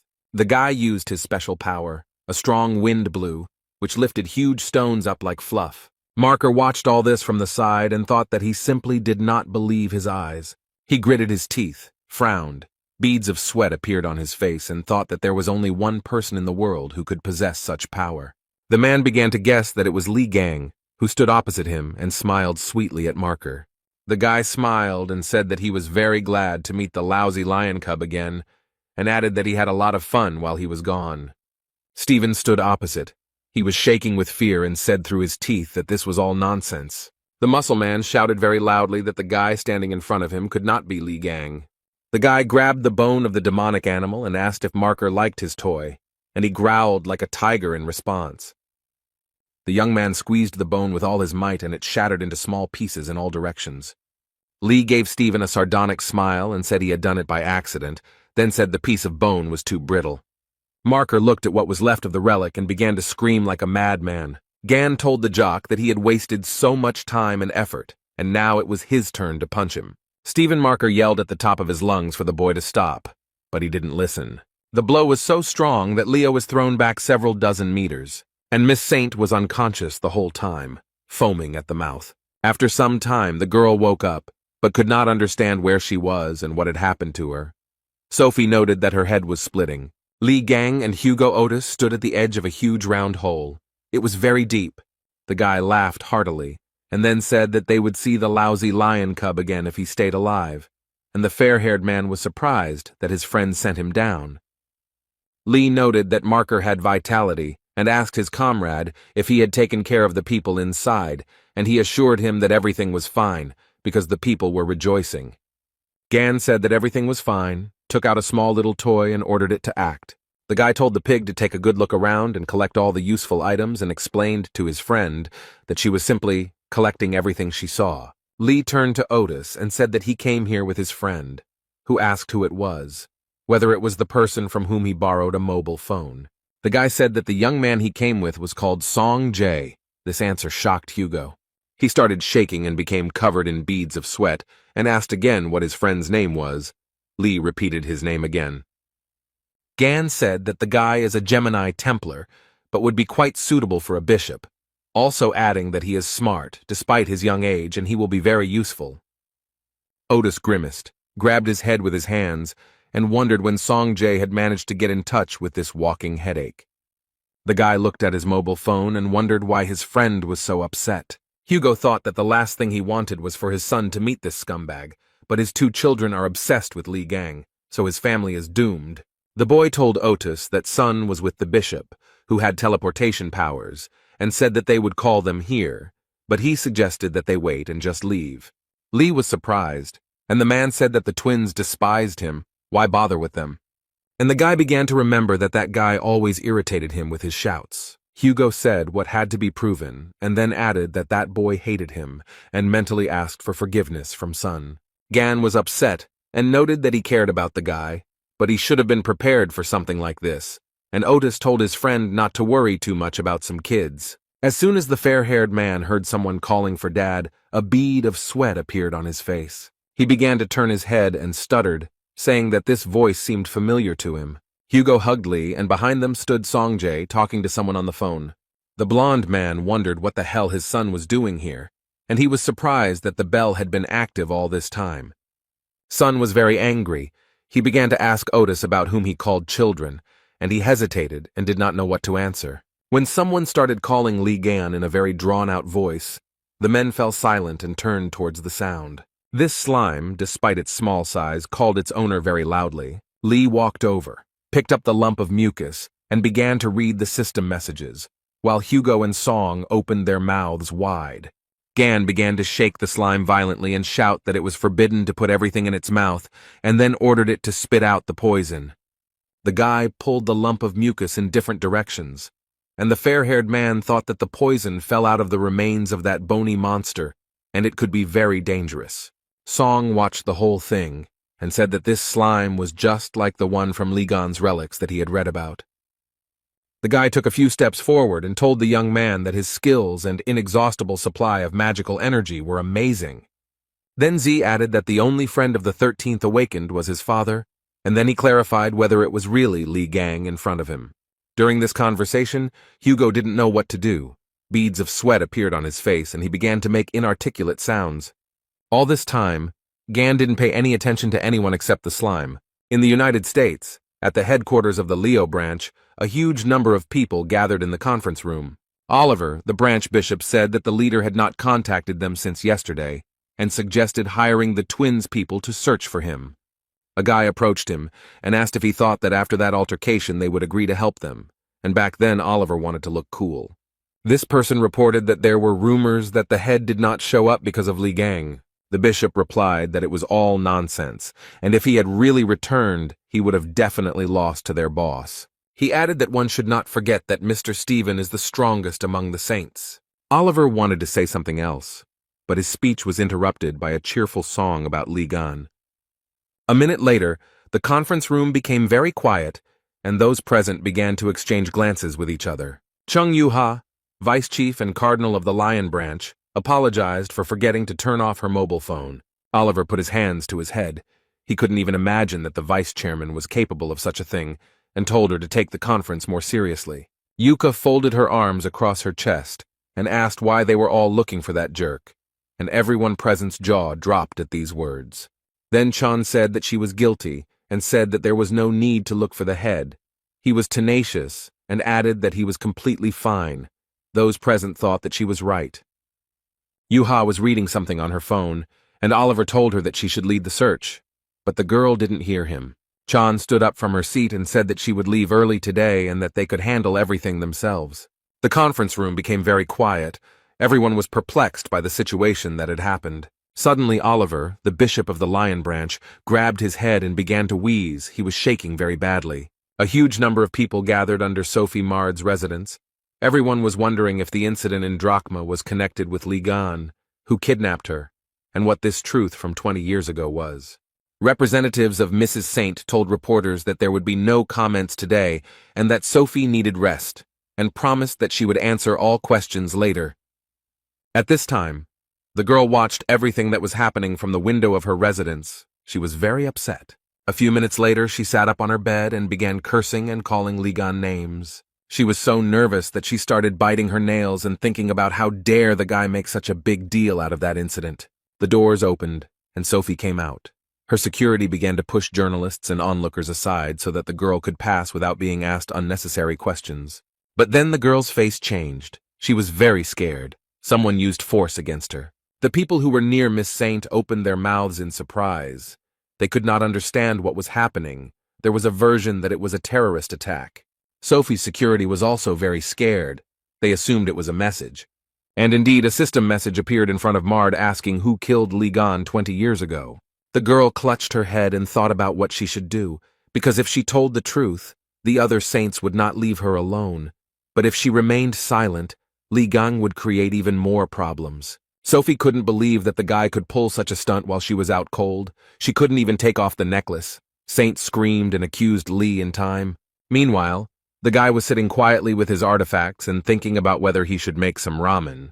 The TV news reported that Sophie Mard was not leaving her residence and was not giving any comments.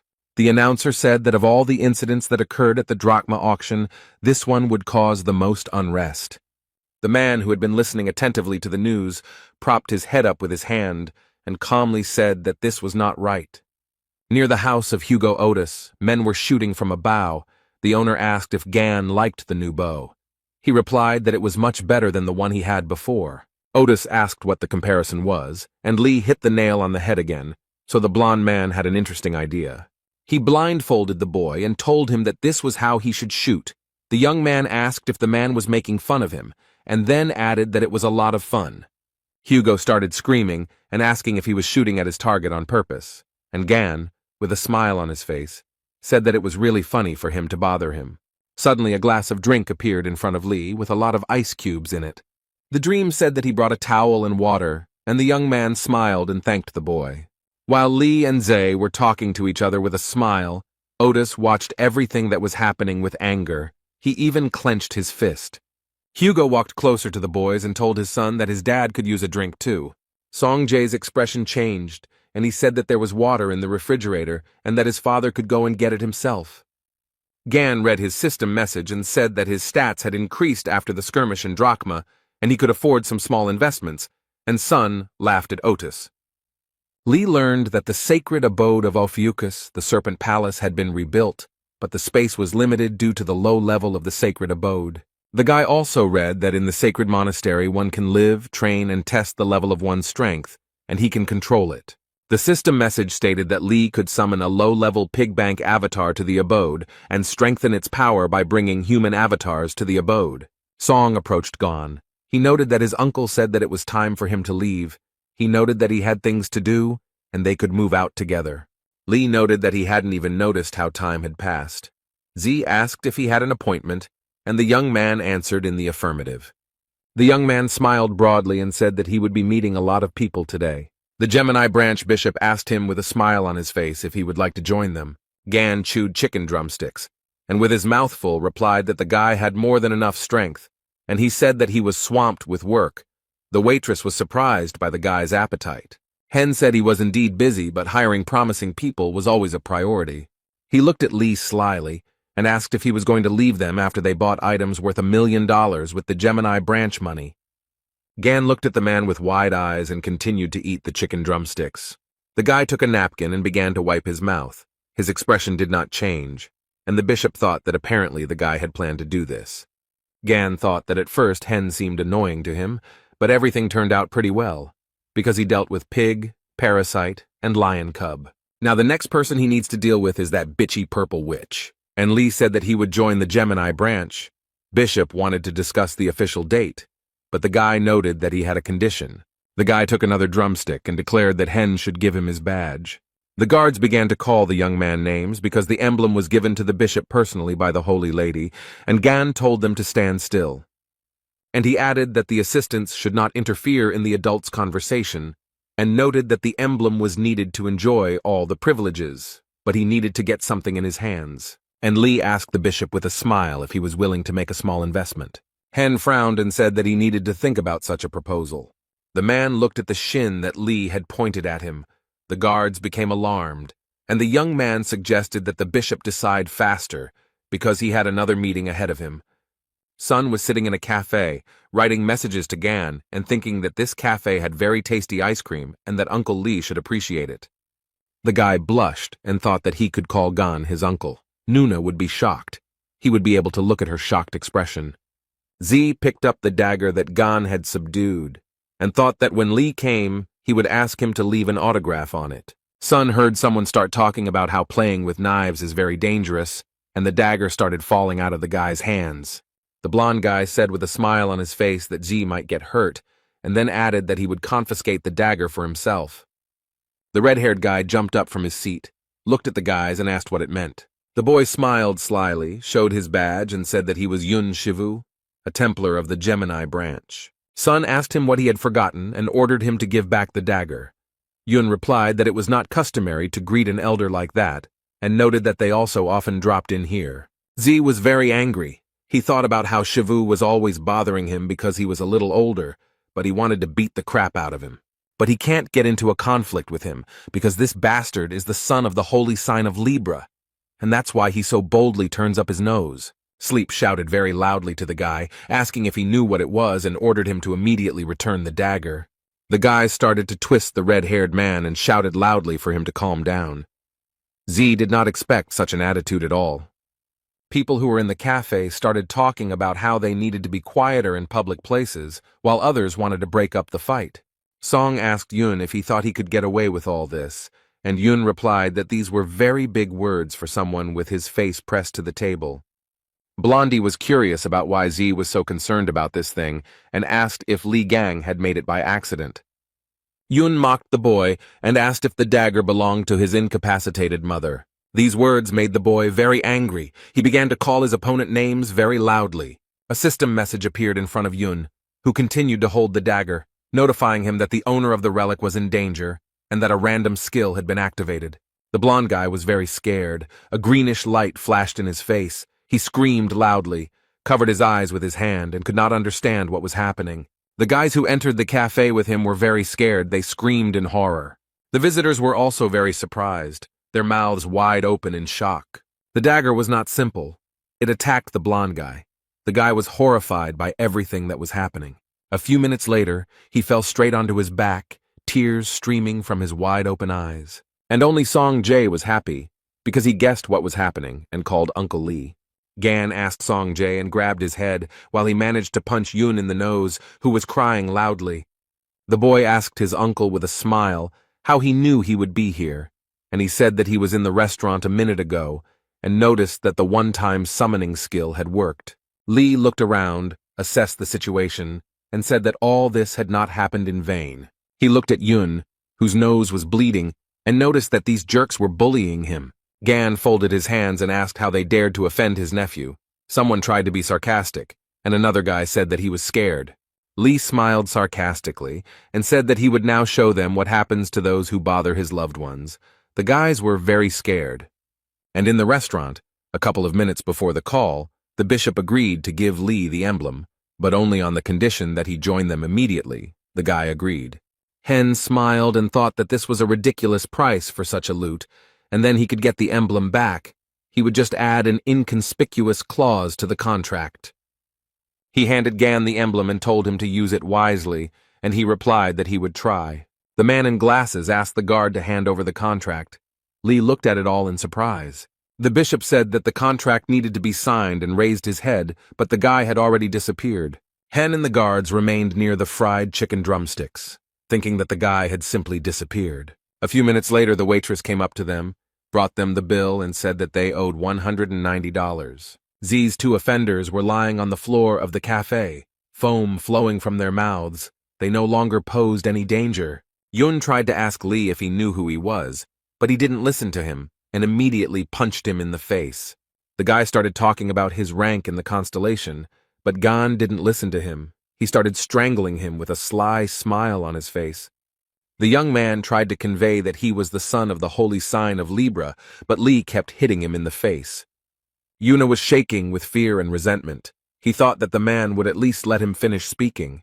The blonde guy was lying on the floor, and Gan told him to get up because they weren't finished yet, and the boy was thinking about why his magical protection was of no use. He crawled on the floor and called Lee all sorts of names, and thought that he should know his place. The bull Phalaris appeared in front of the cafe visitors. It was located behind the blonde man's back. People were very scared. Some said that he used combat magic in a public place. Others shouted that they needed to run away as quickly as possible. Yun began to laugh like a madman and shouted that the man would be punished for his arrogance. Gan stood opposite the blonde man and calmly told him that he was very noisy, and he noted that he was interested in what kind of miracle skill this was, and then added that it became clear to him that he couldn't even light coals with it. A message appeared in front of Lee that he had suppressed the enemy's magic. Yun screamed. He couldn't understand how this was possible, and then he realized that there was also a mage in front of him. The man continued to read the system messages and calmly replied that he was a craftsman. He absorbed Yun's skill and asked for permission to show him how to use the skill properly. Naturally, the young man did not wait for the guy's answer, but immediately applied the skill he had just acquired. The bull of Phalaris, the burning masculine passion, was activated, and the blonde man screamed furiously. The boy flew several meters towards the wall. He flew head over heels, so much so that his pants split at the butt. Gan approached him and said that if the guy continued to bother Song Jae, he would fry him until crispy. And he told his nephew that if the idiots continued to bother him, he should definitely contact them, and his uncle would always cover his back. A girl ran into the cafe and called Z. He only took a deep breath and smiled. The girl looked around, noticed the mess, asked what happened, and immediately asked if everything was okay with the guy. The red-haired guy told Nuna that none of this mattered now, and she looked at him in surprise. Song grabbed the girl by the hand and showed her Li Gan. The boy was very proud, and his companion looked at all this with surprise. Z noted that this man had defeated countless monsters and saved the entire world more than once. The boy continued talking about Li, adding that he was the hero from the videos they loved to watch over and over again. The hero of this conversation stood to the side, looked at the young people, and smiled reservedly. Nuna was very surprised. She couldn't believe that the one standing in front of her was Li Gang. The girl noticed that he looked much more attractive than before, and the guy looked at her questioningly. She said that 20 years ago, Li's body was covered in scars, and since he had spent so much time in the tower, she was sure that his appearance would be even more pitiful. Nuna thought that it wouldn't have affected his coolness anyway, and noted that appearance wasn't the most important thing. The girl took the medallion in her hand and said that she was sincerely glad that Mr. Li Gang was safe and sound. The dream told the beauty that she had blurted out all her thoughts, and the man began to laugh cheerfully. Gan asked if she was Yuha and remarked that he was glad to meet her. She thanked him for helping Z out. Lee laughed and suggested that they skip the formalities and said that Hugo's daughter was his niece to him. The girl's face turned pink. Tears appeared in her eyes. Sun noted that she cried and asked if she was that happy. She timidly turned to Gon, remarking that she was sorry to burden him right away, but could he do her a favor, he replied that Yuka need not be embarrassed. The girl was a little shy and couldn't formulate her question correctly, but at that time something extraordinary was happening in the cafe. A huge monster appeared and began to destroy everything in its path. The young people looked at it in surprise. Gan realized that it was Gra'ar in front of him and thought that this must mean something. The monster screamed very loudly. Lee looked at it calmly, and the girl had a weapon in her hands. Yuka started to walk forward and Gon called her. She answered that her uncle should wait 1 minute. Jung said she would make a proper proposal after she dealt with the temptations. Lee asked if Z had heard the same thing as him, and the guy said that something had gone wrong with his sister from Gon. The young man broke out in beads of sweat and thought about what proposal the girl had in mind. The loudspeaker announced that disaster-causing objects had been detected, but unfortunately it was not a drill. It was also announced that people should evacuate to safe places, and the monster destroyed everything in its path. Literally a minute later, chaos settled in the city, fires broke out here and there, and destruction occurred.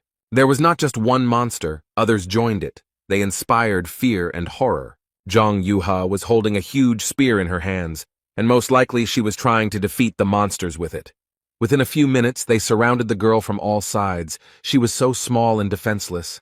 Yuka began to fight the monsters, and she thought that she needed to do everything as quickly as possible. And after she deals with all the monsters, she can propose to her uncle. Chan fought the monsters, and then said that there was no end to them, and she had hoped to deal with them very quickly. The girl thought that she could destroy all the monsters at once, and began to use her special skills. She threw the spear and screamed very loudly that they should not dare to interfere with her love. Zhang Yuha used an ability called Lotus Flash and watched the events unfold. Li Gang stood to the side and watched what the girl was doing. He did not come closer. He was interested in the result. The guy smiled and thought that he followed her because he was worried about her safety. But there was no need, and he noticed that her instincts were sharper than Hugo's. The girl felt that someone was looking at her and turned her head.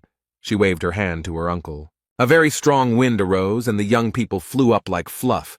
Zai was very scared. Yuhei was scared. She opened her eyes wide. Beads of sweat appeared on her face and she began to call for her uncle. The cap fell from the girl's head and began to burn. In a few minutes, only ashes would remain. The monster was surprised that Gon had reacted to the attack and noted that there were interesting creatures in the world and promised to make a tame animal out of the boy. The monster sat on the dragon's back and said that at this rate they would wet their beds, and Li calmly said that he needed a furnace to create relics.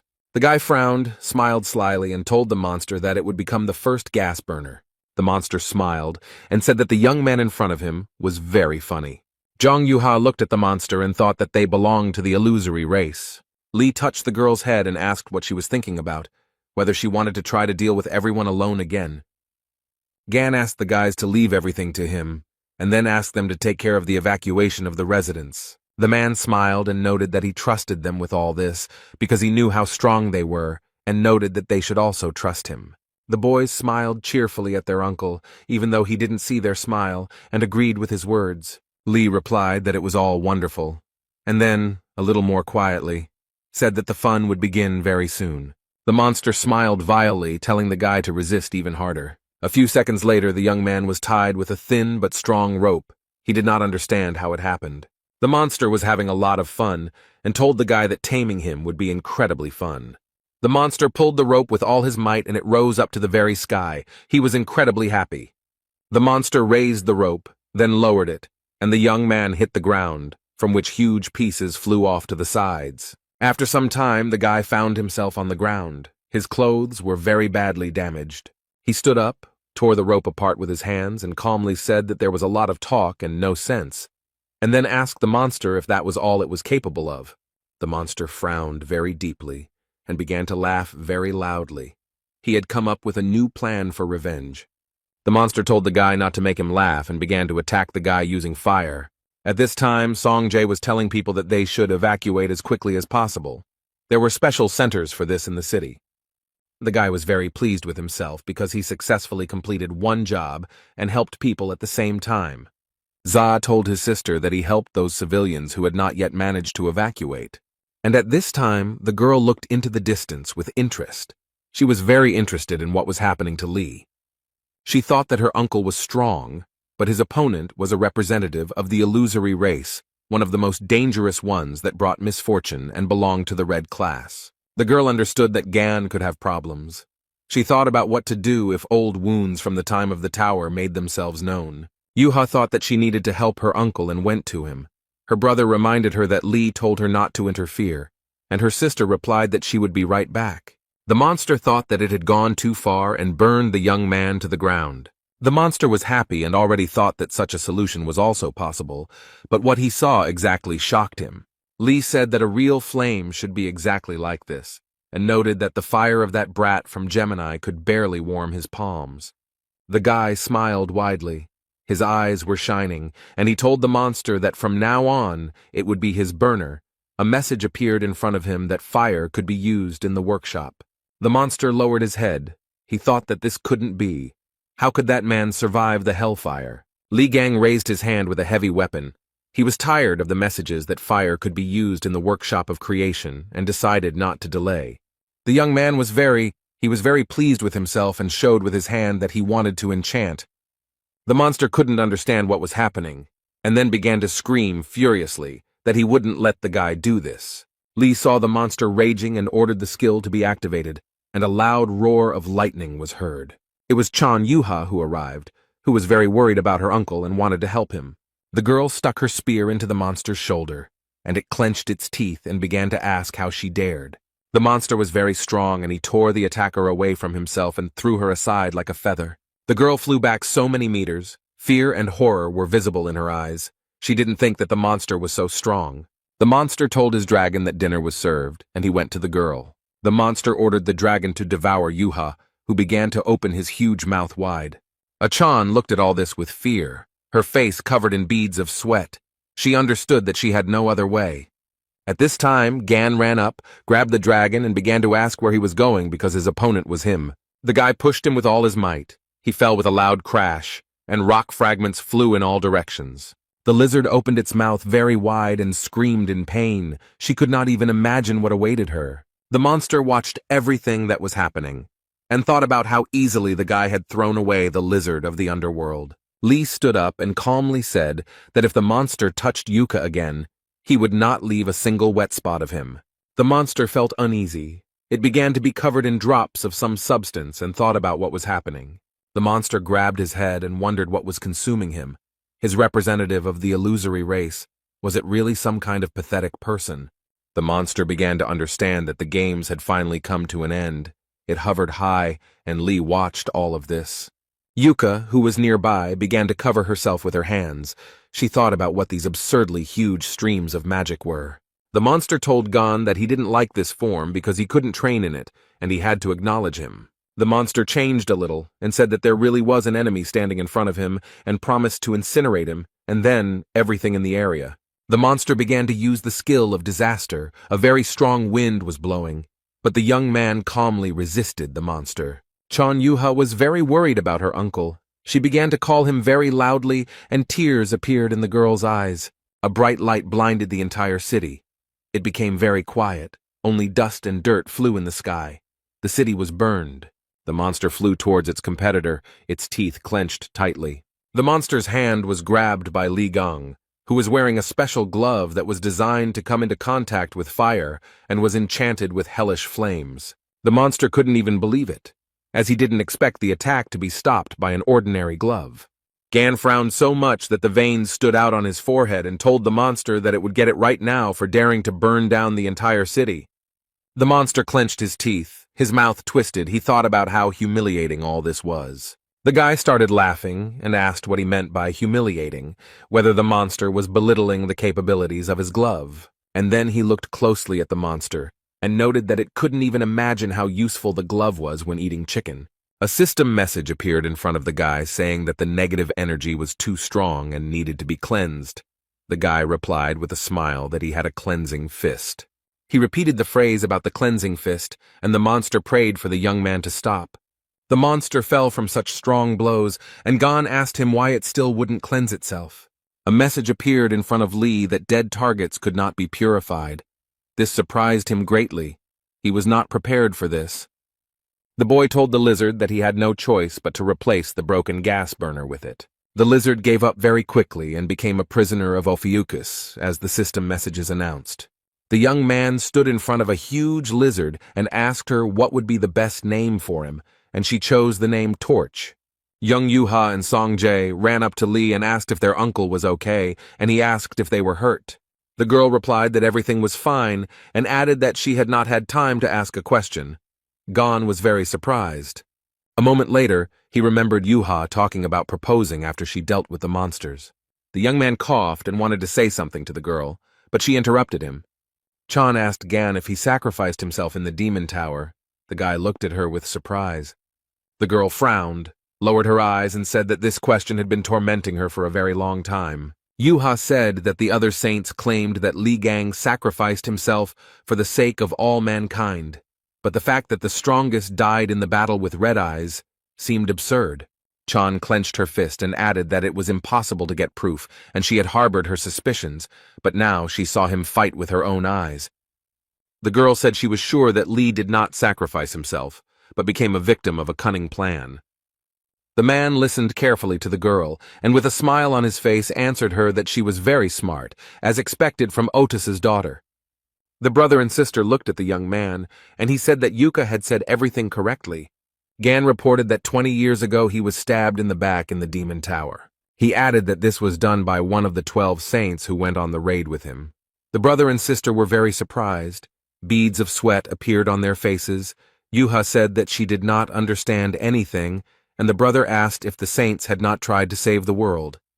Z shouted that Li Gang was the brightest hope of all mankind. He was surprised how they could do this to the greatest hero. The young man pointed his finger at the red-haired guy and replied that that was exactly why they did it. But Song didn't understand anything. And Gan said that the saints did so because he was much better than them. And then he added that they did this because he was able to defeat the red-eyed man alone. And that is why the saints tried to get rid of him.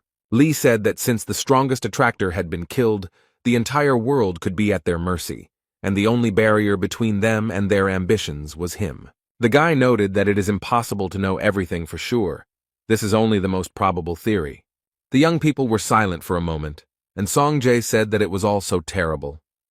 The guy lowered his head and said that Lee was locked in the demon tower all alone, and they even took all his merits for themselves. The brother and sister began to cry bitterly. Sun, smearing tears, snot, and drool on his face, said that Gan, despite everything, is the true savior of the world. Gan came closer to them, put his hand on each of their shoulders, and thanked the boys for their sympathy and asked them not to cry. The man calmly said that he was going to pay them all $1 million, and Z looked at him in surprise. Lee took out his mobile phone from his pocket and said with a smile that he needed to look at something. The news reported that Sophie Mard would be holding a conference. Miss Saint flew to Korea especially to hold a conference at 7 o'clock. Everything was ready for this event. A huge number of journalists and paparazzi had gathered, all of them waiting for the sensational announcement to be made. The journalists were talking among themselves about the fact that 20 years later, the truth would be revealed about what made Sophie travel such a long way for the conference. One of the journalists said that he thinks that it is all connected with the mystical message on the drachma, or concerns the rumors about Li Gang's recent return. Everyone present was ready to hear something incredible today, when Sophie approached the podium and smiled. The girl narrowed her eyes, pressed her lips tightly together. Her face was covered in beads of sweat. Miss Saint thought that she was in shit. Mard had already begun to think about sending them all away and running wherever her eyes looked. But right now, a relic was wrapped around her neck, and it was unknown what kind of magic Gan had cast on her. Miss understood that if she wanted to live, she would have to fulfill his demands. She understood that he was not bluffing when he said that he would not get rid of her. Sophie Mard continued to stand near the podium. She took a deep breath and then exhaled. The girl said that the reason she was here today was to uncover the truth about the incident 20 years ago and asked if they remembered the demon tower. The journalists began to discuss among themselves the raid on Red-Eyed, who was then defeated by 12 saints, and since then they have been extolled as heroes. Sophie tilted her head and said that, in fact, the true hero who defeated the red-eyed man that day, but she did not finish the sentence. The girl closed her eyes and very quietly said that it was Li Gan. It was he who dealt with the monster. The journalists began to talk to each other, and someone said that he had expected such a discovery. After a few minutes, the room became very quiet, and the journalists looked up from their monitors and notepads and looked at Miss Saint. The pause lasted for a while, and someone from the audience asked Sophie Mard to repeat what she had said. And then the journalists seemed to burst out. One after another, they began asking questions about whether it was true that Gan had killed the red-eyed man, whether it wasn't Stephen Marker who had dealt the final blow. Questions poured in one after another, and one of the journalists asked Sophie that if it was all a lie, then Li Gang was still alive. Miss Saint stood near the podium, her gaze downcast. She felt extremely unwell. The girl was very surprised when she heard a voice behind her saying that this was impossible. When Sophie turned around, she was very scared because she didn't expect to see him, and the man straightened his tie and said that his name was Jean-Louis Morand and smiled. It was the holy sign of cancer. He said that Miss Saint had turned pale, and he believed that she was not fit to continue speaking at the conference. Morna smiled, but there was no emotion on his face at all, and asked Sophie if all this was true. The girl turned to the holy sign of cancer, called him by name, began to ask about something, and he quietly turned off the microphone. Jean-Louis leaned over to the girl and quietly told her in her ear to shut up. Moran smiled and asked Sophie what the hell she was mumbling into the microphone. He asked if Mard had forgotten the situation she was in now, where all she had to do was show off her face, play the role of a saint, and why she was putting on a show. The girl was very scared, and Jean-Louis continued to whisper in her ear that she needed to sit quietly so that the whole world would not hear how he was tearing her vile mouth apart. He turned on the microphone, came out to the journalists, and said that he offered his deepest apologies, and noted that the words spoken by Sophie Mard were the fruit of threats from the person who recently kidnapped her. Moran smiled, but his eyes were angry, and told the reporters not to worry. He would personally guarantee Miss Saint's safety.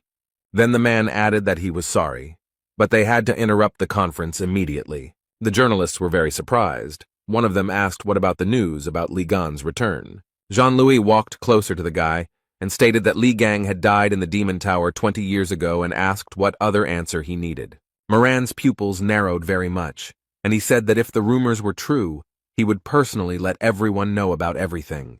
Moran noted that there was no such news, and the journalist began to stutter and ask who, in that case, had threatened the saint. Another journalist also asked why the criminal mentioned Li Gang's name. Journalists began to tell Jean-Louis that if the conference were interrupted now, then trust in the saints would be shaken very sharply, or they had something to hide from the people. Moran was very angry. He thought that reporters were pathetic insects who did not know their place. But before he could do anything, he heard someone telling him to look at his face. Otherwise, he was going to despise everyone. What Jean-Louis saw shocked him. He was definitely not prepared for such a turn of events. The impact was so strong that the remains of the chairs flew in all directions, and the hall became very quiet.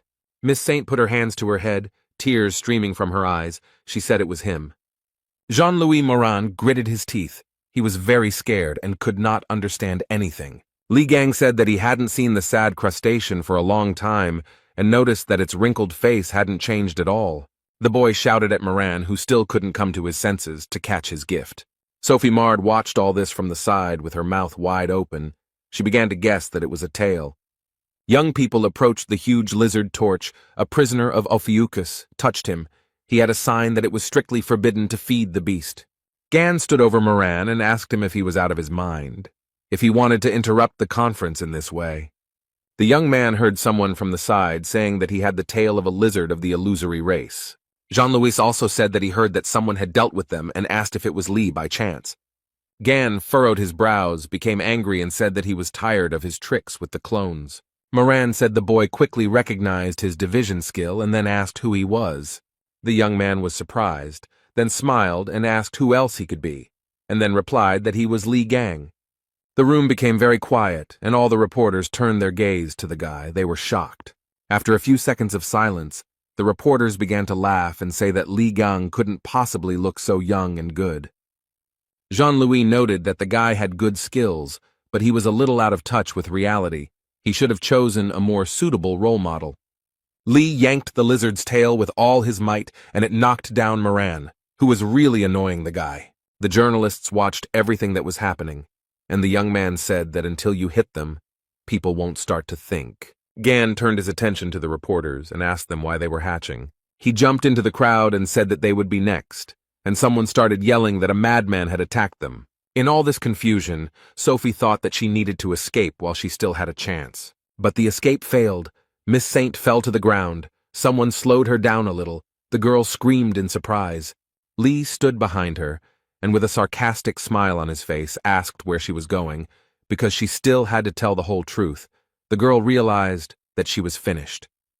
Gan demanded that Sophie tell him about how they ran away at the sight of Red Eyes and took his property for themselves, about how she was treating his face but could not fix his pathetic soul.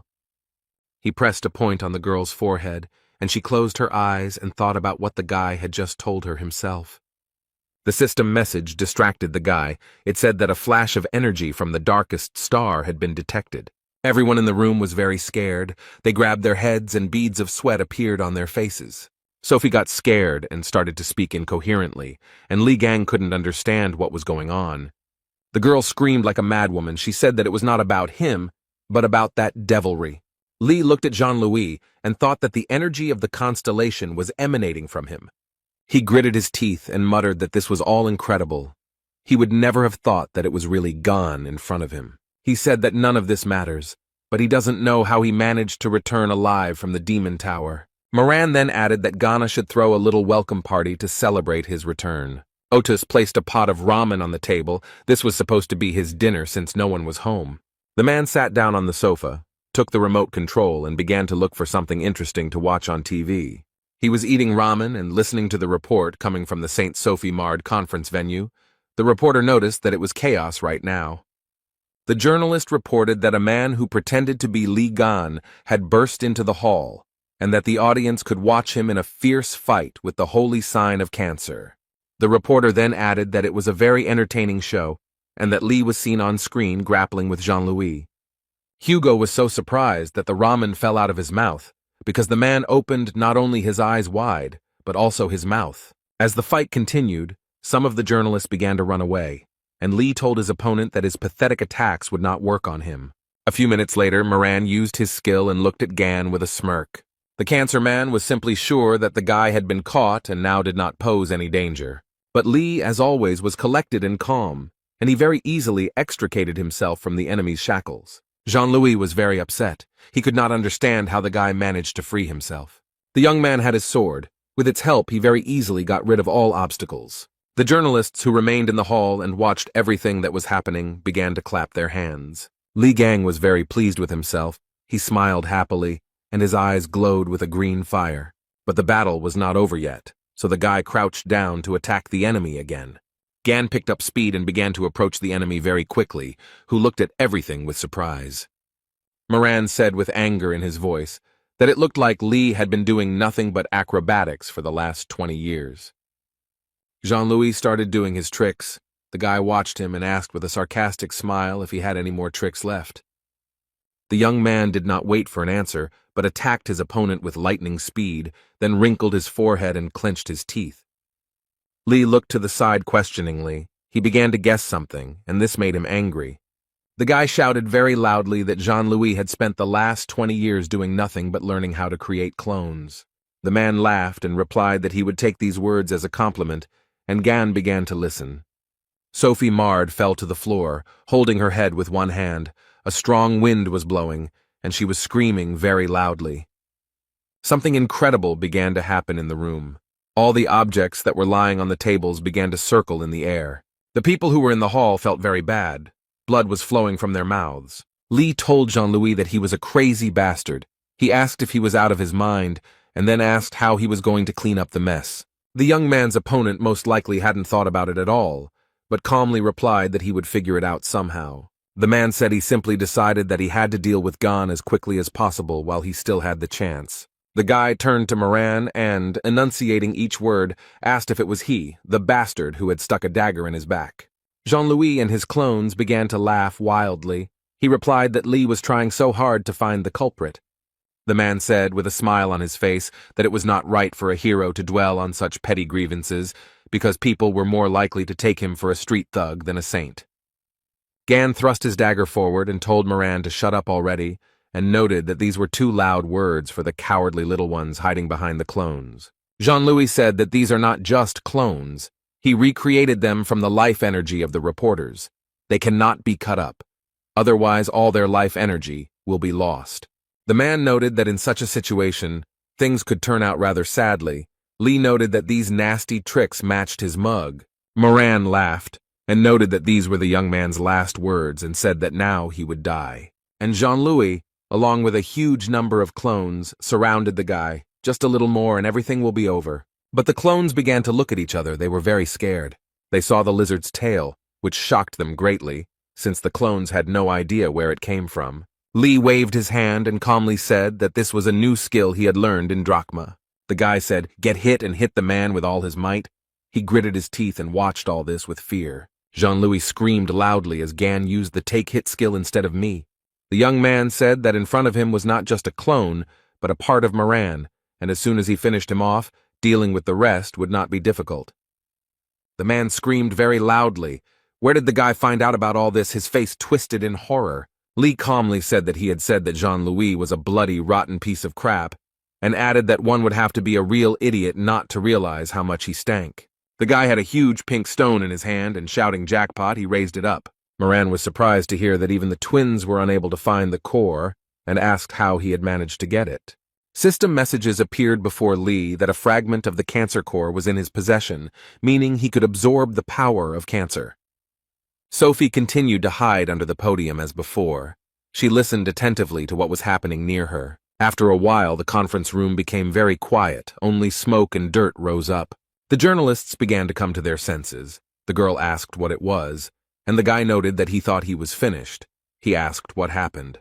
Gan stood over Jean-Louis, who asked the boy what he had gone through in that tower, and said that he felt as if the power of God himself was pressing on him. Lee replied that the man was talking too much, and said that he would definitely put the core he had taken from Rak to good use. Moran smiled and said he thought he should back off for now, then noted he had an ace up his sleeve. Jean-Louis began to dissolve, but still smiled and told the guy that he would be his worst headache. Gan said that Moran had an ace up his sleeve, and then added that it was to be expected that he would not simply back down.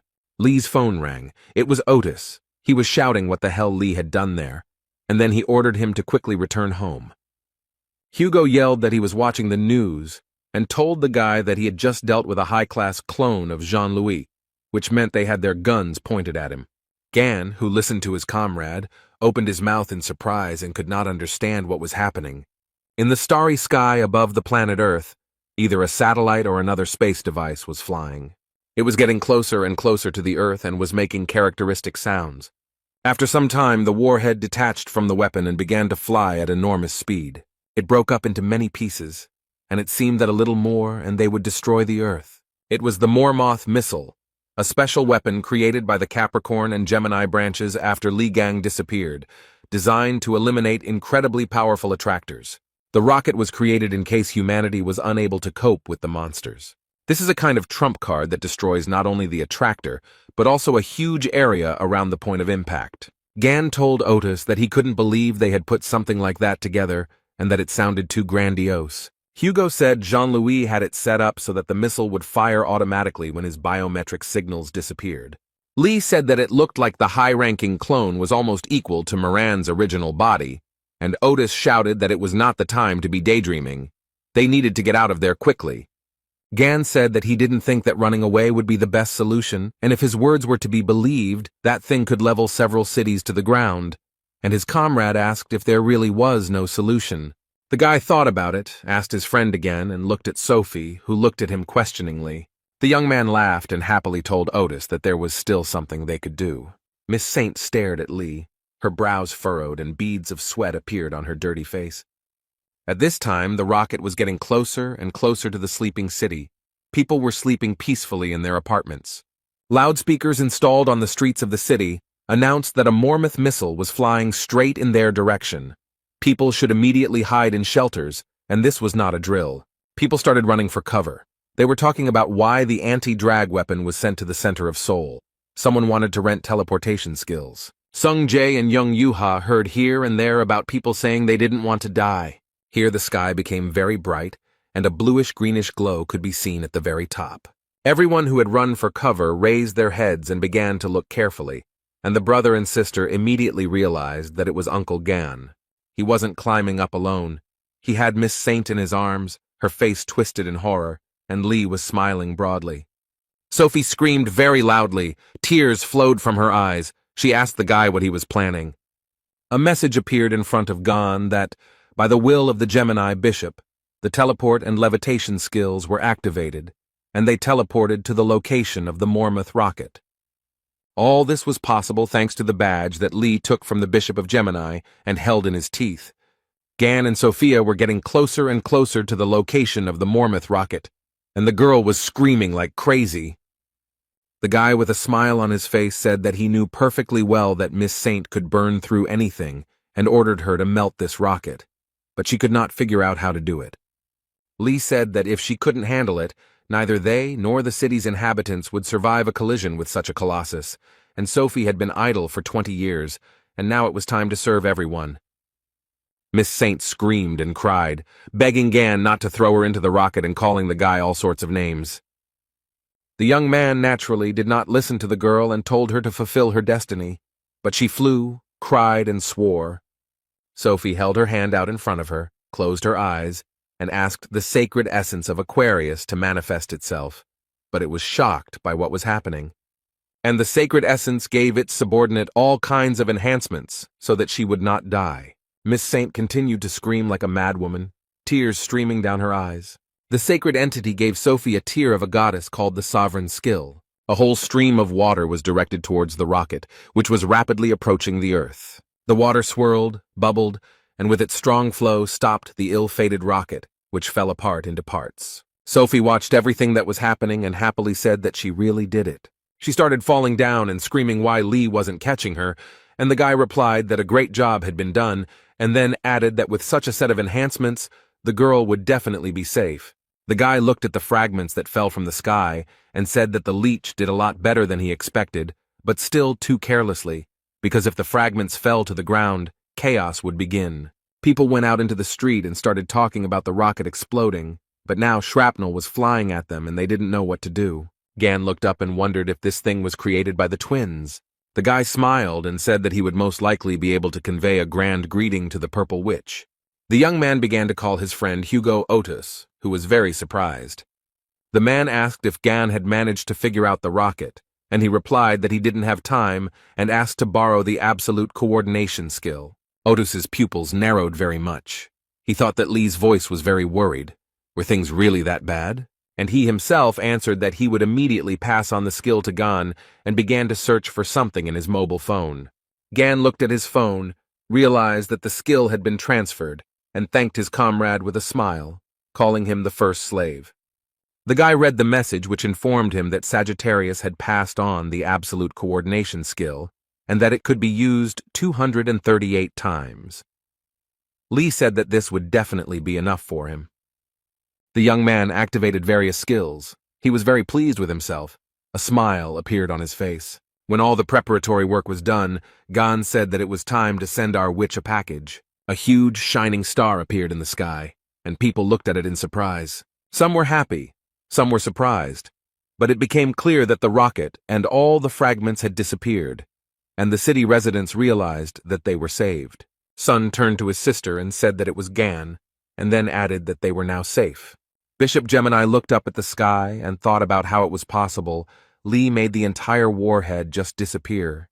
Choi Sun-hyuk heard someone calling him by name and he started stuttering because he couldn't understand who it was. The bishop replied that it was him, and the man started shouting that he was an idiot and what had he done with his skills. The man stood outside the window and was very scared. What he saw shocked him. A huge amount of debris from the Mormouth missile fell on the Yin-Yang Palace.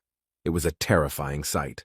The conversation took place in the Blue House in the presidential office, and the man asked in surprise what it meant that Lee Gang had returned. Someone replied that he had disrupted Sophie Mard's press conference and crushed the holy sign of Cancer, and would also prevent the Mormouth missile from colliding with Seoul. The man looked away. He was very scared and asked what this nonsense was. Li Gang flew into the presidential office from the ceiling, holding the Gemini bishop in one hand and Hugo Otis in the other. Everyone present in the room was shocked by such an act. They couldn't even find the words. Li asked them why they were whispering like rats, and whether they had done something wrong. And he added that since he had taken on the matter, he would see it through to the end, and then he added that he had come for his money. The parliamentarians knelt down and wondered if Li Gang was the real deal, and he said that he knew that they were keeping his bank account to themselves, and that funds were being deposited into it. The guy said he tried to open his own account, but it didn't work. Then he said he left Otis's name as a proxy, but they were mean. A man stood up and said that the Korean government could not entrust such responsibility to Mr. Hugo alone. Li Gang looked at the man who had the courage to contradict him, and he added that Mr. Otis was a foreigner, and after his disappearance they could not trust a saint from another country, while they no longer had one of their own. Li was also told that the Sagittarius branch, due to many circumstances, lost its former influence. Hugo frowned as the man spoke of how they had ultimately turned to someone more reliable for help. Gan became very angry. He punched the speaker in the face and shouted that he knew that out of all the possible candidates, the Purple Witch was chosen. The guy was very angry. He said he was trying to control himself, but they decided to make such a lame excuse. He noticed that they were nobodies to look down on Hugo, who thanked his comrade for worrying about him and asked him to finish this, but Li got carried away. Gan said that he was Otis's master and could treat him like that, but who were they and who did they think they were? These words surprised Hugo very much. But Li got carried away. He said that his comrade's only virtue was his pretty face. Hugo asked him to calm down, and Gan shouted that the people in the blue house shouldn't treat him like shit. One of the men noted that they had not said such a thing, and the second told him to stand still, but the guy continued to shout for them to respect his comrade. Then Li started yelling at Hugo, asking why he tolerated such treatment. The man noticed that the young man made him feel guilty and became very upset.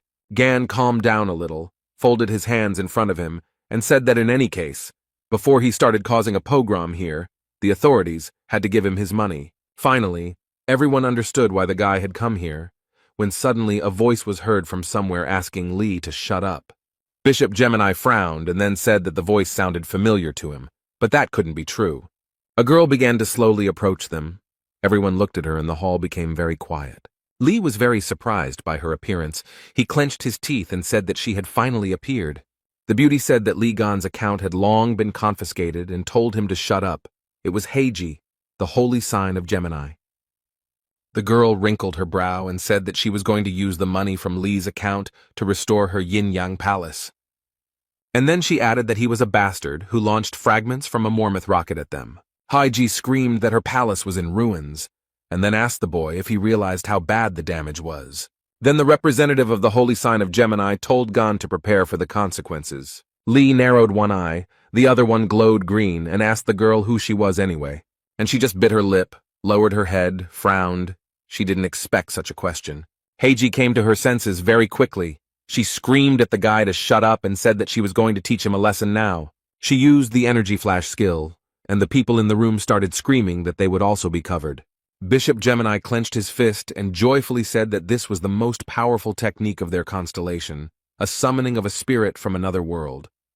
Heiji activated spirit summoning and the spirit queen Lily Quinn responded to it. The people who were in the hall watched everything that was happening very carefully. Haim happily said that here she was, the queen of spirits, whose power was almost equal to that of the sacred entities, and noted that she would look at what she could counter Li with. The young man flew up to the girl, unexpectedly grabbed her by the chest, threw her back with all his might, and in addition wished her a successful flight. She flew with such force that she broke through the roof of the blue house. Heiji screamed so loudly that her blood ran cold, and Bishop Gemini stood under the hole that appeared in the building and called for his mistress. Before Li, a system message appeared stating that the magical energy of the Gemini constellation was dissipating, and that the spirit queen Lily Quinn wished to return home. The young man put his hand to her head and thought about something. It became very quiet. Then he grabbed her by the braid and asked where she was going, and the queen began to scream for the guy to let her go. Li asked her if she thought she could get away so easily, if she thought he was an idiot, and she begged him to spare her. But then something out of the ordinary happened. Gan frowned in surprise. Through a hole in the ceiling, Heiji flew into the room, Bishop Gemini asked her if everything was okay with her. System messages appeared that the owner had lost consciousness and magical control had been broken, and the transformation skill rented from Aquarius was dissipating. Lee asked if anyone around him had seen it, and then noted that he had said that he was seeing her for the first time. Did she really hope to defeat him with the Queen's help?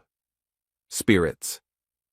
Gan addressed the people gathered in the president's office and said that the purple witch would not help them. Then the guy smiled broadly and asked whether they would give him his money back or not. After some time, Li Gang and his comrade Hugo Otis came out of the Blue House. Gan was very happy. He said that everything was fine because they had received the money, which meant they could go and eat something tasty. He was surprised that they had given him a lot of documents, and his comrade noted that something was wrong here. Hugo asked why the real Haji didn't show up, since she was the type to launch a meteor into the middle of the city if she got mad. Lee smiled widely and noted that she hadn't even shown up after he destroyed her palace, which could only mean one thing. Otis looked at him in surprise, and the guy said that this hysterical woman would never be able to calm her anger, and added that he had an idea where she might be, and offered to visit her. The young people were in Songjae's apartment, and Lee offered them a little snack while they worked. The guy handed the red-haired youth a burger and asked him if he wanted to eat it. The young man looked at the ruddy bun for a very long time. The pause did not last long. Jay laughed and said he would take something else, and Gon asked what Yuha and Jiming wanted. The girl said that she really wanted her uncle's, but she didn't finish, and he began to very quickly take the burger out of his mouth. Yuha added that she wanted her uncle's advice. Jiming laughed and said that his niece was making fun of him, and Lee cursed in his mind. Gan was asked if Hugo would come too, but he replied that he had asked his comrade for a favor, so he would be a little late. They stood in front of a very strong relic case that contained the Spirit Queen. Lee told her that he advised her to answer all questions honestly, and she broke out in a sweat and agreed. The guy told her that it was much better to be locked in a transparent box than in a book, and told the Queen of Spirits to think carefully. She agreed. Gan said that bitchy purple witch still hadn't shown up and asked if she found it strange, then noticed that she was unable to make herself known. The guy noticed that he was most likely imprisoned somewhere in Songjae's house. The Spirit Queen answered this question affirmatively. Lee took the book in his hands and said he was giving it one chance, then asked where it was. The captive understood perfectly well that she had no other choice, but she was in no hurry to be frank. The guy was very angry. He asked the Queen of Spirits through his teeth whether she would tell him herself or whether he had to force her. She was shaking with fear like an aspen leaf and pointed her finger somewhere and answered that it was there. The guys followed where she was pointing with her fingers and saw a beautiful figurine on the shelf near the TV. Gan realized with surprise that this was the statue that had recently broken, but now it was whole. The guy took it in his hands and said with a smile that he knew it, because this figurine had a very strong stench. Lee asked Jiming about him mentioning that she kissed a statue or something like that, and noted that it was most likely that witch's coordinate mark magic. The guy opened his eyes and mouth wide in surprise and remembered how he said that the figurines were not his, but she personally kissed and blessed them. Gan activated the power of the 13th in order to interact with the spiritual world.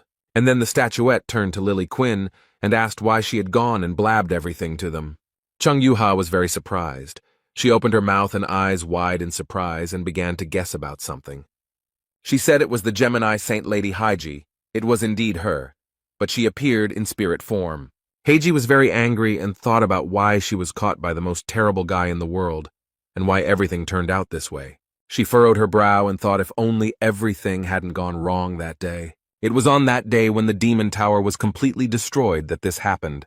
Heiji was fiddling around near the dining table and felt some kind of energy in the room, and noticed that the aura was very creepy. She wrinkled her forehead, clenched her teeth, beads of sweat appeared on the girl's face, and the purple witch began to guess that Li Gan was alive. The fact that he returned is confusing, but of all the possible places, he went to Songjae's apartment where his friend's son lives. Heiji thought that this was good, because that zone was already under her control, and decided to see with her own eyes what they were doing there. And she couldn't think of anything better to teleport to the chosen location. Her skill allowed her to teleport only the soul. She moved it to the chosen vessel. Everything happened as the witch planned. The transfer to the statue took place. But everything was ruined by Gan. who began to spin all the figurines that were in Z's apartment. But there was one condition: if the statue was damaged, the soul would not be able to get out of it. Heiji began to think about whether there were ways to get out of here, because she would forever remain in the stout. Sun said that, however, it was still a relic and he couldn't just leave it as is. The soul of Lady Saint thought that even a cheap rented restoration skill would do. The main thing was to restore the statue. The young man had a huge tube of super glue in his hands and he was going to use it to fix the problem. Lady Heiji's spirit was very happy when the guy started gluing the figurine.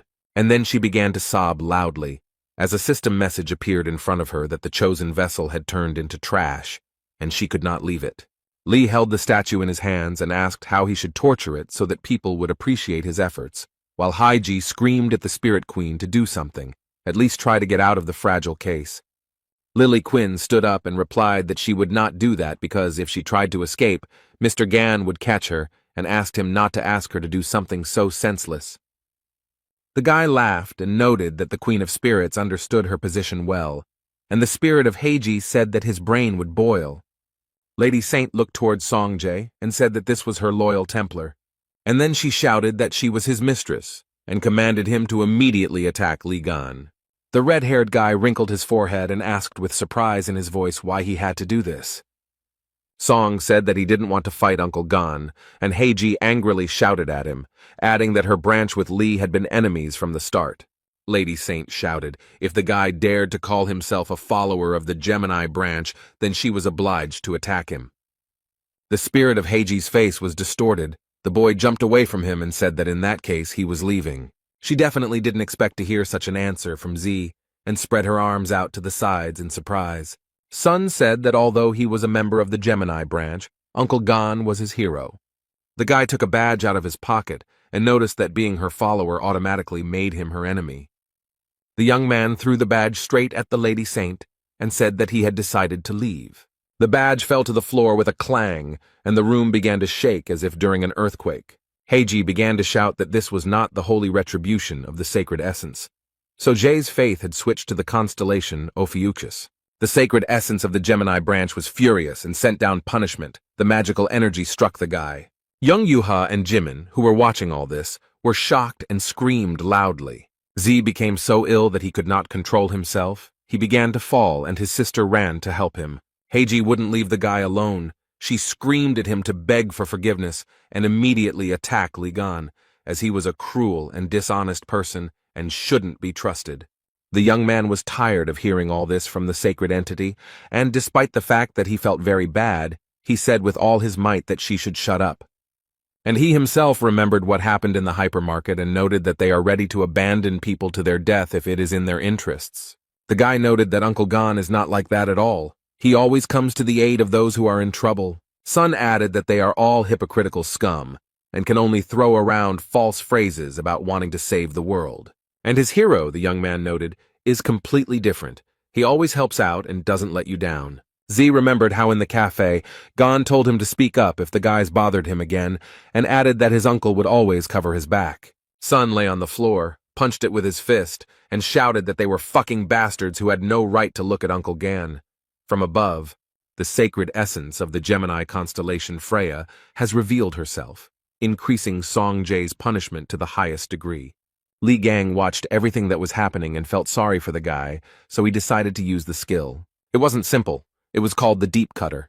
Heiji was very scared when she heard about it. Meanwhile, there were many people in the Yin-Yang Palace, and they began to clear away the rubble. The man shouted that the fire was getting out of control and asked to bring everyone who knew water magic. The man with the beard was very surprised, as he was unable to gather magical energy. He frowned, looked at his hands, which did not obey him. A girl started running towards him. She asked what was wrong.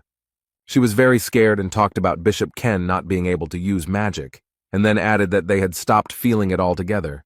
The man with the beard was shocked and started shouting whether they had contacted the Templars from other regions.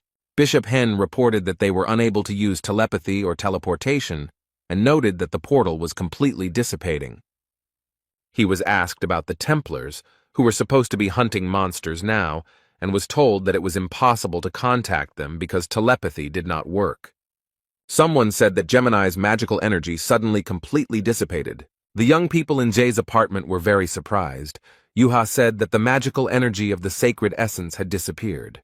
Lee told the red-haired guy that everything was okay now and noted that because of him, he almost got into big trouble.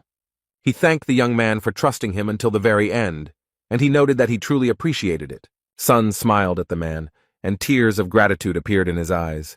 He wanted to tell him something. But Haiji's spirit began to scream furiously, and she began to ask what Li Gang had done to her. She was very angry and began to ask in a raised voice why she had lost contact with the sacred entity. A message appeared before her, stating that she had dispelled the connection between the holy sign of Gemini Heiji and the sacred essence Freya. Sacred entities expend a great deal of resources and also take great risks when they personally enter our world. That is why they send their energy to their subjects, to the saints, so as not to take risks, and the saints, in turn, pass on their powers to the followers of the branch because it is very convenient. The sacred essence can be compared to a huge, powerful electrical station. The saint in this chain is a substation or transmitter of energy, and the Templars are various switches, sockets, and forks, so the disappearance of the energy of the sacred entity immediately affected all of its followers. Lee asked Haiji what it was like to be an ordinary person and threw the statuette on the floor. But the witch did not understand what the young man was talking about and looked at him in surprise. Gan smiled slyly and said that it was that stinking Cancer's favorite skill, to sever connections with the help of the deep cutter. The Cancer constellation's sovereign skill can cut through anything, and when mixed with Lee's power, the result is very interesting. The boy smiled and told the witch that he had managed to cut the bonds between her and her pathetic little god. Heiji started screaming at him about what he had done, and then noted that the sacred entity would not leave her just like that, and Lee would become the target of her true wrath. And he said that he didn't care, and he wasn't against it. He raised his finger and said that he would very much like those little gods to show themselves to him in person. Heiji looked at the young man with fear, but he was completely calm. A strong wind blew, crows began to circle and caw loudly, thunder rumbled and lightning flashed. The people who watched everything that was happening were very scared. The sacred entity was angry that its ties with the holy sign and the Templars were severed, and was ready to take all the risks and personally invade this world. Everything was spinning in a whirlwind. People were scared, but only Li Gang smiled a malicious smile and noted that this was an impressive appearance. And the sacred essence of the Freya twins appeared before the young man. The guy read in the system message that crazy streams of sacred essence magic had been detected. The young man looked calmly at Freya. He was not afraid of her and decided to use an item from his inventory. The sacred essence's face changed very quickly. She was very surprised. A fragment of the Cancer core appeared in the guy's hands, which absorbs the energy of the sacred essence. Li Gang held it in his hands, and the sacred essence of the twins was struck by the presence of a fragment of another essence. The guy held out his hand with the core in front of him, and said with a smile that he was very sorry because he didn't have the Heaven's Fury skill. And then he said that if he had it, he could allow anything, including these pathetic little gods. Li Gang smiled wryly, called the creation workshop, selected suitable materials, and said that there was no other choice. His eyes glowed green, and he said that he would have to use the best of what he had. And he created the whirling scythe of the abyss, a weapon that was created by merging the Cancer core fragment and the Gemini whirlwind and lightning, but its durability was very low. But Li Gan was fine with it, and on top of that he activated the combat instinct skill. The guy struck and the sacred entity screamed very loudly. She was not prepared for such a rebuff. And before Gan appeared a message that he had caused significant damage to the sacred essence of the constellation Gemini, and it fell into agony and felt humiliated. Yuha, Ze, and Haiji were watching the guy. They couldn't believe that Li had injured the sacred essence. They didn't understand how it was possible. A system message announced that the vortex scythe of the abyss was broken, and the young man said that this was the price for improvisation. And at this time the sacred essence of Gemini fell into madness. She clenched her teeth and looked up. Freya was so angry that she intended to summon all her powers into this world. From all sides, people began to gather around the sacred entity. There were a lot of them. A message appeared before Lee that the sacred entity and its armies had entered this world, and Freya said that there were enough of them. Gan looked at everything that was happening. The fire was spreading in all directions, but he was absolutely calm. A man appeared from the clouds of smoke and fire. He was dressed in brown clothes. His head was covered by a hood, and his face was not visible. Sung Jae and young Yuha opened their mouths and eyes wide in surprise, and beads of sweat appeared on their faces. The man, who hid his face and was dressed in a cloak, which he soon threw off, turned out to be their father. He looked at Freya and told her to stop her intrusion immediately. Otis's eyes were burning with fire, and he said that a little more and all this could be regarded as a violation of the rules. He asked Freya to retreat, and then asked if she had forgotten that sacred entities were forbidden to invade this world in their true form. But the sacred essence of the constellation Gemini believed that the pitiful constellation Sagittarius was not able to stop her. She burst into laughter and asked what the awakened and insignificant constellation could do to her.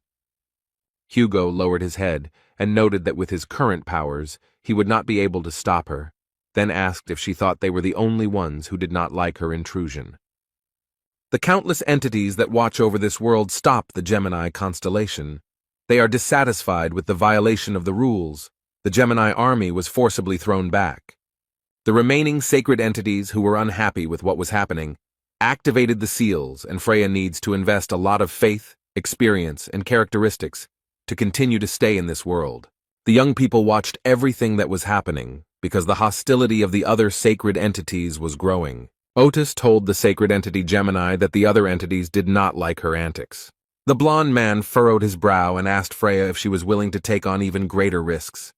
But she didn't like what was happening. The sacred entity was trying to get rid of the shackles. Freya screamed so loudly that glass began to fall out of the windows. She did not want to give up. The sacred essence of the Gemini constellation bared its teeth and declared that it would never forget this day. Gan started laughing and said that he could argue, but Freya felt like shit and added that next time she should bring an adult with her.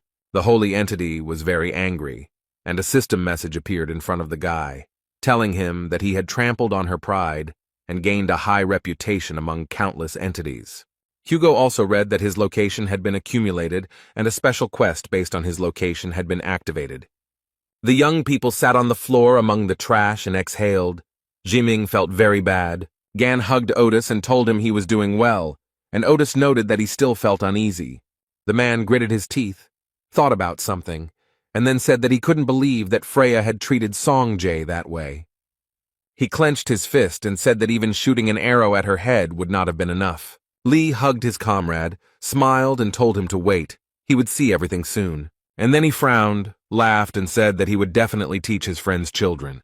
Hugo looked at the young man with gratitude and thanked him mentally. The fair-haired man informed Lee that he had taken the item from the yin-yang courtyard as he had requested. Gan was very happy, because this is the Registry of Souls, a certificate that records contracts with the avatars of the Gemini constellation. Heiji, who saw Hugo handing over the registry to Lee and started screaming where he got it from, because the registry must be very well guarded. Otis laughed and said that stealth and infiltration were the most important skills for any archer, and he himself thought that it was not necessary to say that he had the Gemini branching symbol. Li Gang opened the soul registry and began to read it, while Heiji and Hugo began to quarrel with each other. A system message appeared in front of the young man, stating that he had opened the Registry of Souls, which records the list of avatars. The first name the boy saw was Berserk, the crazy one-eyed warrior. He belonged to the legendary class. The second name that interested him was Jotun, the king of giants.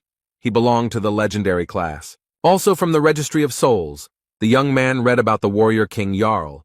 The light of the brightest god, he also belongs to the legendary class. A message appeared before Lee that the Gemini avatars were now under the control of Ophiuchus, and he could obtain them as slaves or as his own avatars. The patron avatar, who is imprisoned deep in the sea, under the yin-yang palace, also came under the power of Ophiuchus.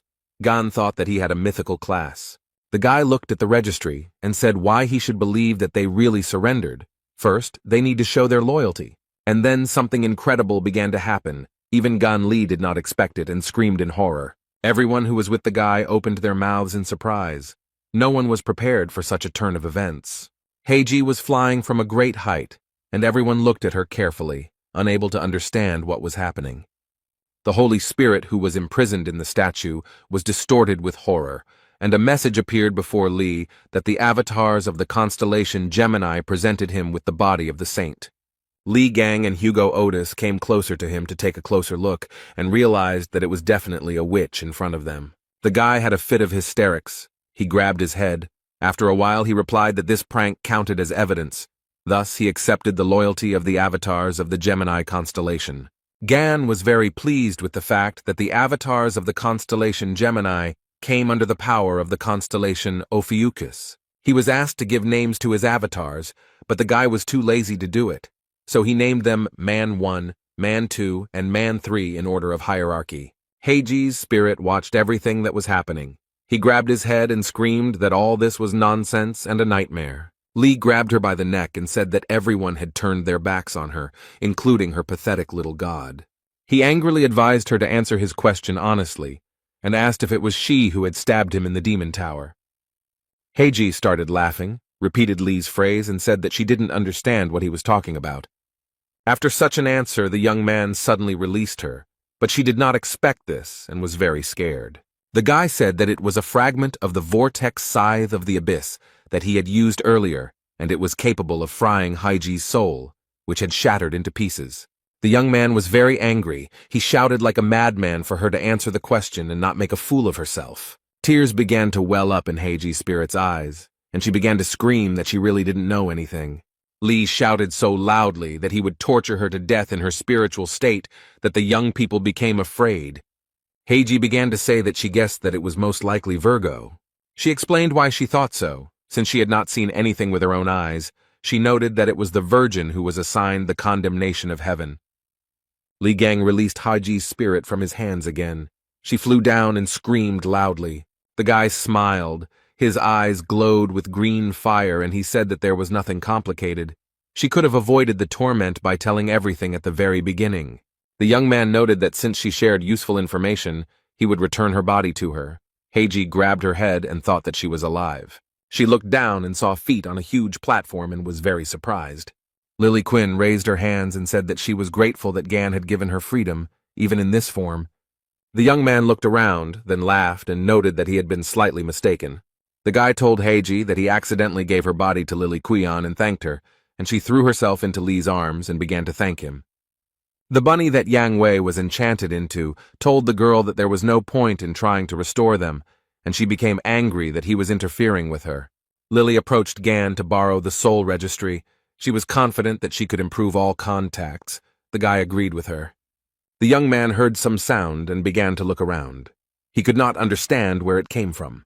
His attention was drawn to a huge plastic box, which was where the sounds were coming from. Heiji, whose soul was enchanted into the statue, began to beg the boy to let her go. A system message appeared in front of Gan, telling him that he had a new skill available, snake contract. He could skip it once or not skip it 3 times. The boys heard someone talking about how they had become Li Gan's avatars, and they praised him in their speeches. After all, becoming avatars is truly a great honor. They talked to each other about what excites them from just one look at Li Gan. Otis said that this was the first time he had seen something like this, because usually avatars are very proud. How then the avatars started pointing their fingers at Hugo and talking about how a human servant dares to interfere when Mr. Li Gang is standing in front of him. Otis's face twisted. He opened his mouth wide in surprise and couldn't believe his ears. While Hugo was freaking out, Lee folded his arms and told the avatars that they had messed up a bit. The guy smiled, raised his finger up and said that this was not a servant, but his slave. Otis fell off his feet from such words. The avatars said how dare a pathetic slave open his mouth in front of their master, and they, along with Gon, laughed. Lee said that enough was enough about Otis. He would tell a little about himself. And he asked the avatars why they had turned away from the constellation Gemini in his favor. They reported that they could no longer stand the fiery nature of the holy branch of Gemini. Gan was surprised, and the avatars said that they were very surprised when he finished off the holy essence, and the guy noted that he encourages honesty. One of the avatars said that not only they, but also other avatars, including their commander, want to serve Li Gan. He added that the captain was trapped deep under the sea and therefore could not be present. Avatar reported that at the moment the attractors have already taken half the planet from humanity. He noted that at first glance it may seem that the power of the two sides is approximately equal, but in fact they are no longer able to regain their lost territories. Gan listened to the story, and thought that if the Avatar was trapped under the sea near the Yin-Yang Palace, then it must be the Pacific Ocean. The guy thought about the fact that it was located close to the territory of the attractors, and he would have to visit there.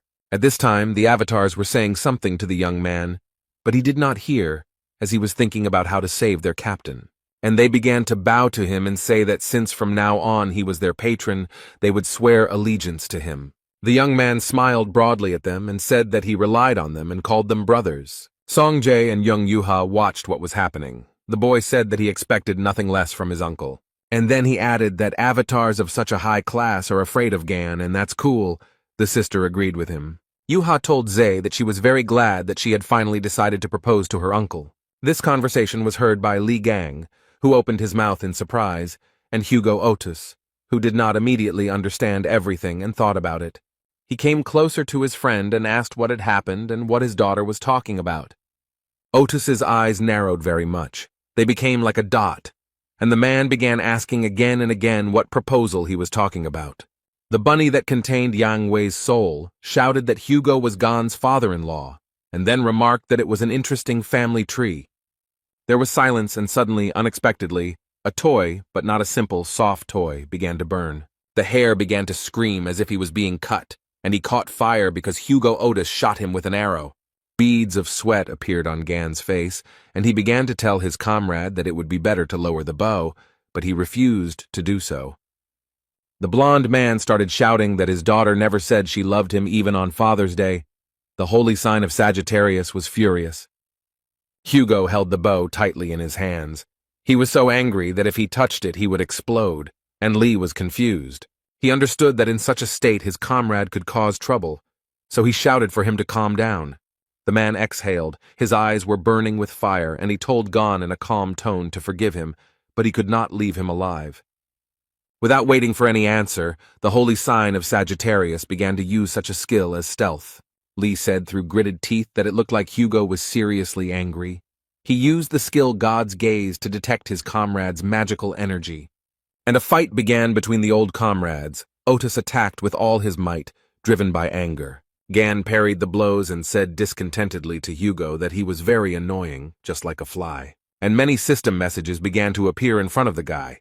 They informed him that Lee had shaken the honor of Sagittarius, his disposition had increased, and he had received the experience of the divine throne. But Otis had no intention of retreating.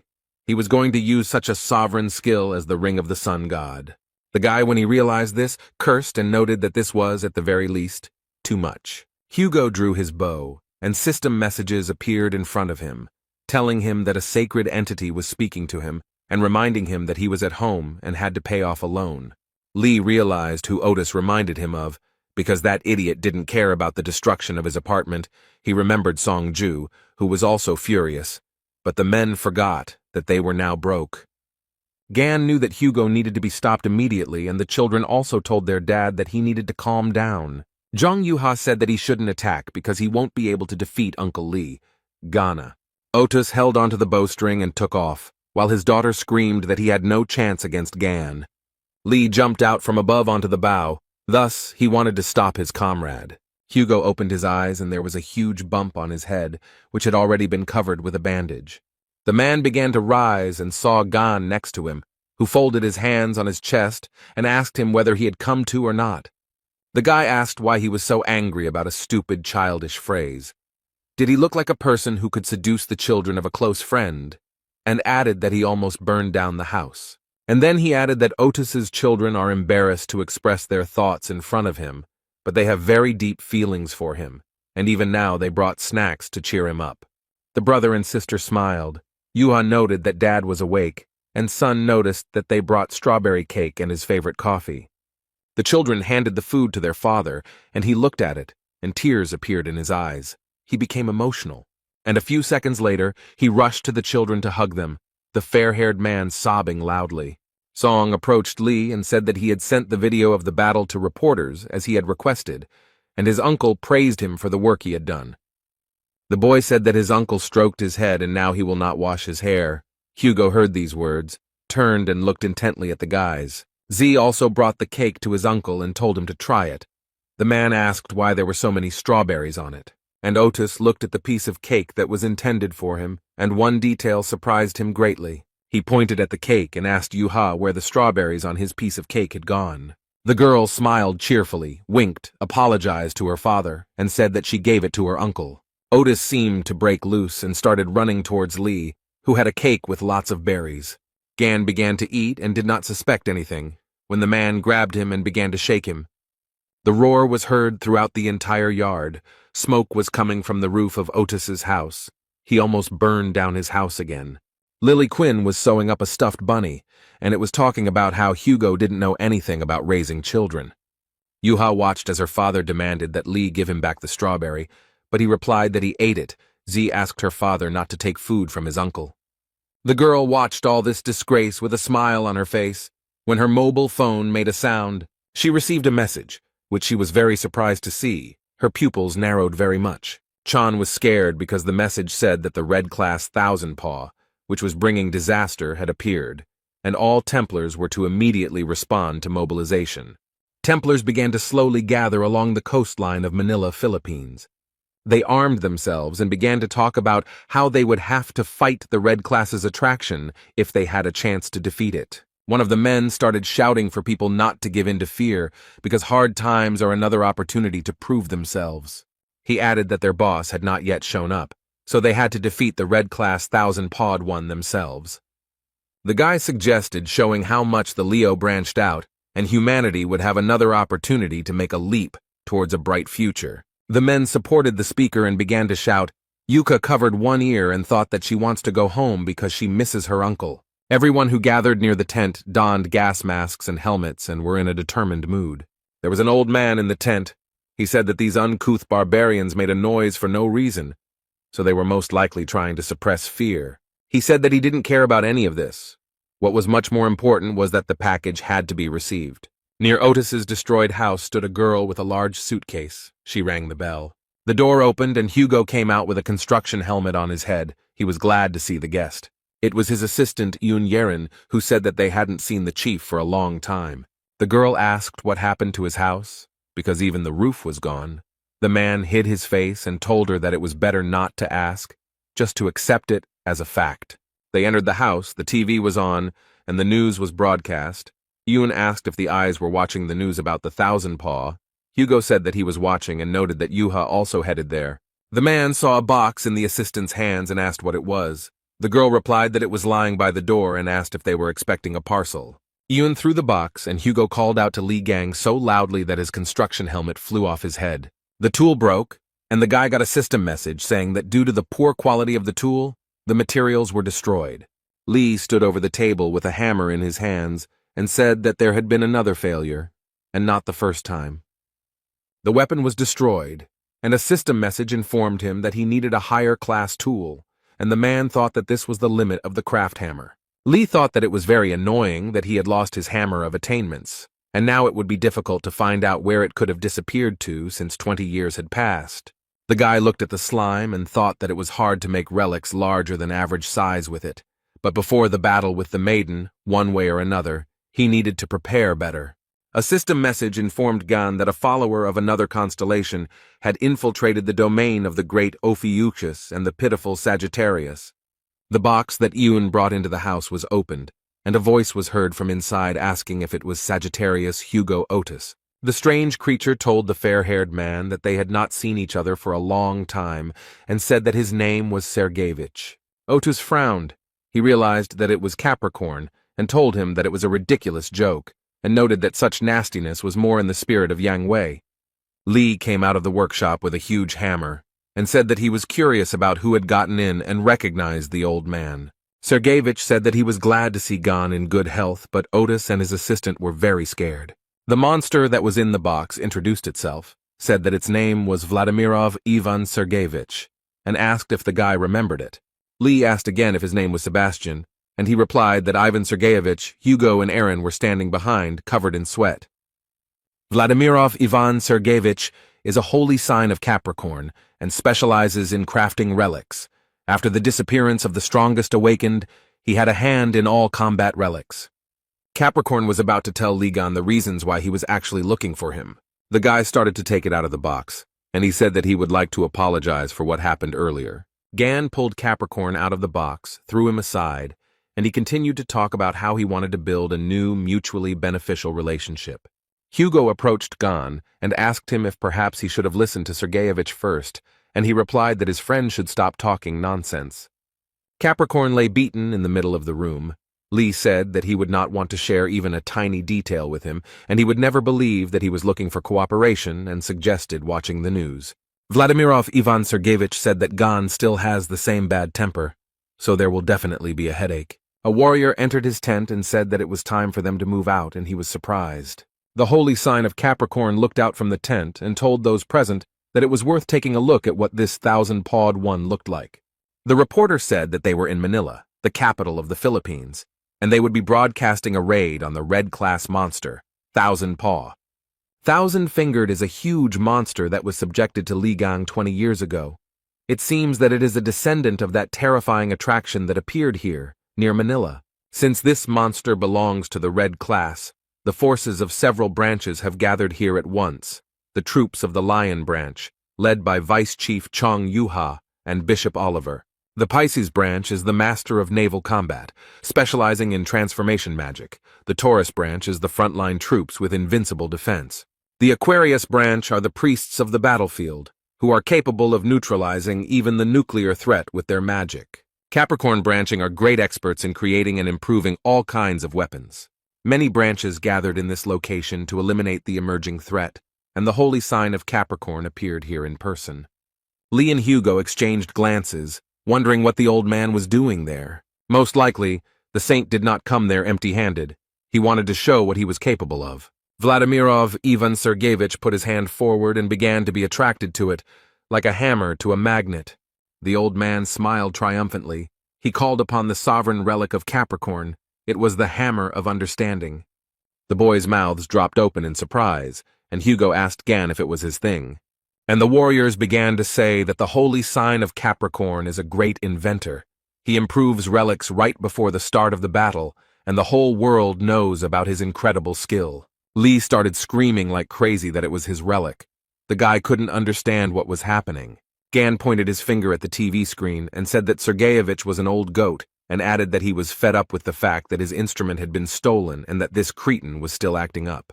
The guy called the old man a bastard and said that he would deal with him even before Virgo. He started running and told Hugo that they were moving out immediately to teach Capricorn a lesson. The men had not yet begun to gather when a reporter's voice came from the television saying that something had appeared, and Lee directed his gaze to the screen. The young man saw the waves swaying, and the journalist reported that it was coming out of the ocean. It was a terrible sight. The ocean was raging, and from its depths appeared a huge, terrible monster, the thousand-pawed. A huge number of eyes watched the appearance of the terrible monster. They were all tense and scared. Thousand Paws, a red danger-level monster, began to show its paws and gradually approach the shore. One of the warriors shouted very loudly for everyone to get ready. The second one got scared and replied, "There is no need to rush." The guy noticed that the monster was holding something on the end of its tentacle. It looked very much like a human silhouette. The man who was in the tentacle of the monster, although huge and pumped up, screamed loudly from pain and horror. The warriors who were watching all this opened their eyes and mouths wide. The man in the tentacle seemed very familiar to them.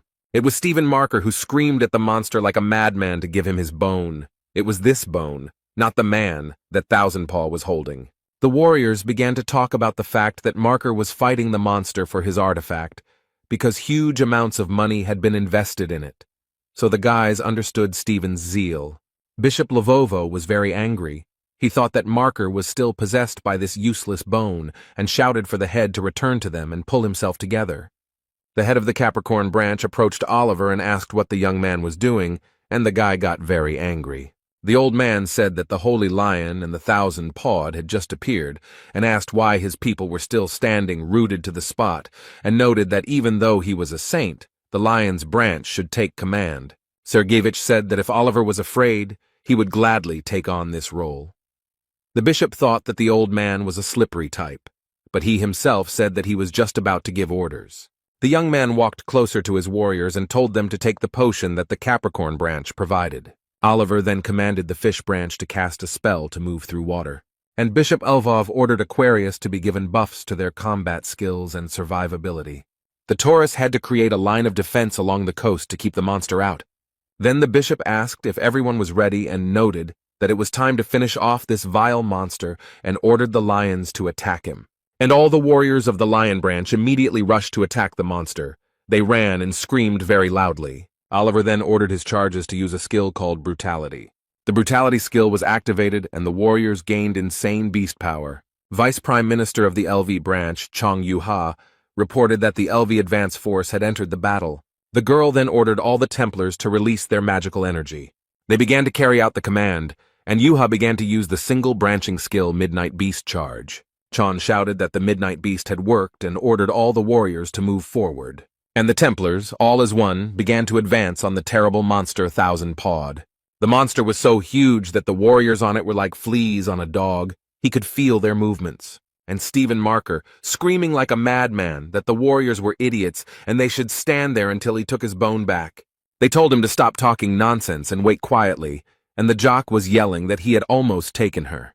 They kept shouting at the Marker to let go of the bone, but he resisted like a ram. The Templars watched everything that was happening and thought that all the guys would die senselessly. Yu-ha overheard this conversation and said that she didn't want to go out of her way to save Stephen, but it seemed she had no other choice. The warriors began to stop her. They said that they needed to put buffs on her first, but the girl replied that there was no need for that. And without thinking twice, Chon Yu-ha went to help her warriors. The beauty was in a great hurry. Vice Prime Minister of the branch, Lvov flew to help the head, who watched everything with clenched teeth. Something out of the ordinary happened. Stephen Marker and the bone began to fly in different directions. Yu-ha landed on the ground and announced that the rescue of the lion branch leader had been successful. A few minutes later, he landed right in the water, and his relic, which he couldn't tear himself away from, fell next to him. Stephen Marker emerged from the water and began spitting out the water that had gotten into his mouth. The young man was feeling great when suddenly someone jumped right on his face. The people who stood nearby and watched everything that was happening were shocked.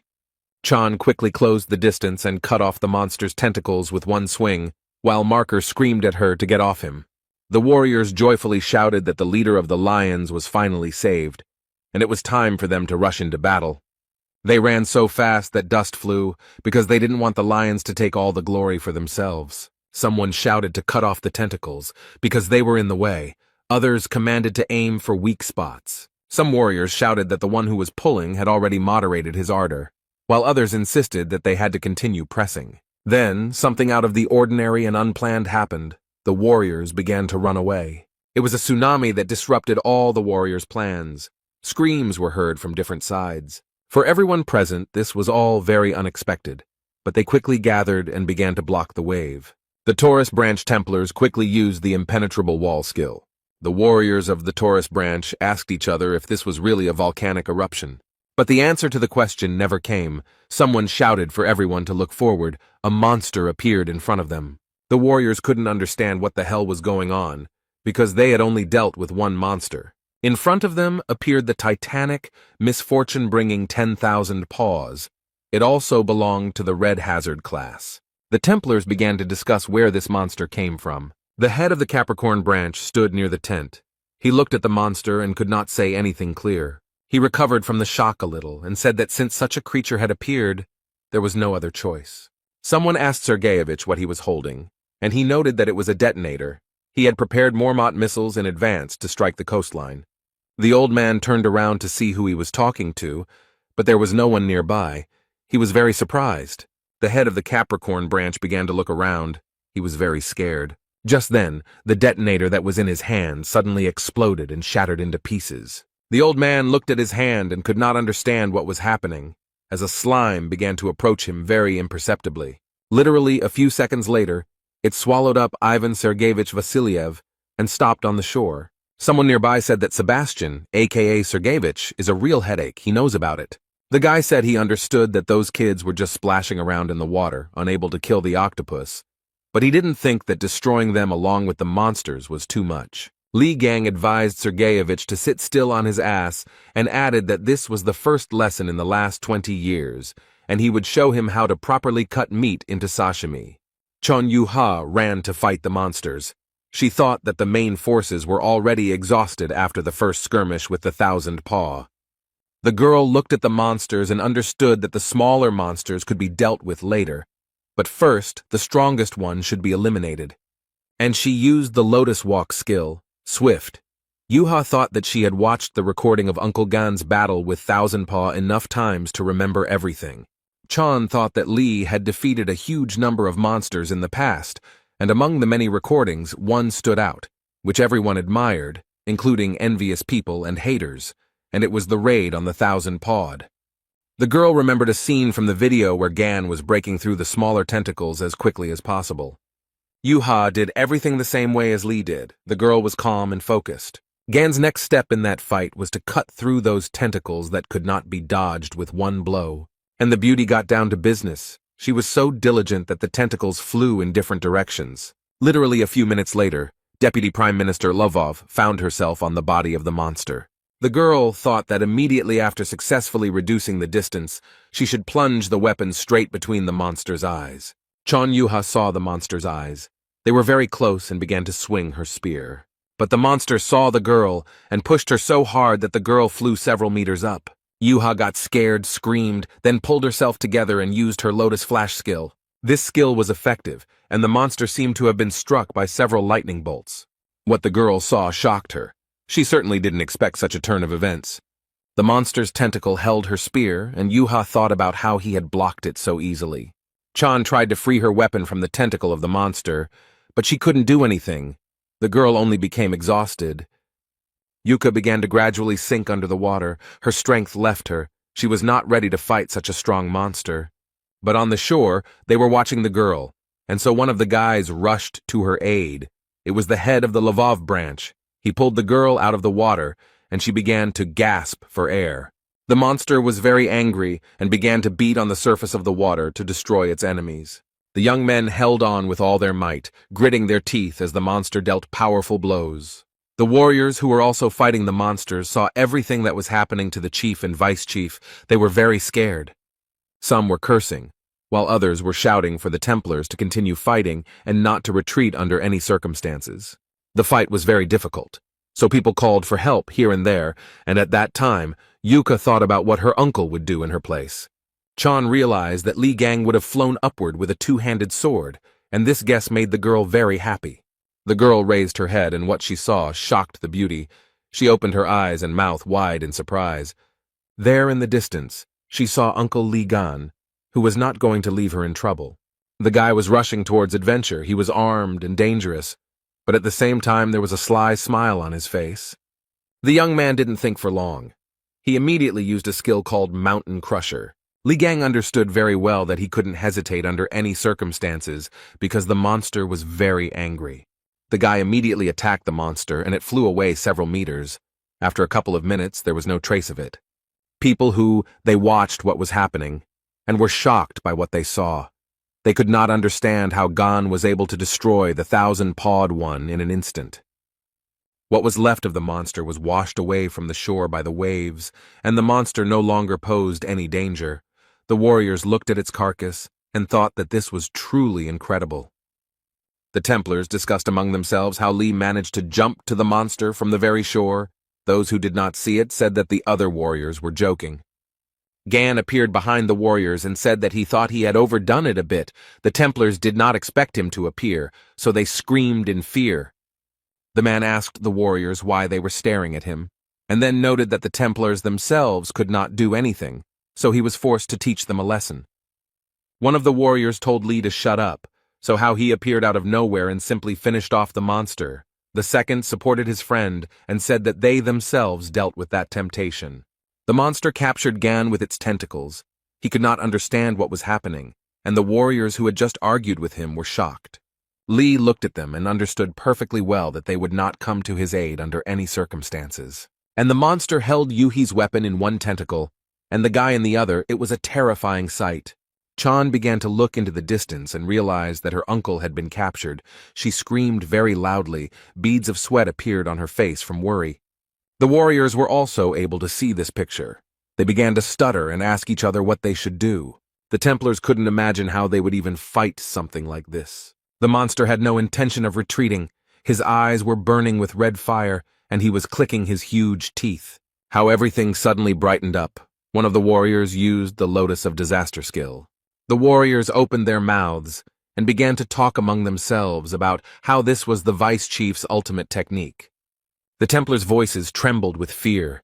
They opened their mouths in surprise, and someone even said that this could not be. Li Gang emerged from the water, holding a weapon in his hands and shouting very loudly. The man was very angry, and he began to attack the monster with all his might, which began to scream very loudly. But Gan continued to attack. He couldn't stop. The young man was very angry. After a few minutes, he decided to use a skill called Dark Baptism. The warriors who were watching all this opened their mouths in surprise, and their pupils narrowed very much.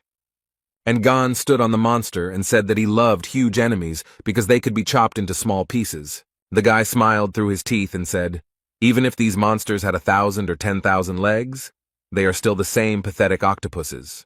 Li was tired but pleased with himself. He said he had cut them into perfect bite-sized pieces and added that dinner was served.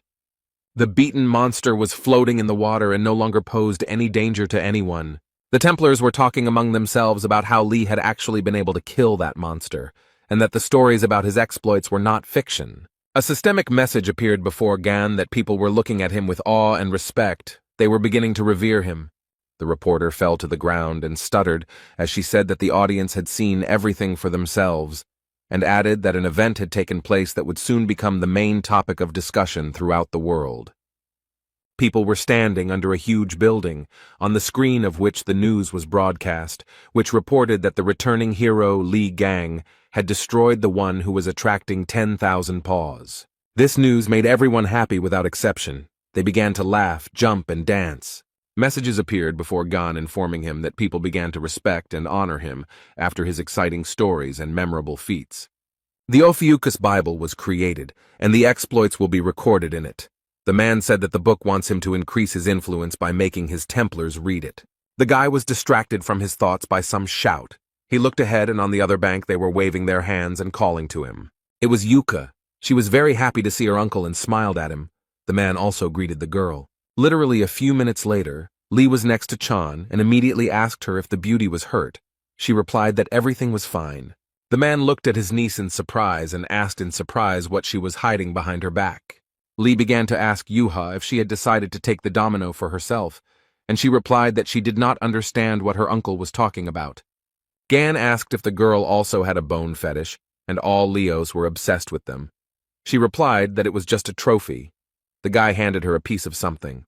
He extended his hand to her and said that it was her spear, but it had broken during the battle, and then promised that he would soon make a replacement for it. The girl's jaw dropped when she realized that her uncle was forging a weapon for her. She was incredibly happy. Stephen Marker ran up to them, his eyes wide and wild, and shouted that it sounded wonderful. Li asked the jock if he was crazy. Why was he suddenly yelling so much? He looked at his fist and said that it was great news. Stephen said that he was the head of the Lev branch, and Yuka was his direct subordinate. And just when Gan suggested that she forge a new weapon, the girl covered her ears with her hands. And Marker's eyes widened, and he said that this meant that Li would do something for him too, and then he said how could he not be happy about the new weapon. The head of the Lvov branch said that 20 years ago, it was Gan who was responsible for making equipment for all the saints. Marker said that Li destroyed the relic he bought, which is why he is entitled to something as compensation. These words made Gan very angry, and Stephen continued to speak. He told Yuha that he forgives her for landing on his head and even throwing away the bone. The young man could no longer control himself, so he called the head of the Lvov branch a thick-headed sack of shit. Suddenly there was a very strong explosion, after which it became very quiet, but not for long. Stephen said in surprise that it was very surprising that Li could cause explosions with his screams, and the young man replied that it was not him. The warriors began to scream after they came to their senses a little. Many of the Templars needed help. One of the soldiers noted that the explosion covered everyone who stood on the front line. The warrior looked ahead, saw a toothy monster with huge claws, and asked what was going on. The man was very scared. The wolf's eyes were glowing with a mad fire. He was grimacing, and drooling was dripping from his mouth. It is unclear for what reason the people of the Leo branch began to go crazy. It was a terrifying sight. Chan said that the Lion Strike Force suddenly attacked the Taurus branch. She couldn't understand what it was. A voice was heard saying that it was a flare from Mormouth that he had planted, but due to its small size, the explosion was not that big. The young people heard some noise to the side. They turned their heads, and what they saw shocked them greatly. Vladimirov Ivan Sergeyevich, aka Sebastian, aka the head of the Capricorn branch, was heading towards them.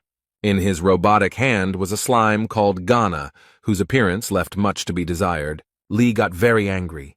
He asked what Sebastian did with the slime, and Stephen asked what Mormor meant, and asked Sergeyevich if he really installed a dangerous bomb in the area where his people were supposed to fight. The Capricorn branch leader told Marker to calm down and noted that he hadn't even started yet, and that the explosion was just a cannon salute before the main show. Lee asked the old man if the madness of the people on the front lines was also his doing. Stephen was surprised when he heard this question. Sebastian laughed and replied that Lee Gang, as expected, was very quick to grasp everything, and decided to show them something more interesting. The old man took out some kind of tube and blew into it, but what happened next was amazing. A breeze blew and a bright greenish glow appeared behind the elderly man. It attracted the attention of some warriors. They looked at it with fascination, and then they began to attack representatives of other branches with increased aggression. They could not understand what was really going on. The warriors who stood on the shore were very frightened. They shouted that the representatives of the Lion branch were running towards them and asking them to stop. Stephen Marker watched everything that was happening. He shouted to his men to finally come to their senses, but they did not hear him. The monsters attacked Chong Yuha. They knocked the girl to the ground, and she quietly called her uncle for help. He would have gladly helped her, but he himself began to be attacked by the maddened representatives of the Leo branch. Sebastian was incredibly pleased with himself, and noted that they hardly had any strength left after the fierce fight with the draggers. Lee Gang was lying face down in the sand. The maddened representatives of the Lion branch were able to knock him down, and the old man was happy. He told the young man that it was nice to see him face down on the ground, and that it was even better than he expected. Stephen Marker clenched his fist and screamed at what the hell the old man had done to his men, and why they weren't responding to his commands. The old man said that neither he nor Yuha had drunk the potion, and then added that his men were excited due to the combination of the potions they had drunk and the influence of Mormouth, and could hear the commands of his whistle. The head of the Lvov branch began to shout for Sebastian to return his people to normal, and he asked him to be quieter, and said that if he wanted his subordinates returned to him, he needed to listen to him carefully. An unusual weapon appeared in front of Stephen, and he looked at it in surprise. He asked with surprise in his voice if this sword belonged to Gon, and the old man replied that it really did, and the boy forged it with his own hands. Sergeyevich said that he had an offer for Marker that he definitely couldn't refuse, and told the jock to use the sword. The old man then added that the weapon should be used to kill Lee Gun. Stephen folded his arms and asked if Sebastian wanted him to finish Lee off, then asked why he would listen to the old man. He calmly replied that the head of the Lev branch had no other choice. Otherwise, he would lose his people forever.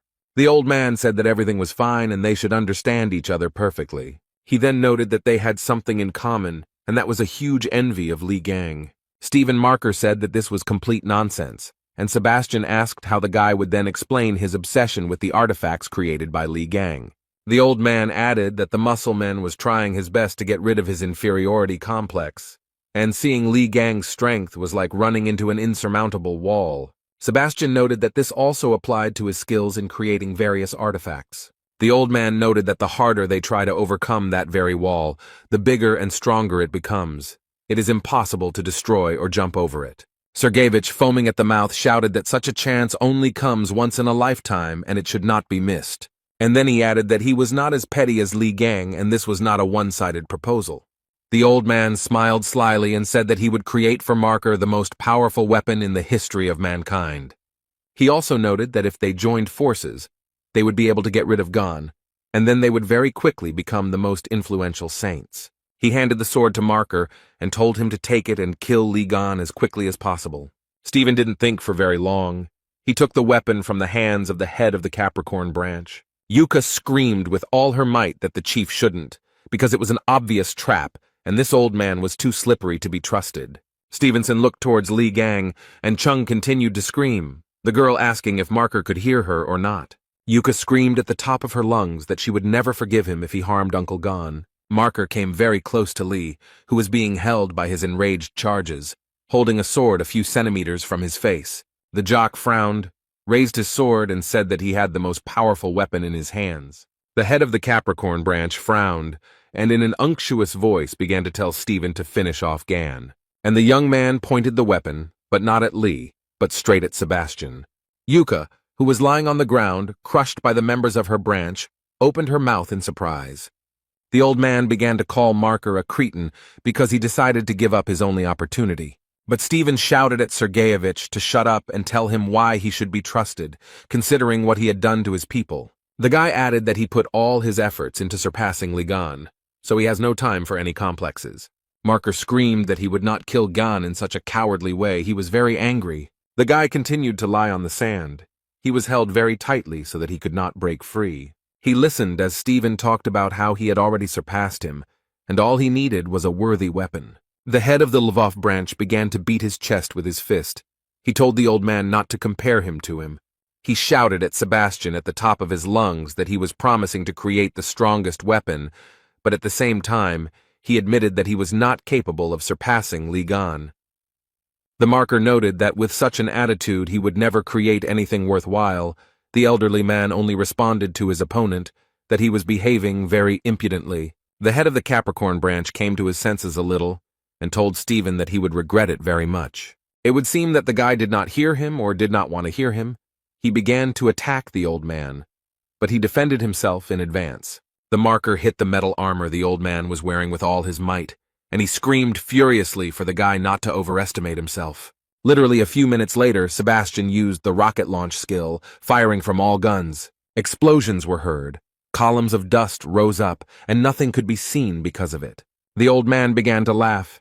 He said that even the great Leo could not withstand the onslaught of his little ones. He looked ahead and saw a huge, terrifying beast gnawing on ammunition, its eyes burning with fire.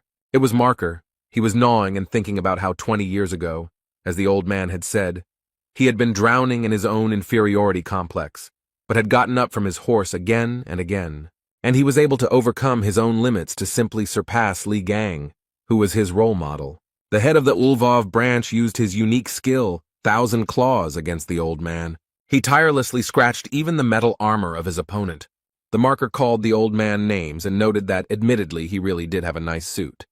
And the head of the Lvov branch put his foot on Sebastian, who clenched his teeth and could barely breathe. The jock continued to hit the old man one after another. He was very angry. The marker screamed like a madman that even the cowardly Aquarius fights without armor. The head of the Capricorn branch wrinkled his forehead, clenched his teeth, and began to beg Stephen to stop, but he was as if he had gone deaf. Lee furrowed his brow, took a deep breath, then exhaled through his teeth and asked if the boys were going to stop fighting. The men stopped arguing with each other and looked in the direction from which the voice came. They opened their eyes wide and their mouths were so surprised, and the guy looked at them calmly. Sergeyevich asked how he ended up here. The young man said that he allowed himself to be captured to find out what Sebastian had in mind, but they were dragging it out too long. He got tired of falling over, and then he noticed that the beastmen were very weak, and Yuha was smiling contentedly. The men replied that it was impossible, and Lee kicked Stephen and told him to get out of there. The boy smiled at the old man and told him that he wanted to ask a few questions. The Capricorn branch leader furrowed his brow, beads of sweat appearing on his face from fear, and Gan invited him to chat. Lee was being held back by the beastmen, and he heard about Marker talking to the old man, about how he would give him the strongest weapon. The subordinates of the head of the branch, Leo, were drooling. The guy was yawning to such an extent that he was bored. After a while, the guy said that he was going to die of boredom, and the beastmen bared their huge teeth. The young man very quickly freed himself from the Templars of the Lion branch and noted that it was very difficult to call it a fight. The beastmen lay aside, and the guy said that it was too early to wait for Marker and Sebastian to finish talking. They both needed to be knocked out and finished with it. The young man walked forward, and behind him the beastmen bared their teeth and shone with evil eyes. The guy dealt with them without any problems and went to Sebastian and Stephen. Lee wasn't hurt at all, and he asked the men how much longer they intended to continue this meaningless conversation. Then Marker and Sergeyevich looked at the young man in surprise. No one thought that he would defeat so many beastmen. 20 years ago, just before the Demon Tower raid, a man propped his head in his hands and said that the tower would become Ligan's grave. Stevenson asked in surprise if this prophecy was conveyed to Hugo Otis by the sacred entity. The man noted that those words were nothing more than a prediction. He smiled wickedly, clasped his hands in front of him, and said that he was talking about a plan that they would put into action. The head of the Capricorn branch seemed to be struck by electricity, and the reason why the man approached him did not bother him. He thought that Li Gang would die, and that this was a once-in-a-lifetime chance, because not only would they destroy him, but they would then extract all the potential from his body for their own benefit. Gan was very angry. He said that he didn't need their flashbacks and demanded that Sergeyevich simply say what kind of scumbag stuck a knife in his back. The guy noted that he didn't care about his past. The old man replied that he would tell him everything, but in return he demanded that the boy guarantee his safety. The guy grabbed Sebastian by the neck. He began to wheeze. He did not expect such a trick from Lee. And Gan asked the old man if he understood the situation he was in, and noted that he was not in a position to bargain. The guy told his opponent that if he started talking nonsense again, he would immediately rip out his jaw along with his tongue, and asked again who had stabbed him in the back. The old man began to shake very much from fear, he stuttered. Since the boy's finger was under his tongue, he noted that it was the Virgin. Gan let him go, narrowed his eyes, and thought about Sebastian's words. But the purple witch said the same thing. The young man recalled past events and thought that it was the Virgin who was behind everything. The guy thought about going to see Jin Man again so that he could examine the dagger that had stabbed him. Lee never let the old man go. He told him that he thought that was enough, and noted that it was time for him to return his thing, and emphasized that the hammer of understanding was his. The old man was surprised by such a request, since he did not want to give up the weapon, but the guy asked if Sebastian had any problems, and he immediately said that he would immediately return the hammer of understanding. And the holy sign of Capricorn Sebastian handed over the relic of the hammer of understanding. Gan held it in his hands and was very happy. Vladimirov Ivan Sergeyevich was very nervous about losing his hammer. He was definitely not prepared for this. Lee asked Sebastian why he made such a sour face, whether he was upset about something, and then told the three brothers to come out to him. They immediately showed up. Jan ordered them to take the old man to their world, and if he resisted, to break a couple of his limbs. The brothers agreed, and Sebastian asked the guy in surprise if the avatars really served him. The old man shouted that the young man had become not a saint, but the god of a new constellation. Gan told him to think about his behavior, and then noted that this did not mean that he would forgive him later. The beastmen slowly began to come to their senses. They could not understand what had happened earlier. Many complained that they had headaches, and they also could not understand how they ended up there. Yuha was pleased to note that the members of the Lev branch were beginning to come to their senses, and Stephen was also pleased. Members of other branches said that the lions would no longer attack them. The members of the Capricorn branch asked what they should do, since the leader had been taken away from here by force, and the bishop replied that everything was obvious. The man was very angry. He opened some device and began to change the settings. Members of other branches began to fall. They could not understand what was happening to their armor. And the bishop was incredibly happy. He asked the Templars if they had forgotten that their branch had conjured up the equipment, and then noted that these explosions would send them straight to hell. One of the branch members advised not to provoke them, and the bishop ordered the Mormouth shells to be launched. The warrior immediately carried out the order, and the missile flew a few centimeters above Ligan's head. The guy noticed that everyone was scaring him with another toy called Mormouth, and then he said that he could show his own, and began to use the hammer relic. Achievements. Gan smiled and began to select a target. A system message notified that he could improve or modify the target if the conditions were met.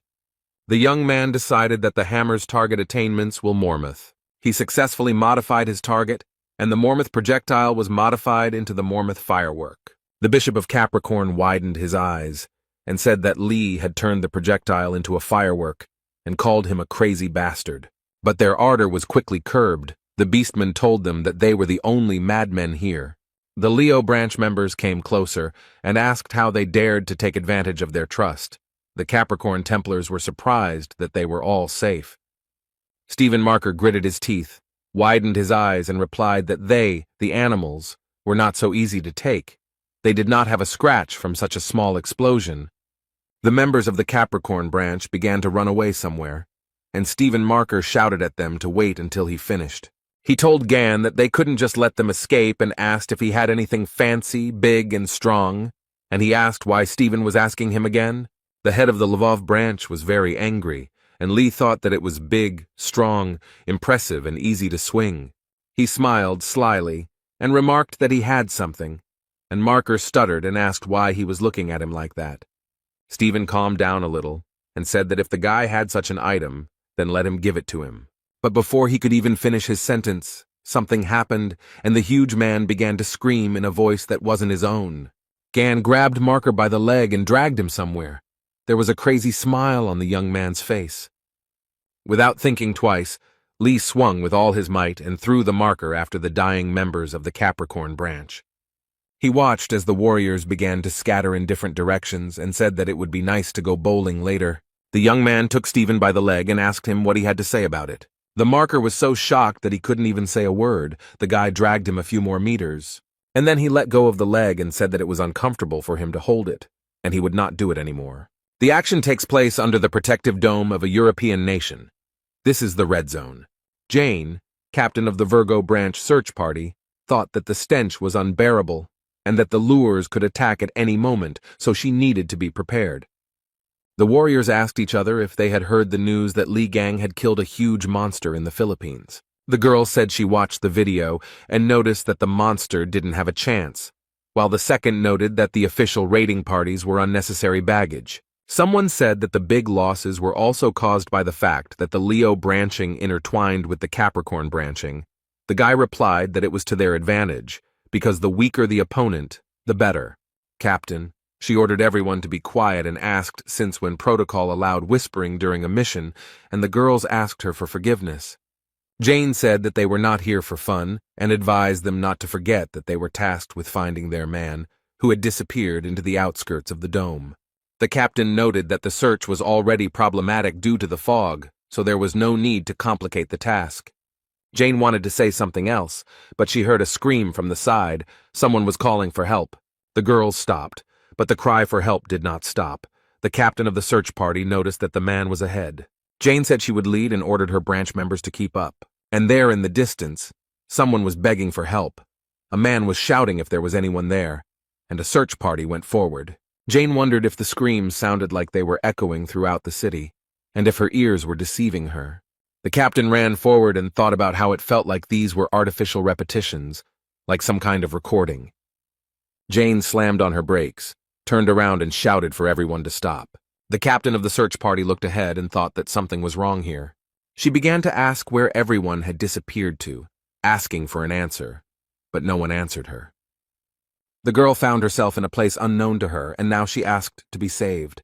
In Hugo Otus's house, the television was on, from which one could hear the news that several days had passed since Ligan's victory over the enticed 10,000 paws and 1,000 pawed.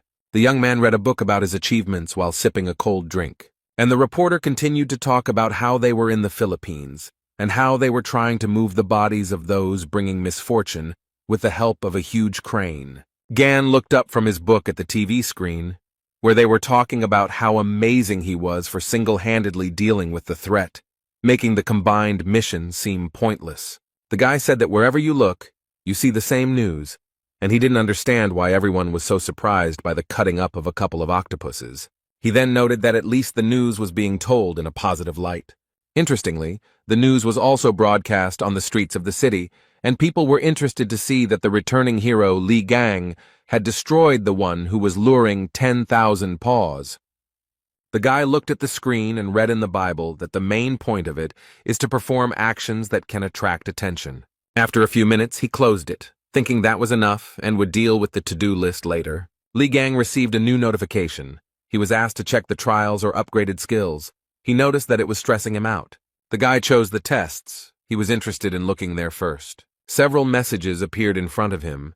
He thought that this semblance of a quest appeared after his battle with the sacred essence of the twins. The young man regretted that he would not be able to resort to his fighting instinct. But if he met a sacred entity or a huge attractor, then it would not be critical, because this was his specialty. And Lee's two quests seemed quite problematic, because he needed a registrar, and to find his own Templar he decided to deal with them later. He decided to check out the improved skills, and a message informed him that God's gaze had been improved and new additional functionality was available to him. Hugo's assistant was holding a stuffed bunny, which was screaming furiously for her to let it go because it was clean. Gan stood up from his seat and shouted very loudly for them all to freeze in place. He used a skill to test the person's loyalty level. Yoon Yerin, holding the toy in her hands, froze in place with the yellow bunny in her hands, and Lee could see their level of devotion. From the system message, he was able to understand that the Templar's loyalty should be the 100th. If it is less, then the branching power will weaken. The guy understood that he needs to be careful. He thought about Otis, Jung Yuha, and Song Jae and was confident that they would become his followers without any problem. The guy asked Yoon Yerin where Hugo and his children were, because he wanted to take on this case while he was here, but the assistant replied that they left early in the morning. Lee sighed heavily and said that he would have to try it later. Erin was very surprised. She could not understand what he was talking about. The young man's mobile phone rang. It was Jin Man. The guy was very happy about this call. Something unimaginable was happening. Someone was screaming that they didn't want to die. Others were asking for help because they were trapped under the rubble. The woman asked Song Jae to listen to her carefully. She said that the boy should hide and wait for her in the car until his father arrived. The child was very scared. Tears were rolling down his face. And the woman said that they were just playing hide and seek. Son had to hide well so that he wouldn't be found, and Dad would show up and deal with the monster. She smiled and asked her son to promise that he would be brave and obedient. The red-haired guy opened his mouth and eyes wide. Their pupils narrowed very much, and beads of sweat appeared on his face. The now grown-up young man sat in the car and could not understand where he was and what was happening. Yuha took her brother by the hand and told him that everything was fine. He just had a bad dream. The guy rubbed his forehead with his hand and said that he was probably overexcited, since this was the first time he had met his mother in a long time. Jong said that these could be side effects of the holy punishment, so he should be careful about himself. Song replied that everything was fine. He was just a little tired. The girl started looking for something in the bag. She said that she forgot something, but since her brother woke up, she wanted to give him something. Yuka handed her brother a small thing. He looked at it with surprise and said that it was a birthday present. The girl said that she was able to get the thing that her brother asked for, and he was very surprised. Chan said that she remembered how her brother needed a relic to store the magical power of the twins, and noted that she received it from her father, and then asked if such a gift was enough. Sun noted that with this he could fill the deposit points, and his sister was glad that he was pleased and once again congratulated her brother on his birthday. The guy was very happy. He thanked his sister, including for looking after him. Otis told Z that his mother would be upset if he walked around with a sour expression on his birthday, and recommended that he greet her with a smile. After some time, the family drove up to a huge white building. It was a hospital. They entered the building and very soon found themselves near the 808th ward, which was where Cheon-ji-woo was located. The children told their mother that Uncle Gon was able to leave a wound of the sacred essence right on his forehead, and added that he became even cooler than he was before. Yuha said that it would be great if Mom had the opportunity to meet him, and added that when she woke up, they would have a lot to discuss. The woman did not answer, because she was not just sleeping, but was in a coma. The children were standing next to her bed. Young Yuha was holding her mother's hand, and Song Jae was looking at her intently. Hugo Otis did not enter the room. He stood in the corridor. The man bowed his head and thought about something. Suddenly, a phone call distracted him from his thoughts. Otis opened his eyes and began to take out his phone. The man looked at the screen of his mobile phone. The number was unknown to him. He wondered who could be calling him. Hugo went down to the hospital courtyard to talk on the phone in peace and quiet without disturbing anyone. He told his friend that he planned to put off work, because this day was very important for him. He was surprised that the heads of the European Union needed him. He asked if the problem was only in the attraction, and noted that the headquarters of the Virgo branch was located near the dome. The man told Otis that this was not a simple case of attraction. The Virgo branch announced that they were not able to deal with the monster. Hugo asked again, did Kevin Azar really say that? On the other end, they noted that he had previously encountered that monster, the one that had appeared in Korea 10 years ago and swept through the airport. The man heard the boy tell him that the pink mist and memories had washed over him. The action takes place on the territory European Union. Belgium, in the controlled territory of the Virgo branch. It was damp, cloudy, and rainy outside. People were trying to get into a warm place as quickly as possible. Li Gang was wearing a hood, holding a cup in his hands, smiling and saying how untimely this was. He looked at his mobile phone and thought about how he had made the appointment himself for the first time in a long time, when suddenly it started to rain. Gan read a message from Songjae asking if he wanted to become his Templar, but his nephew refused because he thought it would be problematic. Although he had hoped that he would agree and realized that he didn't know much about him, Lee remembered how Hugo's assistant had said that it was Ji's birthday. The guy got really angry because he thought she should have told him about it. Yun replied that Song doesn't like to celebrate this day. Gan thought that Jae had deliberately not told him. He thought that Yeren was definitely not telling him everything, since something happened to the guy on his birthday. A man approached the guy with a question. He asked what he was thinking about and what was troubling him, and Lee was glad that he had come. It was Jin Man, the Virgo branching appraiser, who took off his hat and said he was glad to meet him. The man told Gan that he should have notified him, apologized for having to come all this way, and Lee noted that it was no big deal since he had business there. The guy told the man that he realized that this area was under the influence of the Virgo branch, and asked why their emblems were literally everywhere here. The appraiser began to talk about how, throughout history, religion has been an integral part of life in many European countries. The man said that after the appearance of the sacred entities, when the branches filled the world, Europe turned from just a part of the continent into one huge believing nation. Jin noted that it is impossible not to believe when you see the dome protecting you every day. Lee smiled and replied that considering how much pride was in Man's voice, his faith had weakened greatly. Gan scanned the man and realized that his faith was weakening due to him feeling betrayed by his branch. The guy realized that something very serious had happened. The young man told Manu that he thought he wanted to talk about his branching.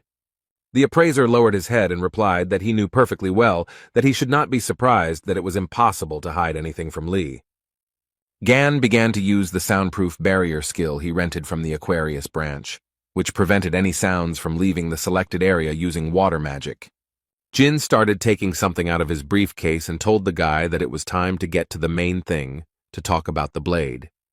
He took it out and said that it was this weapon that was stabbed into Gan's back 20 years ago. Information about it was erased by sinister forces. The guy listened carefully, and the appraiser said that he managed to partially see the blade's memories. He analyzed them and realized that the one who attacked Gan in the Demon Tower was the holy sign of Virgo, the branch of which he is a member of, and that is Kevin Azar. The events take place in the house of the holy sign of Sagittarius Hugo Otis, where Li Gang has already returned. The guy was talking about how Lily Quinn and Song Jae had turned down his offer to become Templars and decided to remain part of the Gemini branch. Lee thought about how this was all despite what the red-haired boy had to go through. The man began to understand that all this was not just like that and that there was some reason behind it. Yi Gang gave Lily a task to find out why Song Jae joined the Gemini branch and also find out everything about his past. He noted that he needs any information. The girl decided to ask Yang Wei or Heiji about the registrar position later and started writing a message to Jie.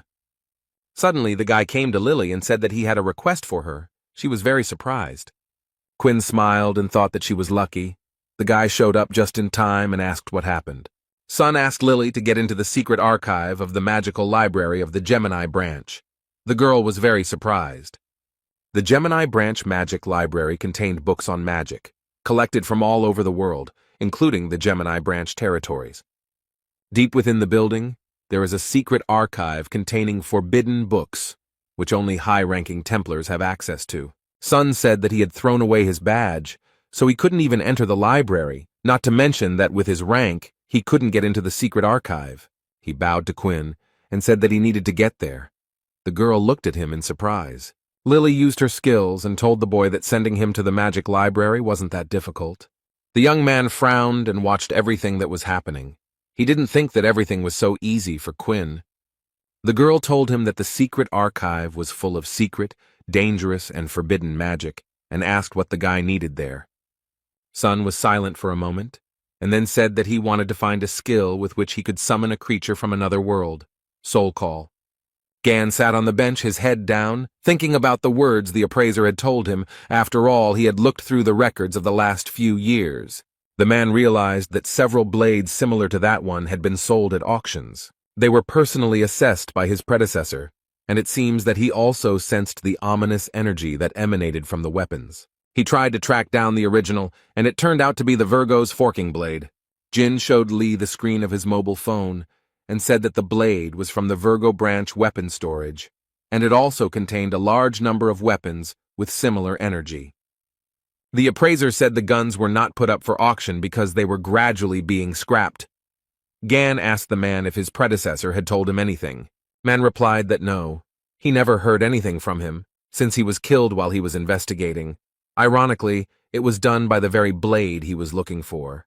Jin pointed his finger at the weapon and pointed out the place where there were signs of interference, and noticed that the blade was emanating an ominous energy. Someone had hidden all possible traces.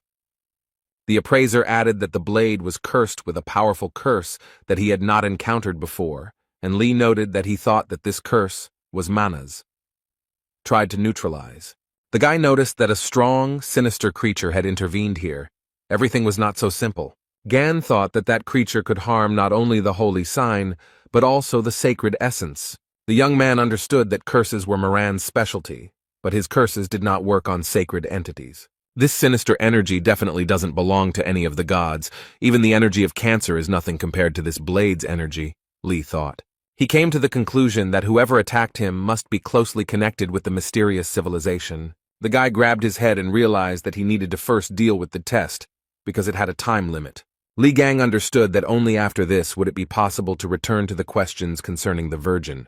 The young man was delighted because he heard the announcer announce that his train was arriving at the station. A few minutes later, a train arrived on the platform, which it announced with a long whistle. The doors opened and passengers gradually began to leave their carriages. There were a lot of them. Gan continued to sit on the bench. A smile appeared on the guy's face. He was glad that they were already here. He was delighted by the arrival of the elite squad of the holy archer Hugo Otis. There were a lot of warriors. They arrived very quickly, as it was necessary to resolve an important issue as quickly as possible. One of the warriors said that it was necessary to get rid of the attractions in this area today. The warrior approached the vines that were on the ground, touched them with his foot and asked what they were because they were getting in the way. Gan said it was a coincidence. He didn't think they had any business in the Virgo branch territory, and asked what brought them here.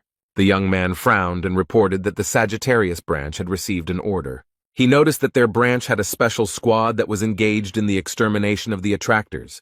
They were something like mercenaries who solved problems. The guy told Lee that their leader had gone to clarify all the details with members of the European Union. Gan asked in surprise if they had really taken up the job without really knowing anything, and the warrior replied that the chief had accepted the order anyway. He said that the purpose of this task is to bring misfortune, which has some history associated with it. And the guy asked Li Gan if he had heard about the monster that strives for the power of the gods, the Bloody Mist. The action takes place in the European Union Parliament, where a headquarters for the extermination of those who bring misfortune has gathered. The man said that the Blood Mist is a monster that releases mist, which is why it is named that way. It sucks out the soul and life force of nearby creatures. He added that the attractor had appeared about 10 days ago. Hugo asked why they had not gathered an army of people from different branches and dealt with it, but had reacted so late. He replied that the monster was officially considered defeated and should not surface again. Otis asked in surprise that everything was hidden despite the fact that the attracting one had already managed to absorb 5,000 people. The man lowered his head and replied that it had been decades since the branches had worried about losses. Hugo asked what about the Virgo branching. He asked why the head Kevin Azar was not doing anything. The guy replied that they had already tried. The man reported that they had repeatedly sent troops there, which consisted of high-ranking Templars. He noted that they all failed because this attractor releases a red mist that causes a powerful status effect. A representative of the EU Parliament noted that the fog is most dangerous for people of the Virgo branch, who specialize in close combat. Also, the Virgo Saint sign went on an expedition to the North Sea to deal with an enticer of the same class as the Bloody Mist, so they can't return anytime soon. That's why the EU Parliament decided to break with tradition and turn to another branch. The man noted that they had studied all the branches and settled on them because the mercenary branch was relatively free of power struggles between the others. He noted that Otis also works with Sir Li Gang. He was very impressed when he saw his actions in the Philippines, and they would be very grateful to them. Hugo listened to the man very carefully. He frowned and came to the conclusion that it was all a lie. And the representative of the European Union Parliament stood in front of him and smiled. His smile was sarcastic. Otis thought that Kevin was too proud to let someone deal with something that was tempting on his territory for reasons like that. The man thought that the bastards from the Virgo branch wanted to get rid of the weapon, and them with the help of the bloody fog. Hugo saw through their plan, but the man still had some doubts. Otis sat in a chair and thought about something. A representative of the European Union Parliament sat opposite him, and there was silence. The man with glasses recalled how he and Kevin discussed whether it would be okay if they used Ligan and Sagittarius. The head of the Virgo branch said that everything was fine. The man should say that Bloody Mist had returned, and Hugo would not be able to refuse if he heard that name. The warrior of the Sagittarius branch told that Otis lost his mistress to the Bloody Mist several years ago. Li Gang asked again and noted that the guy could only call one person that. The guy said that Mrs. Cheon-ji Woo, the wife of the head of the Sagittarius branch, and the mother of Yu Hee and Sung Jae, they met after Gan was imprisoned in the Demon Tower. The warrior said that Lee had never crossed paths with her, then told her that the lady had tried to protect her son from the Bloody Mist, and that the monster had defeated the First Templar and the Bishop of Branching. Gan clarified that it was not Lee Jae-won by chance, and the warrior clarified whether the man knew him. The guy replied that he had carried his and Otis's things 20 years ago. Lee lowered his head, recalled the conversations with his comrade, and thought that his poor friend had been right to avoid talking about family and the past. He had been through so much. The man asked the warriors what Bloody Mist was, and noticed that his comrade was not at all the same as he had been before. He had become unreliable and weak. Lee said he knew his friend's level of preparation better than anyone else because he taught him. And he added that when Hugo was in his prime, he trusted only him with his rear. So he cannot believe that he could not overcome the one who attracts, whom he has not even heard of. Gan thought that in the past, his friend was one of the strongest among all the saints. That's why Lee turned to the warriors and asked them to explain to him what the hell had happened to him. One of the warriors replied that it was a rather difficult story, but since Li Gang was asking about it, he would tell it. The guy said that this horrific event happened 10 years ago on Song Jae's 7th birthday. The boy sat sleepily, and his mother spoke on the phone about how she had already landed, since 2 years had passed since her last visit. She said that she needed to work on the prototypes of the anti-giant attractor weapon, all thanks to Li Gan's data and the weapon that Hugo got for her. Cheon-ji Woo stroked her son's hair, and said that their son met her at the airport so early. She was so touched that she almost cried. And Otis asked how he got to the airport. Ji said that Jae-won worked hard. The guy laughed and noted that Song Jae himself really wanted to see his mother.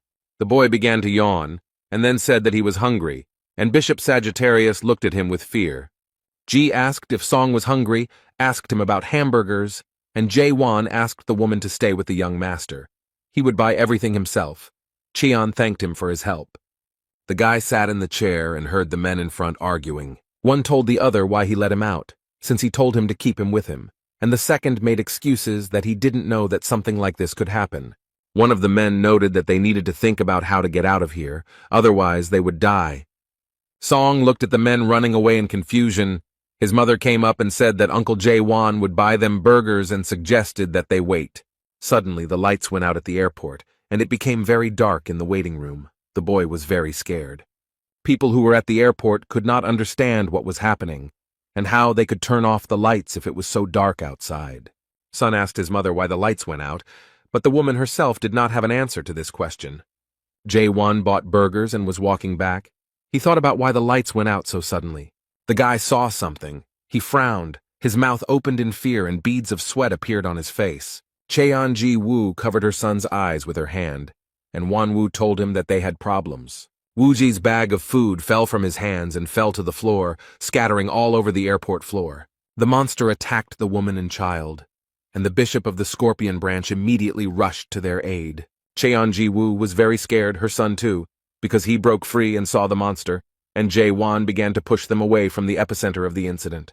The monster opened its mouth wide, and the young man was drawn to it as if by a magnet. The woman and child were very frightened. They were crying in horror, and the boy was calling for Uncle Vaughn. The guy stood in the monster's mouth. He smiled cheerfully and raised the fingers of both hands up. Chan covered her son's eyes with her hand. He was crying in horror and told him not to look. The monster closed its mouth, from which several streams of saliva began to flow. People who were at the airport started shouting that it was a bad luck charm and that it had just eaten a person. One of the airport security guards ordered another to contact the branch immediately. The woman hugged her son and told him not to let go of her hand, no matter what happened. And she began to run forward as fast as she could, and here and there cries for help could be heard. People were screaming that they didn't want to die. Someone was begging for help because he was crushed under debris. Chan went outside. She told her son to listen to her carefully. He needed to hide in the car and sit there until his dad came. The child was very scared, but she told him to imagine that it was hide and seek, and he needed to hide better than anyone else so that the monster would not find him, and his dad would easily deal with him. She smiled and asked her son to promise her that he would be brave and strong. The boy was left alone in the car. He was very scared and he called his mother very loudly. But he so wanted to see his mother early, so that they could gather for the first time in a long time. He so wanted to tell them so many things. Songjay was sobbing, smearing tears, snot and drool across his face with his fists, and whispering that it was all because of him. The baby was asking for forgiveness. Meanwhile, the monster's tentacles were slowly approaching the car in which the boy was located. Suddenly something flashed and illuminated everything around with an orange-yellow glow. She hit the tentacles that were getting closer and closer to the car. Everything was on fire. Hugo Otis stood next to the car and asked his son if he was okay. The boy looked out the window and saw his father. He called him very loudly. He was very scared. The man turned his head towards his tearful son and asked if he was hurt. Songjay could only say the name of the Episcopal branch of Sagittarius J1 and shout Mama. The man began to guess what might have happened, so his whole body began to shake. Otis put his hand on the car and said he understood what had happened here. The man stood in a circle of fire, and the monster stretched out its long, vile tentacles towards him. The head of the Sagittarius branch was very angry. He gritted his teeth and began to scream, "How dare the monster do such a thing?" He began to look at the monster and thought that the people he had captured were entwined with the branches of a huge tree on his back. The man began to look closely and saw that his wife was also entwined with branches. He called her by name. Otis took a deep breath, then exhaled and thought that he needed to calm down, because he had to save her, and thought about ripping her out of there by force. Qianji Wu watched from above what her husband was doing down there, and he had some kind of plan. He began to push the monster's branches aside with his hands and told his wife that he would save her. She just needed to wait another second. The monster understood perfectly well that something was happening. He froze, and his eyes became bloodshot with anger. The young man gritted his teeth and tried with all his might to remove the branches. It was very difficult for him. Hugo frowned. The pupils of his eyes became like dots, and he began to shout very loudly so that they would not disturb him. Other people who were captured by the monster saw him saving the woman and also began to pray for help. He began to look with pity at the people who were asking to be saved. He felt very sorry for them. This was the young man's huge mistake. The monster began to attack the guy. A few minutes later, the young man was tied hand and foot, and the monster, baring his teeth, said that he had the power of a god and that this power was delicious. The monster tormented Hugo and happily said that it would eat him very soon. The boy, who continued to sit in the car, began to sob loudly and call for his dad. And the monster walked forward, opened its huge mouth very wide, and made heart-rending sounds. After some time, Hugo Otis managed to free himself from the monster's shackles, and they let him go. Some people also managed to escape the clutches of the monster. They were in protective capsules. Songjay saw his father standing above the car and heard a voice saying that it was a pitiful sight. The girl said that she pulled out everyone who was entangled in branches with the help of a protective spell. After some time, she said that it was time to deal with the attraction. Otis woke up. He was lying on the ground, shaking either from fear or from pain, and asked in surprise if they were really here. Haley, the Scorpio saint sign, asked if Hugo Otis was okay. He was surprised that she was there too, and like the other saint signs, she came to help. The girl helped the guy get up and said that she called everyone she could as soon as she heard about the occurrence of a strong attraction, and they decided to help. After all, none of the holy signs want such a monster to appear on their territory. The holy signs decided not to delay, but to finish off the monster with one blow. They all gathered, and Stephen Marker gritted his teeth and happily replied that he liked the plan. All the holy signs went on the attack against the monster, shouting that they needed to show him all their power. The three of them got together and began to use their powers, but something extraordinary happened. Stephen Marker gritted his teeth, his eyes burning with hatred. He said that the monster simply went and devoured their powers. The holy signs also began to observe how the monster began to heal its wounds very quickly. They looked at the monster, who was very angry, his eyes burning with hatred. He wanted to attack the holy signs. As Marker shouted for Haiji to put up a barrier, the girl replied that she knew everything herself. She immediately began to use her unique skill called Magic Curtain. The monster was very angry. His eyes were burning with red fire. He opened his huge mouth wide and stretched out his branch tentacles. The holy sign of Gemini looked very tired and exhausted. She understood perfectly well that the barrier would not last long. That is why another sacred sign decided to use her special skill called the Golden Rule Vine. The girl asked the other sacred signs what they were doing now, because they were holy. She said not to let things like that confuse them. It was Giselle Lawrence, the holy sign of Libra. Otis asked Haley if she even called her, but the holy sign of Scorpio replied that she turned to those three for help. But the monster still wouldn't calm down. It made a face and bared its huge teeth. Giselle turned to the holy sign of Gemini with a request to move this attractant somewhere using teleportation. Heiji couldn't understand what they wanted from her, and Lawrence told her that the monster had absorbed all their powers. They wouldn't be able to defeat it now, otherwise they would lose theirs, just like the sign of Sagittarius.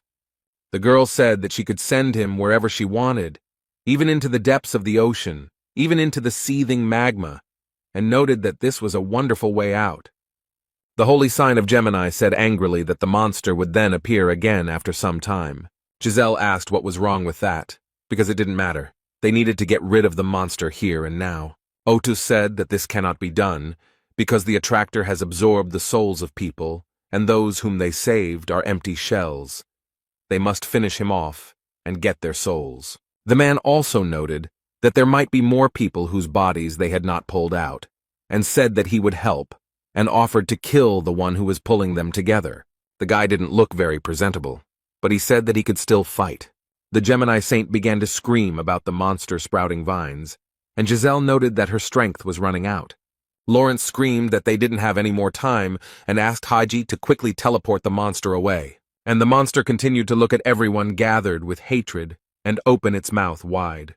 And the holy sign of Gemini began to use her unique skill teleport. Hugo Otis saw this and shouted very loudly for the girl not to do this and to stop. But Heiji didn't listen to him and continued. After a few minutes, the teleport was successful. Sun recalled that on that day, everyone did nothing but criticize his father while praising the saints who sent the one who was dragging him away to God knows where. On television, they were talking about new information about the incident related to the bloody fog. The journalist reported that early in the morning, the saints stopped the enticement that was raging at the airport. She noted that many people died before the saints had time to arrive at the scene. Giselle Lawrence, the saint of the Libra sign, gave an interview to journalists. She said that it was their duty, and she only regretted that they could not prevent the deaths of people. At this time, the public expressed their dissatisfaction with the holy sign of Sagittarius, the protector of Korea. People wanted to know that if, due to a weak response to the actions of the attractor, more people died. People told reporters that they heard that Otis lost, unable to even protect his family. He is unreliable. How can he be trusted at all? After a public apology this morning, Sagittarius St. Hugo Otis attended the victim's joint funeral. But during the funeral, the man faced a furious public backlash. People were shouting that they trusted him with their lives. They were asking what he was doing until other saints showed up. They shouted that their family died because of him. They wanted to attack, but the guards held them back. The enraged people shouted how the holy sign of Sagittarius dared to show itself here and demanded that he return their loved ones. The guy said he couldn't watch it anymore, so he turned off the TV. A man approached Leo and asked why he turned it off, since he was watching the news. The marker asked if this bullying was really necessary. The holy sign of Gemini noticed that Stephen was right and noted that this was too much.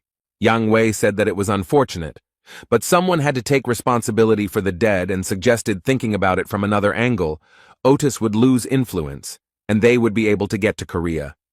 The man walking up the stairs laughed and said that before he didn't really care about people, But now Stephen's conscience had awakened. Ivan Kruger, the holy sign of Taurus, said that Hugo was completely helpless. He tried to overcome the one who attracted him, although he himself does not even possess the sovereign relic. The man said that Otus should have been smarter and called them if he didn't have the skills.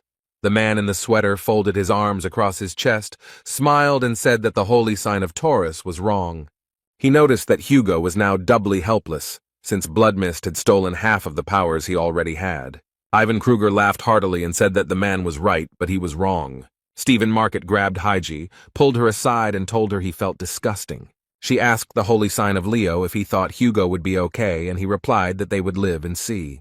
Stephen asked the girl if she wasn't jealous of Ji Woo, and then added that he was surprised by her reaction. Heiji replied that she never liked her, but this was not the outcome she wanted. She paused for a moment, then added that Hugo was one thing, but she felt very sorry for his children. It was raining heavily. Hugo Otis walked forward with paparazzi on both sides, not bothered by the bad weather. They immediately began asking the man what he could say, and then noted that the public was outraged, and the journalists were also interested in whether Otusu had the shawl of the dead. One of the journalists, who was being held back by security, asked when the funeral would be held for his family members. Reporters also said that the redirection of the wounded to the Scorpio hospital was an act of ostentatious generosity, and asked Hugo to comment on this. Otus's assistant said that the head had already given all possible comments at today's press conference, and he needed to meet with patients, so he asked journalists to calm down. When the journalists were left behind, the holy sign of Sagittarius asked his assistant what was wrong with Jae-won. She reported that the bishop's body was found and moved to the hospital. The monster vomited it out of itself, since it could not swallow it. This happened before Hugo encountered the monster. The girl noted that this happened because Vaughn had been fighting in the stomach of the attracting one until the very end. Otis asked to send the bishop to the intensive care unit when he was here. The man was also grateful to Haley for her generosity in allowing him to use her hospital, and the assistant listened to these words and frowned. She screamed that Otis should not take responsibility for all this, because he lost his family and fought. The assistant noted that it was not too late to tell the world the truth. The man replied that people could have been saved if the bloody mist had actually been destroyed. The souls would have returned. This was a way to save them. Hugo knew that he couldn't tell the victims' families that their loved ones were dead because they had lost their souls, which they could get back if they defeated the puller. The assistant replied that it would give them false hope for something that would probably never happen. The man was thinking about something. He remembered how the monster had taken him captive and realized that he had lost most of his powers then.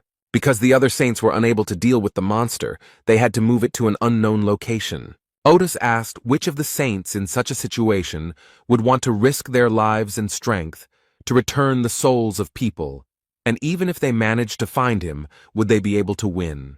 The assistant screamed that now everyone hated him, even though he had done nothing wrong. She asked why this was happening, but the man firmly said that it was his fault. Otis said that he was unable to protect them because his strength was insufficient, and he failed to keep his promise to Gon, even though he trusted him with the safety of Korea. He said that he deserved all of this, both condemnation and accusations. Hugo understood that the situation was unpleasant, but it was his burden and he had to bear it, and he thanked Erin for her concern. The girl replied that she would go check on Ji Woo. She was worried because Sung Jae and Yu Ha were alone there. The vice chief approached the girl and told her that the reason the chief decided to redirect the victims to the hospital rather than allow a funeral was because he believed that they could be helped to wake up. The man noted that this is not possible now, but the leader will never give up. The vice chief noted that if Otis renounced them, then he would renounce both his wife and the bishop. The head of the Sagittarius branch approached the chamber on which there was a sign with the number 808. His wife was there. He reached for the door handle and heard his son Song Jae talking to his mother, asking her for forgiveness. The boy sat on the chair, his face buried in his knees, and said that he shouldn't have whined that he was hungry. He recalled the events at the airport and said that they should have left there earlier. Son noted that in such a situation, everything would have been different, and his mother and Mr. Jae-won would have been fine. The child added that Dad would have defeated the one who was pulling, and everyone would have been safe. The child cried loudly, asked for forgiveness, and said that it was all his fault, that he was so sorry that everything happened this way. Hugo Otis stood outside the door of the room, heard everything his son said, and sobbed silently. The man should have gone in and told Song Jae that it wasn't his fault, but he couldn't let his son see him in that state. Li Gang listened attentively to his comrade. The people nearby were crying, and Otis said that the son would then blame himself for the fact that his father was in a disadvantageous position. Gan said that he shouldn't have asked about all this, and Hugo said that sooner or later he would have to tell about everything. Otis said he was surprised his friend made him tell all this as soon as they arrived, and Lee said got on his nerves. He couldn't stop crying while he was telling it. Hugo noted that the blood mist had been found and needed to be dealt with once and for all. The blonde man said that he would finish off the monster no matter what. The monster thought that the remaining forces of the sun god were coming to him of their own free will, also with the power of the snake god. The monster was very angry, because he understood perfectly well why they were going to him, and said that he would eat them all. Otis ordered his subordinates to catch and burn all the bird-like lures, because they cannot be left, as they can place in the future. The young man handed him a can of drink and told him to drink it while he worked. The man thanked the warrior. Otis began to drink the drink as other people began to call him. Their faces showed surprise. They handed the man a box of chocolates and told him to eat them while he worked. Hugo thanked them. As soon as he brought the candy to his mouth, other people came up to him and started calling him. From all sides, they presented him with various gifts. The man did not have time to thank them. Hugo started asking what happened to them, and then clarified that it was because of the story he told. They answered that no, they just wanted to share it with him. The warriors told Otis that they were going to expand the radius of the area they were exploring and go on a reconnaissance mission, and Lee told Hugo to eat while he was being taken care of. Gan was eating some candy when he heard Lily Quinn calling his name. He immediately recognized her voice. The girl said that she had just spoken to Song Jae and asked if he had time to listen to her. Lee asked what she had managed to find out, and he also asked where the guy was now. Song Jae stood in front of the entrance to the secret archive of the Gemini Branch Magic Library and thought that he was finally here. The guy frowned and said that he wanted to find a skill in the library that could summon a creature from another world, and that was Soul Call. Z said he would leave, but now he is still part of the Gemini branch, which means he can get this skill. Soul Call is a unique skill that can be used to summon a creature from another world to ours. Sun said that this meant that he would be able to summon the souls of people. He had wanted this for a very long time. The young man wanted to do everything he could, no matter what it was, since his mother and Mr. Jae Won were in a coma. They are deprived of their souls because they spent many years protecting him from a terrible monster. The guy beat his chest with his fist and said that he wanted to bring back the souls of not only his loved ones, but also those people who also suffered that day. Lily Quinn stood in front of the young man and listened to him attentively. She wanted to help him. The authorization was completed, and thanks to the Queen of Spirits, the guy could enter the secret archive of the Magic Library. He thanked her for her assistance. Lily said she was sure it wasn't easy for the guy to share all of this, thanked him for his revelations, and told him not to overexert himself. The guy went inside and thought that he couldn't miss the opportunity that had come his way so hard. Sun wanted to take the book Grimoire of the World Tree, but he didn't have enough points for it. They could be replenished by donating. And the young man decided to donate his bracelet to the Gemini branch. The bracelet began to disappear little by little. Z mentally thanked his sister for such a cool gift. He received the required number of points. Access to the book was obtained. Sleep opened his mouth in surprise, because the knowledge that was inside the book began to burst out.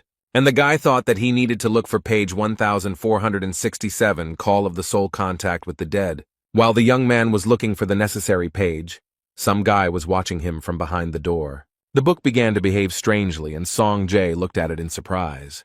The guy grabbed the book and told the red-haired boy that he was trying to read something difficult. Ja became very angry when he saw Yun Shiwa in front of him, who was laughing happily. And he said through clenched teeth that Sun didn't show his nose when their branching had problems. And now he showed up. Z got angry and told Yun that he didn't have time for him and asked him to give the book back. The guy asked the young man not to get angry and said that he would return it. He threw the book up and there were several of them. He sarcastically asked the guy which one was his. The red-haired guy got really angry. He frowned, clenched his teeth and didn't know what to say. And Yun Shiwu said that he wasn't afraid of him, and then asked Song to be so impudent because somewhere nearby there was this guy named Li Gang. He shouted for Sun to look at him. took out a chain with a Libra pendant from his pocket, and said that his father and uncle were about to be torn apart. Meanwhile, Otis fired his bow and Li Gang sat on a fallen tree and watched what his friend was doing. In this way, he gave a signal to his warriors, and a huge burning star appeared. One of the warriors saw this signal and said that it was time for them to return and noted that they were done for today. The guys did not want to run into the one who was pulling them late at night. The senior warrior announced that all reconnaissance units were to return immediately, and he said that he would call a roll call so that they could report the situation. The guy called Squad A. The squad leader reported to the senior that they were all clear. Then the senior turned to the chief of Detachment B, who reported that everything was calm with them. The guy started calling for Squad C, but no one answered him. After a few seconds, he heard someone whispering something.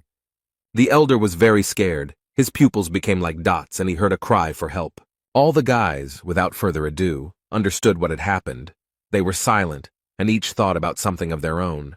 Li Gang continued to sit on the log, his head down and thinking about something. The guy noticed how his friend frowned and clenched his teeth. The man squeezed the weapon with all his might, so that the veins on his hands bulged out. Hugo looked really upset, so Li told him to calm down and added that he was emotional right now. Gan told his comrade to remain cool-headed and not be driven by uncontrollable anger. Otis laughed, grabbed his head, said that he knew, but it wasn't easy, and then promised that he would try. Li told his friend that after 10 years he was taking revenge and told him to get ready. An elderly man was walking along an alley that was lit by lanterns. He was very surprised that the leaves on the trees had already turned red. The guys looked at each other. One asked where the sound was coming from, and the other answered that it was coming from the dome. The monster was very angry. It beat its appendages on the asphalt, opened its mouth wide, and made terrible sounds. Gan came very close to the monster, began to kick him in the face, and looked at him in surprise. Then the guy said that it was this monster that brought so much grief and suffering to his friend's family. Gan again began to hit the monster quite hard on its huge red body. The monster became very angry and pushed the young man away from himself, and Li flew back several meters. The guy stood, looked at the monster, whose eyes were burning with hatred, and thought about something. The monster began to wrap itself around his leg, and Gan told him that he saw that it was not just a weed in front of him. The action takes place in the magical library of Gemini, where Yun Shiwun said that Dad and Uncle Z would soon die. The guy used his skill, and a bright light appeared in front of Sun, and a very strong wind blew. Z was able to see in real time what was happening at that very moment to his father and uncle. Yun asked with joy in his voice if the young man recognized this alluring one. Jay's pupils became like dots from fear, and he immediately realized that it was bloody mist. Yun laughed happily and told the youth that Li Gang and the Sagittarius sign would die today, and noted that the blood mist's hunger was the Achilles heel for the constellation forces. When Li told the monster that he was not a simple weed, the man was absolutely calm. There was not a drop of fear on his face. The monster's eyes glowed red. He bared his teeth and said that he would devour Gan's powers. The young man laughed heartily and told the monster not to even dream about it. Li smiled and asked his comrade if the monster took everything that appeared nearby as food. He looked at his leg, which was injured by the monster, and said, "Red mist is a big glutton." Gan used super regeneration to heal his injured leg. Then he told the toad, as he decided to call the monster, that it wanted to devour everything from people to cities, and called upon the Hammer of Understanding. And he added that he would not allow him to do vile deeds. The monster's feast, he said, was not destined to take place.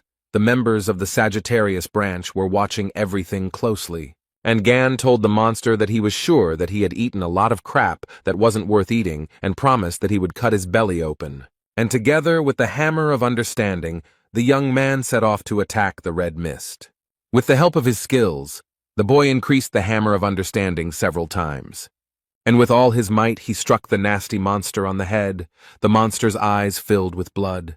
Red Mist opened his mouth wide. He really wanted to deal with the annoying guy. Someone did not leave Gan alone and shot a bow straight into the monster's eye. The monster screamed very loudly in pain, and at this time Li was able to move away from it at some distance. Hugo Otis, although very tense, said with joy in his voice that everything was working and that it was great. The leader of the Sagittarius branch ordered his warriors, who were standing ready with their bows, to prepare for another volley. The guy started loading the bow, and a message appeared in front of him saying that he was using Ares' branching skill, Weapon Arsenal. One of the warriors told Hugo Otis that this attractor absorbs the power of the constellations. The head of the Gemini branch advised them to use relic arrows instead of magic ones. The soldiers were ordered to aim, and then the command was given to fire, and they all acted in a very coordinated manner. The arrows hit the monster straight. His eyes glowed with hatred, and he made faces with anger. Gan approached Red Mist, stepped over the branches, and said that these vines were very annoying. Li summoned the relic Lizun, who can recreate anything, and asked him to create a pair of scissors for him. Literally a few minutes later, the young man had in his hands what he asked for, and with a joyful cry that it was time to cut off the monster's branches, he went forward. The monster screamed with terrible force. It obliged the guy because it did not want to lose what was most precious. And the young man began to wield piercing and cutting objects, and cut branches, flew in all directions. Gan was so carried away that Slime, who was watching everything that was happening, opened his mouth in surprise. And the monster screamed in pain. He opened his mouth wide and his saliva flew in all directions. Literally a few minutes later, the monster no longer posed any danger, and all the warriors joyfully shouted that they had won. One of the warriors said that it was too simple, and the second one noted that the monster died so quickly because Sir Ligan was very strong. Hugo Otis looked ahead and thought that something was wrong here, because it couldn't all end so easily. The head of the Sagittarius branch thought about the fact that the phenomena created by the attracting one have not yet disappeared, so it is too early to talk about their victory. Song Jae, who was watching everything that was happening, joyfully shouted that they had succeeded. Dad and Uncle had defeated the Red Mist. The boy told Shiv that he had a good plan, but his father and uncle were much stronger than he thought. Yun laughed and said that it was good that the old men still had the strength to fight. He admitted that he had underestimated them, but the real fight had not yet begun. Shivu smiled sarcastically and asked Ji if he knew why the tempter was so obsessed with food, and noted that it was his power.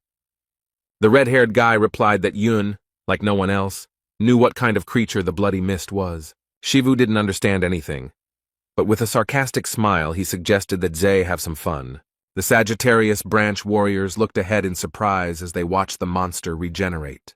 Bloody Mist opened his eyes. They were glowing red. He began to show his huge teeth, and one of the guys asked the leader to look at the dome. Hugo looked where his subordinate was pointing, winced, and started screaming. Nobody expected this, but the attracting one swallowed the dome. Everyone was confused and did not know what to do. But not Li Gang. He had his weapon at the ready, and Slime didn't even think of retreating. The man attacked the Red Mist with all his might, driven by anger and hatred. He said he couldn't understand how the puller got through the dome, but now it all became clear to him. The guy understood perfectly well that the Red Mist had simply taken and put down roots under the dome. This discovery was very important for the warriors. Gan was proud of himself that he managed to determine this. One of the guys shouted very loudly for everyone to keep their bows ready, because there was still important work to be done. And the monster bared its huge teeth. Its eyes burned with fire, and it screamed that it needed more food. Yun looked at Zay and started shouting that even the bloody mist took time to devour the entire city, and now it was not a shelter for people, but a full warehouse of food. The red-haired guy frowned. His pupils narrowed very much, but he didn't answer. And Shivu laughed and said that there were many more people here than at that airport, and suggested that Sonu enjoy the spectacle. He said that it was time for the second act. Z thought about something and told the guy that he had been talking as if the incident at the airport was his doing from the very beginning. And he remembered how he sat in a chair at the airport and heard a conversation between two guys.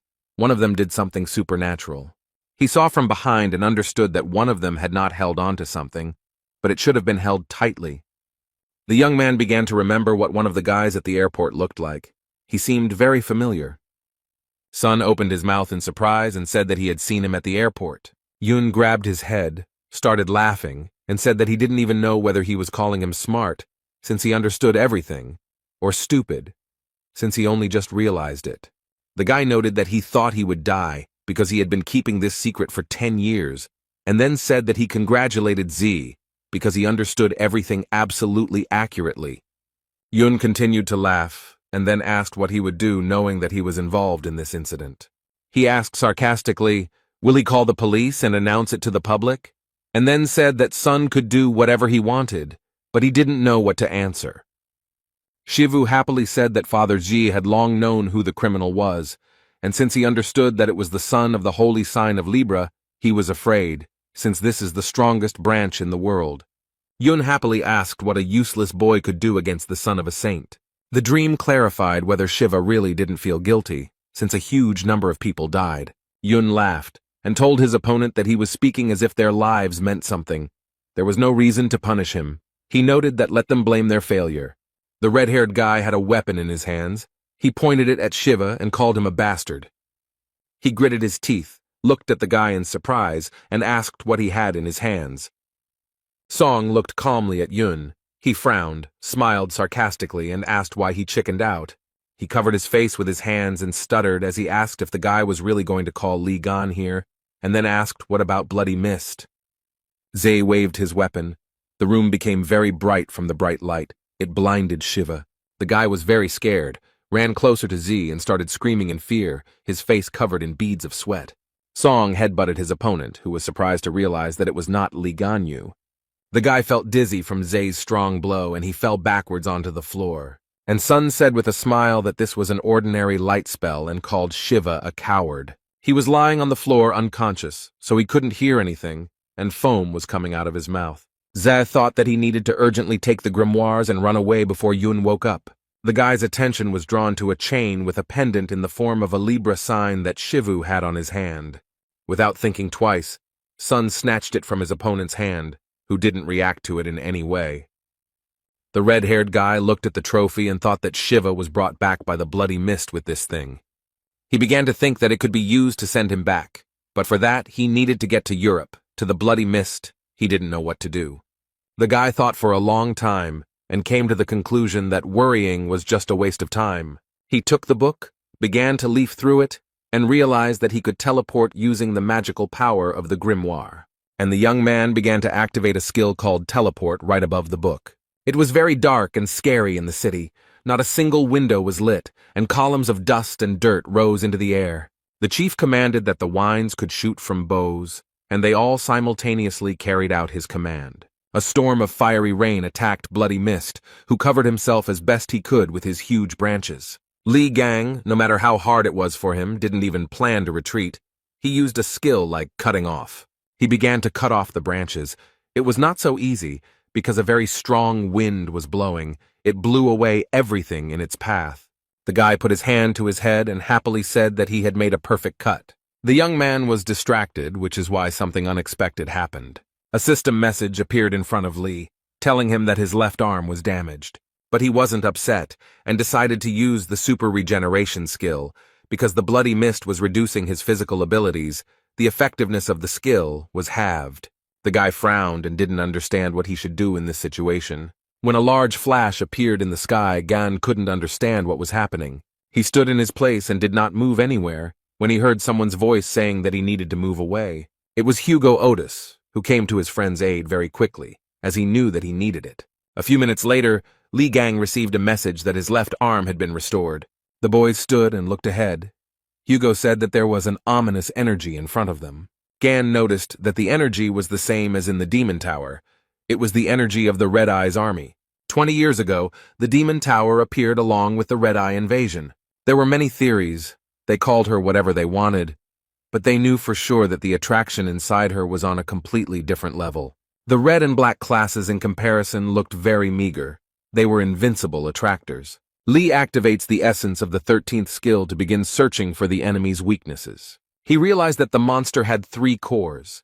The most active one is the union of souls and life force, which he consumes, sucking them out through branches and roots. The guy began to wonder where he gets his life force from because this is a city. Li said that this freak is using the dome as a storage facility. That's why he captured it. And they just need to break through the dome. It's now a prison with people stuck in it. Branch Chief Streltsov gave orders to his warriors to focus fire on the dome and destroy it. The guys replied that everything would be done, and Bloody Mist looked at everything that was happening with hatred and said that he would not allow this to happen. Huge vine-like branches enveloped the warriors. They could not move and only screamed in horror. Gan's arms were also wrapped in the monster's branches, but he was able to get rid of them very quickly. Bloody Mist was very angry, he screamed, opening his mouth wide with huge teeth. The people who were captured by the monster and became spirits screamed that they did not want to die and begged for help. The warriors who had recently been captured watched everything that was happening with horror. Hugo Otis said that the monster was deliberately imitating the people it had eaten to scare his warriors, and Li Gang became very angry. He made a fist and told Bloody Mist that he was perfect for pissing people off. The guy frowned very hard and told the monster that he would grind him into mush. An unidentified object appeared in the leaden sky. It looked very much like a flying saucer. This is how Song Jae teleported. The guy was very scared. He screamed in fear. After a while, he landed, rubbed his head because he was bruised and thought about where he was.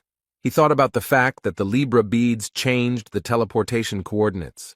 He began to look at the chain with the Libra pendant and could not understand what was happening. The guy began to look around as he understood perfectly well that there was something here. In the dream, he saw a very strange, unusual tree in front of him. He had never seen anything like it in his life. Z saw that there were people lying near the tree. He realized that he had teleported to the right place, but something was bothering him. He began to examine the crown. The young man was confused by the red leaves and the fact that the huge tree was emitting a red mist. Song Jae concluded that this tree was part of the bloody mist, and the Libra prayer beads were blocking the effect of the bloody mist. The guy looked around. He was sure that the people were in this state because of the tree. Sun began to use the magical power of the grimoire and thought that everything happened because of that stupid joke. Reconnaissance drones were flying around the western edge of the European Union's protective dome. They reported that the area had fallen into absolute chaos due to the sudden appearance of something that brought disaster. The man stood near the table and said that Shiva was an idiot and did not know what measure was. He gritted his teeth and thought about what Yun was thinking when he created such a large-scale problem, and now they also know about this situation. The attractor has been identified as Blood Mist. He has caused casualties in the past. He is the prime suspect in the recent disappearance in the sacred dome of the Virgo branch. Giselle watched everything that was happening and saw that the dome was completely filled with poisonous gas that was released by the bloody mist. It was informed that the rescue team could not operate there, as the gas may contain other toxic elements. Lily Quinn listened in surprise to learn that the potential number of victims was currently impossible to calculate. Television showed and reported that a news crew drone was recording what was happening inside the dome. The girl looked closely at the screen and saw a familiar silhouette there. She realized with surprise that it was Li Gang. The guy didn't give up. He attacked his opponent, called him a stubborn freak, and said that the monster pissed him off. Below stood the holy sign of Sagittarius. He began to call his friend, who was high up and trying to dodge the vines. As someone began to call Hugo Otis, they shouted at him to be careful, as the monster was behind him. The man turned to see Blood Mist raising its huge paw above him. Hugo began using the relic Stormwind made from spider silk, but it was quickly destroyed by the monster. The holy sign of Scorpio did not have time to think about anything before the monster placed its huge paw on him. Li Gang, who was nearby, saw all this. He began to call his friend and went to help him.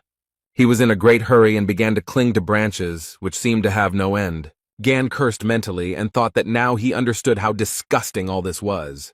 The warriors who were below watched everything that was happening and began to call out to Li. And the monster at this time was jubilant. He told the warriors that they were weaklings. Now it was time to devour them. As soon as a bright, very strange glow appeared in front of the bloody mist, the monster began to look in that direction. He got angry, closed his eyes, clenched his teeth, and said that someone was touching his tree. At this time, the monster felt very bad. It was shaking from side to side. Song Jae, who was standing near the red tree and holding the Libra rosary in his hands, looked around. The young man stood near the tree. He used the magical power he learned about from the book. The guy was very angry. He said that because of this, his mother, father, Mr. Jaewoni, all innocent people suffered. Song Jae was very angry. He shouted like a madman that all the grief and troubles were because of this stupid thing. It was as if a demon had entered the bloody mist. He screamed very loudly. The warriors looked at him in surprise, saying that they were damn pests. The monster, like a toad, began to run away somewhere. One guy told another that the monster suddenly headed towards the dome, and the second noted that it was up to something. Hugo Otis was lying on the ground. He was barely breathing. As a huge monster had its paw on him, the man barely audibly said that he would not let the monster escape. The holy sign of Sagittarius began to rise from the ground. He told Goth to give him his bow, and said that they would use their blank. At this time, Bloody Mist was jumping towards the dome as if nothing had happened. The monster wanted to save his tree. A huge arrow flew straight into the head of the unsuspecting monster, and it howled in pain and fear. The monster screamed in pain, and Hugo said that he couldn't use it earlier because he was worried that he would interfere with Ligan, and asked the monster how he could handle an arrow the size of a pillar. Otis used the magical power of the grimoire and said that he thought the monster would not be able to take down a small arrow. The man told the monster that he'd prepared a very pleasant surprise for him, promised that he would pin him to the ground and shot.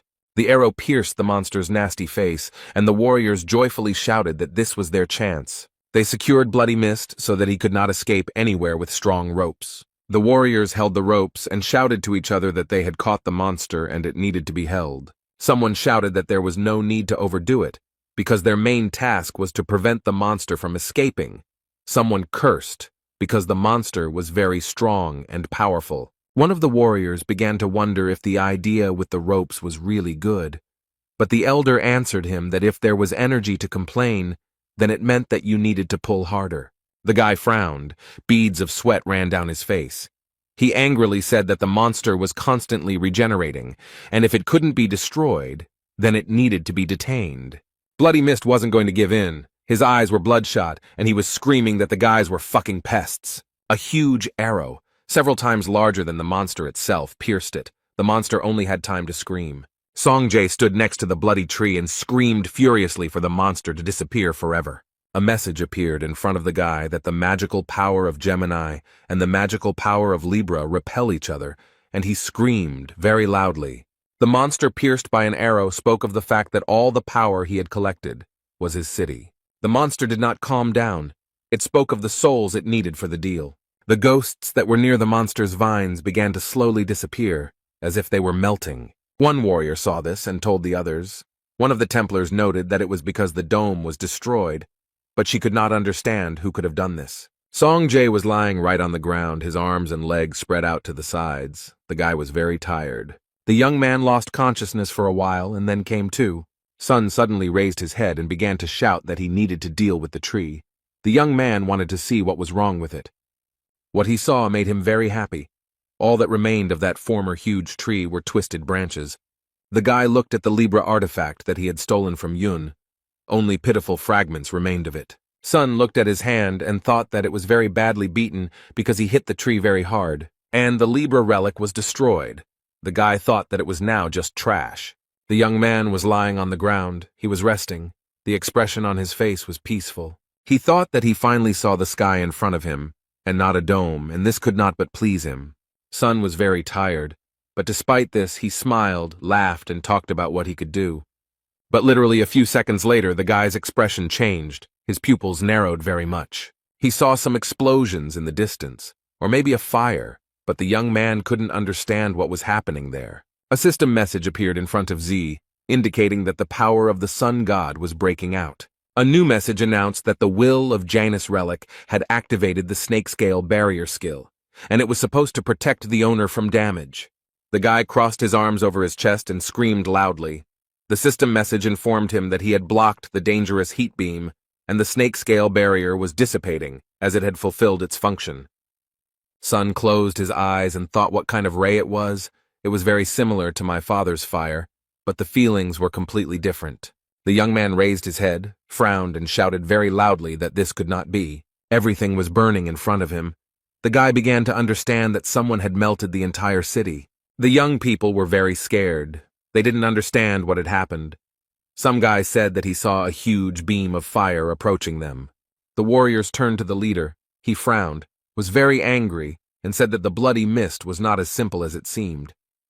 Hugo Otis said that the monster used his Sagittarius power, which it stole from him. The man asked God if he was okay, and God replied that he had survived the attack. The guy said that he didn't think he could continue the battle and asked the chief for forgiveness, since he was able to protect the guys. But the monster wasn't even going to give up. His eyes were burning with anger and hatred. He gritted his teeth. The dream that stood up and looked at the sky saw something very interesting there. The boy thought that it was the Eye of God, one of the Sagittarius skills that his father used, but it emitted a different energy than usual. Za heard the monster's voice, angrily telling him that the boy had destroyed his tree. Otis looked down and wondered if it was Songjay down there, and how could he have ended up there? The man frowned. looked closely and thought about the fact that his son had broken the dome. Hugo watched as the monster screamed at his son that he was a pest and wanted to eat him alive. And the angry monster rushed to attack the guy, his eyes burning with the fire of hatred. The young man looked at the monster and could not understand what was happening and who was in front of him. And only after some time did Songjae begin to guess that it was Bloody Mist in front of him. The guy was very scared. There was horror in his eyes. He started screaming in fear. Another minute and the monster would have devoured the guy, but Hugo Otis came to the rescue very quickly. Son was very scared and also surprised. He was not prepared for the fact that under such circumstances they would shoot. The man held the monster's jaws, and it called Sagittarius a halfling and howled that he was bothering him again. Bloody Mist was very angry. He yelled that he would deal with Otis first. A message appeared in front of him that a mystical, sinister energy of unknown origin was getting stronger. The man was in a very difficult situation. He clenched his teeth. Beads of sweat appeared on his face from the effort. He decided to use the fire barrier skill. In this way, the head of the Streltsov branch wanted to protect his son from the monster. Bloody Mist became even more angry and started shouting that Hugo must die. The dream, as if in slow motion, saw the monster's mouth close and begin to scream very loudly. The monster didn't listen to anyone, it just went and swallowed the fair-haired man. Bloody Mist looked with hatred at the guy who destroyed his tree. Sleep was protected in the fire barrier, and the monster was clicking its teeth and drooling. The monster raised its head and began to shout that it had finally received all the power of the sun god. The monster did not rejoice for very long, as a huge weapon appeared in front of him. The monster gritted his teeth. Bloody Mist looked at the sword in surprise and said that this couldn't be. At this time, Li Gang used his unique skill called Ice Barrier. The monster began to scream that it was too late for his pathetic resistance, because the power of the sun god was his, and he would eat him next. But Gan began to shout very loudly to Bloody Mist to wake up, because it was not the end yet. The young man held the weapon tightly in his hands and began calling his friend very loudly. Hugo wondered if he was in the stomach of the tempting one, but he felt nothing. The man was upset because he could not do anything. He could not save his loved ones. He was upset because he couldn't take revenge on Bloody Mist, and Otis thought he was a lousy father. Ahead, the man saw a fireball. He realized that it was a fragment of the power that the monster had stolen from him. He began to stretch out his hand to her and think about how he wanted to bring her back, and she was right in front of him. But he still couldn't do anything. If only he had the strength, he would continue to fight the monster. Otis's eyes began to roll back, and he thought that his memories were fading. The man thought that this was his end. He understood that he had fought valiantly, and what was he doing it for? Hugo remembered holding a photograph of all his family members, happy. The photo was taken because my family and I hadn't taken anything like this for a long time. The wife of the head of the Scorpio branch was very happy. The woman asked if the photo turned out well. Otis opened his eyes, gritted his teeth, and made a decision for himself that he would never die. He tried to free himself from the shackles and thought about how he couldn't just leave, how he would look into the eyes of his family, Li Gan. Hugo decided that no one should see him so pathetic and tried to reach the power of the sun god. The man began to stretch with all his might. He strained very hard and clenched his teeth from the effort. A system message appeared before Hugo, informing him that he had come into contact with a fragment of the holy god Sagittarius, the lord of the great light, and that the light fragment wanted to return to the source of its power. The man also read that the fragment of the sun had been under the influence of a mystical civilization for a very long time, and that one must be careful with the rejection reaction. The sun fragment was rejected, and Otis began to think that his body could not take it anymore. All this time, Li Gang called out to his comrade as if he were frantically, but he did not respond. After some time, the guys finally met. Gan began to extend his hand to Hugo. He asked his comrade to take charge of him and tell him that they still had a lot to do, and then asked how long he planned to relax here. And the young people grabbed each other's hands very tightly. They understood that they had to fight. A long time ago, about 30 years ago, this unusual event took place in Saudi Arabia. A very young guy was running quickly. He was very scared and screaming in fear. While running, he tripped over something, fell and slid face first into the sand for several meters. It got into the young man's mouth, so even though he was shaking with fear, he tried to spit out the sand. The guy heard some suspicious sound, began to listen. Beads of sweat were running down his face. And literally a few minutes later, he was in the clouds. This monster had thrown him so high. The guy thought that this is how he would die. He never thought about the fact that he could become a snack for a monster. The young man, with a smile on his face, thought about how he couldn't believe that he would die without getting married, and the guy summed up that life was stupid. After some time, the guy saw the blue sky and a young man. He looked at him in surprise. The guy with the scars on his face seemed to ask himself what was going on with this blonde idiot. And then he told the surprised young man that he looked as if he had already given up, but was not yet dead. The dark-haired guy extended his hand and said that he felt great and promised to help the young man get out. Hugo Otis remembered this event and thought that it was always like this with his comrade. The man recalled that Gon always stood at full height with a gloomy face, but always extended a helping hand. The head of the Sagittarius branch, that someone called him and asked him to wake up. Someone called him father. Song told Lee that his father had lost consciousness, and Lee asked to let him look at him. The man immediately activated the 13th sense skill, and a system message appeared in front of him, stating that the target had absorbed a sun fragment that was contaminated by the energy of a mysterious civilization. Gan realized that there might be side effects during the full absorption of the restored power, and as the contaminated energy was purified. The guy immediately realized that Hugo Otis, while he was inside this monster, was able to regain his power. Lee told G not to worry about his father. He would get better in time, and that all this happened because he ate something he dropped. The young man didn't really understand anything, so he asked his uncle again, and he said that his father was one of those who didn't die so easily, and told Song to take care of his father. The red-haired guy spread his arms out to the sides and asked his uncle what about him. Lee didn't even turn around, but told Songjay that he had to go and destroy that bloody mist bastard, and the man was already at the mouth of the monster in a few seconds, baring his teeth. Lee moved closer to the monster and thrust his weapon into it, and everything around was illuminated with a bluish light. Gan was very angry. He said that because of the bloody mist, his friend became a laughing stock for the whole world, and his nephew was not able to celebrate his birthday normally. The young man's pupils narrowed very much. He began to smile sarcastically and told the monster that it would be fair if it paid for all this. The monster was very angry. His eyes turned bloody. He gritted his teeth and told the man that he was a bastard. Gan asked him if he had finally reached his limit and noted that he could barely regenerate. Lee immediately used the relic hammer and said that there was only one left, his true core. And the guy, with all the strength he had left, hit Bloody Mist on the back. He opened his mouth wide and asked how it could happen that he fell without achieving anything. The monster laughed and said that it was good, Master Ophiuchus. Gon could not understand what was happening, and the monster said that it was his defeat. Bloody Mist began to throw his vines onto the buildings and said that he was still branching out everywhere anyway, since it had come to this. The monster began to scream very loudly that he still needed to take someone with him to the grave. The monster screamed that the Master of Ophiuchus might survive, since he was unable to do anything to him. Bloody Mist said that his comrade would die, buried along with the collapsing city. Sun looked at everything that was happening with fear. Li Gang smiled and told the monster not to look down on his only friend. The guy added that he trusted him with his back, but the monster began to advance. Z hugged his father and began to scream very loudly. All the people and pieces of stones were mixed up. It was unclear what was happening around. The reporters who were watching all this were shocked, but did not understand what was happening. There in the distance, they saw a fire. The flames rose into the sky. The journalists could not understand what was happening. The man in glasses stood in front of the monitor, and through clenched teeth he began to talk about what could have happened in the ruins. Another man listened intently as a powerful column of flame continued to rise from the ruins. All the inhabitants of the planet were near the screens. They were very interested in whether the monster was defeated. The man was drinking coffee in front of the TV and was surprised by an incredible burst of light.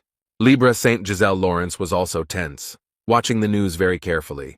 Journalists worked tirelessly, reporting that despite the fact that it was the middle of the night, it was as light as noon. The reporters said that it felt like the sun had risen, but it was the sun god's ring skill that was used. The girl told Miss Haley that her father and Uncle Li Gang were in Europe, and she said that she knew. The woman told Yuha that she was watching everything that was happening right now. Miss Haley spoke of how he had been through a lot of trials and tribulations. She looked at her peculiar TV and said that he finally got his powers back. Haley said all these words about Hugo Otis, whom she was watching in real time. Song Jae began to call out to his father with a smile. He was glad that he had finally woken up. The monster gritted his teeth. His eyes were bloodshot for the umpteenth time, and he insisted that the man had taken his strength from him. Blood Mist opened his nasty mouth very wide and screamed for Otis to give him his power. The monster's vine-like branches grew into houses and other buildings and swayed in the wind. Hugo rose up, put his hand above his head, and said that these branches really irritated him. And the holy sign of Sagittarius decided to use his special skill, Sky Radiance, and the surroundings became even brighter. Gan somehow climbed onto the monster. He fought it with his sword and said that Sky Radiance was Hugo's unique skill. Lee smiled and told the toad that she had tried to swallow everything, but in the end, she could not take anything away from them. The guy's eyes burned with hatred, and he said that he wanted to finish off the monster here and now, but he couldn't be the one to finish him off. A system message appeared in front of Gan, telling him that the skill Get Hit, instead of me, was activated, and he was able to change location with the target he had recently touched. Otis raised his head and began to watch his comrade, who had left the monster. Lee joyfully shouted at the holy leader of the Sagittarius to go and finish off Bloody Mist. Literally a moment later, the weapon that his friend had recently held appeared in Hugo's hands. A few minutes later, he found himself on top of the monster and began to beat him like a madman. The man was collected and focused as never before. He knew why and for whom he was doing all this. Hugo Otis remembered the day he walked up to his wife's room and reached out for the door handle. He then heard the voice of his son, who asked his mother to forgive him for everything. The child cried bitterly because he understood that then, at the airport, he was irritated because he was hungry. Songjae also insisted that they needed to leave the airport immediately. Then his mother and Mr. Jae-won would be alive and well and not in intensive care. The child said that Dad could kill the monster and everyone would be safe. The boy cried loudly, asked for forgiveness, and said that everything that happened was his fault. Otis, who remembered all this, shouted that his son was absolutely innocent of anything, and he fired his bow. The streets of the city became very light and the arrow flew straight at the monster. Literally a few seconds later, a huge crater appeared in the place where Bloody Mist had been. Hugo was sitting on the ground, and a friend came up to him and said that the toad bastard had made a real mess. Lee Gang said that he never imagined that things would turn out this way. Otis asked if it was all over. His comrade said that they had destroyed all his cores and turned his body into ashes, and then asked what else he could have done. Gan asked if the monster could survive that. Why would he collect souls in such a place? He should have sat on his laurels with the major disasters. Hugo noted that his friend was right. The head of the Scorpion branch smiled and told his comrade that he was grateful for his concern anyway. Gan smiled, put his fist forward, and told Otis not to just say he was grateful, then noted that he deserved a compliment today. Hugo punched his friend's fist and said he had done a good job, and his friend replied that the feeling was mutual. Lee reported that while he was fighting the toad, he found something. Otis looked at him in surprise. Gan had a huge blue ball in his hand and said that he found it when they were trying to destroy the real core of the monster, and Hugo thought about how Lee managed to pull something big out of his pocket. The blond man asked what kind of thing it was.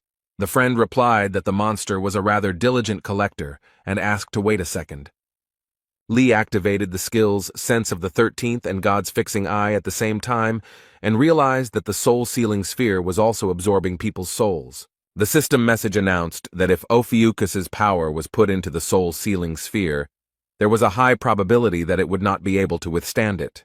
The soul-sealing sphere began to crack, and due to the cracks it could no longer hold souls. And the sealed souls gradually began to be released, and the guys watched everything that was happening. The head of the Sagittarius branch watched everything that was happening and asked in surprise what was happening.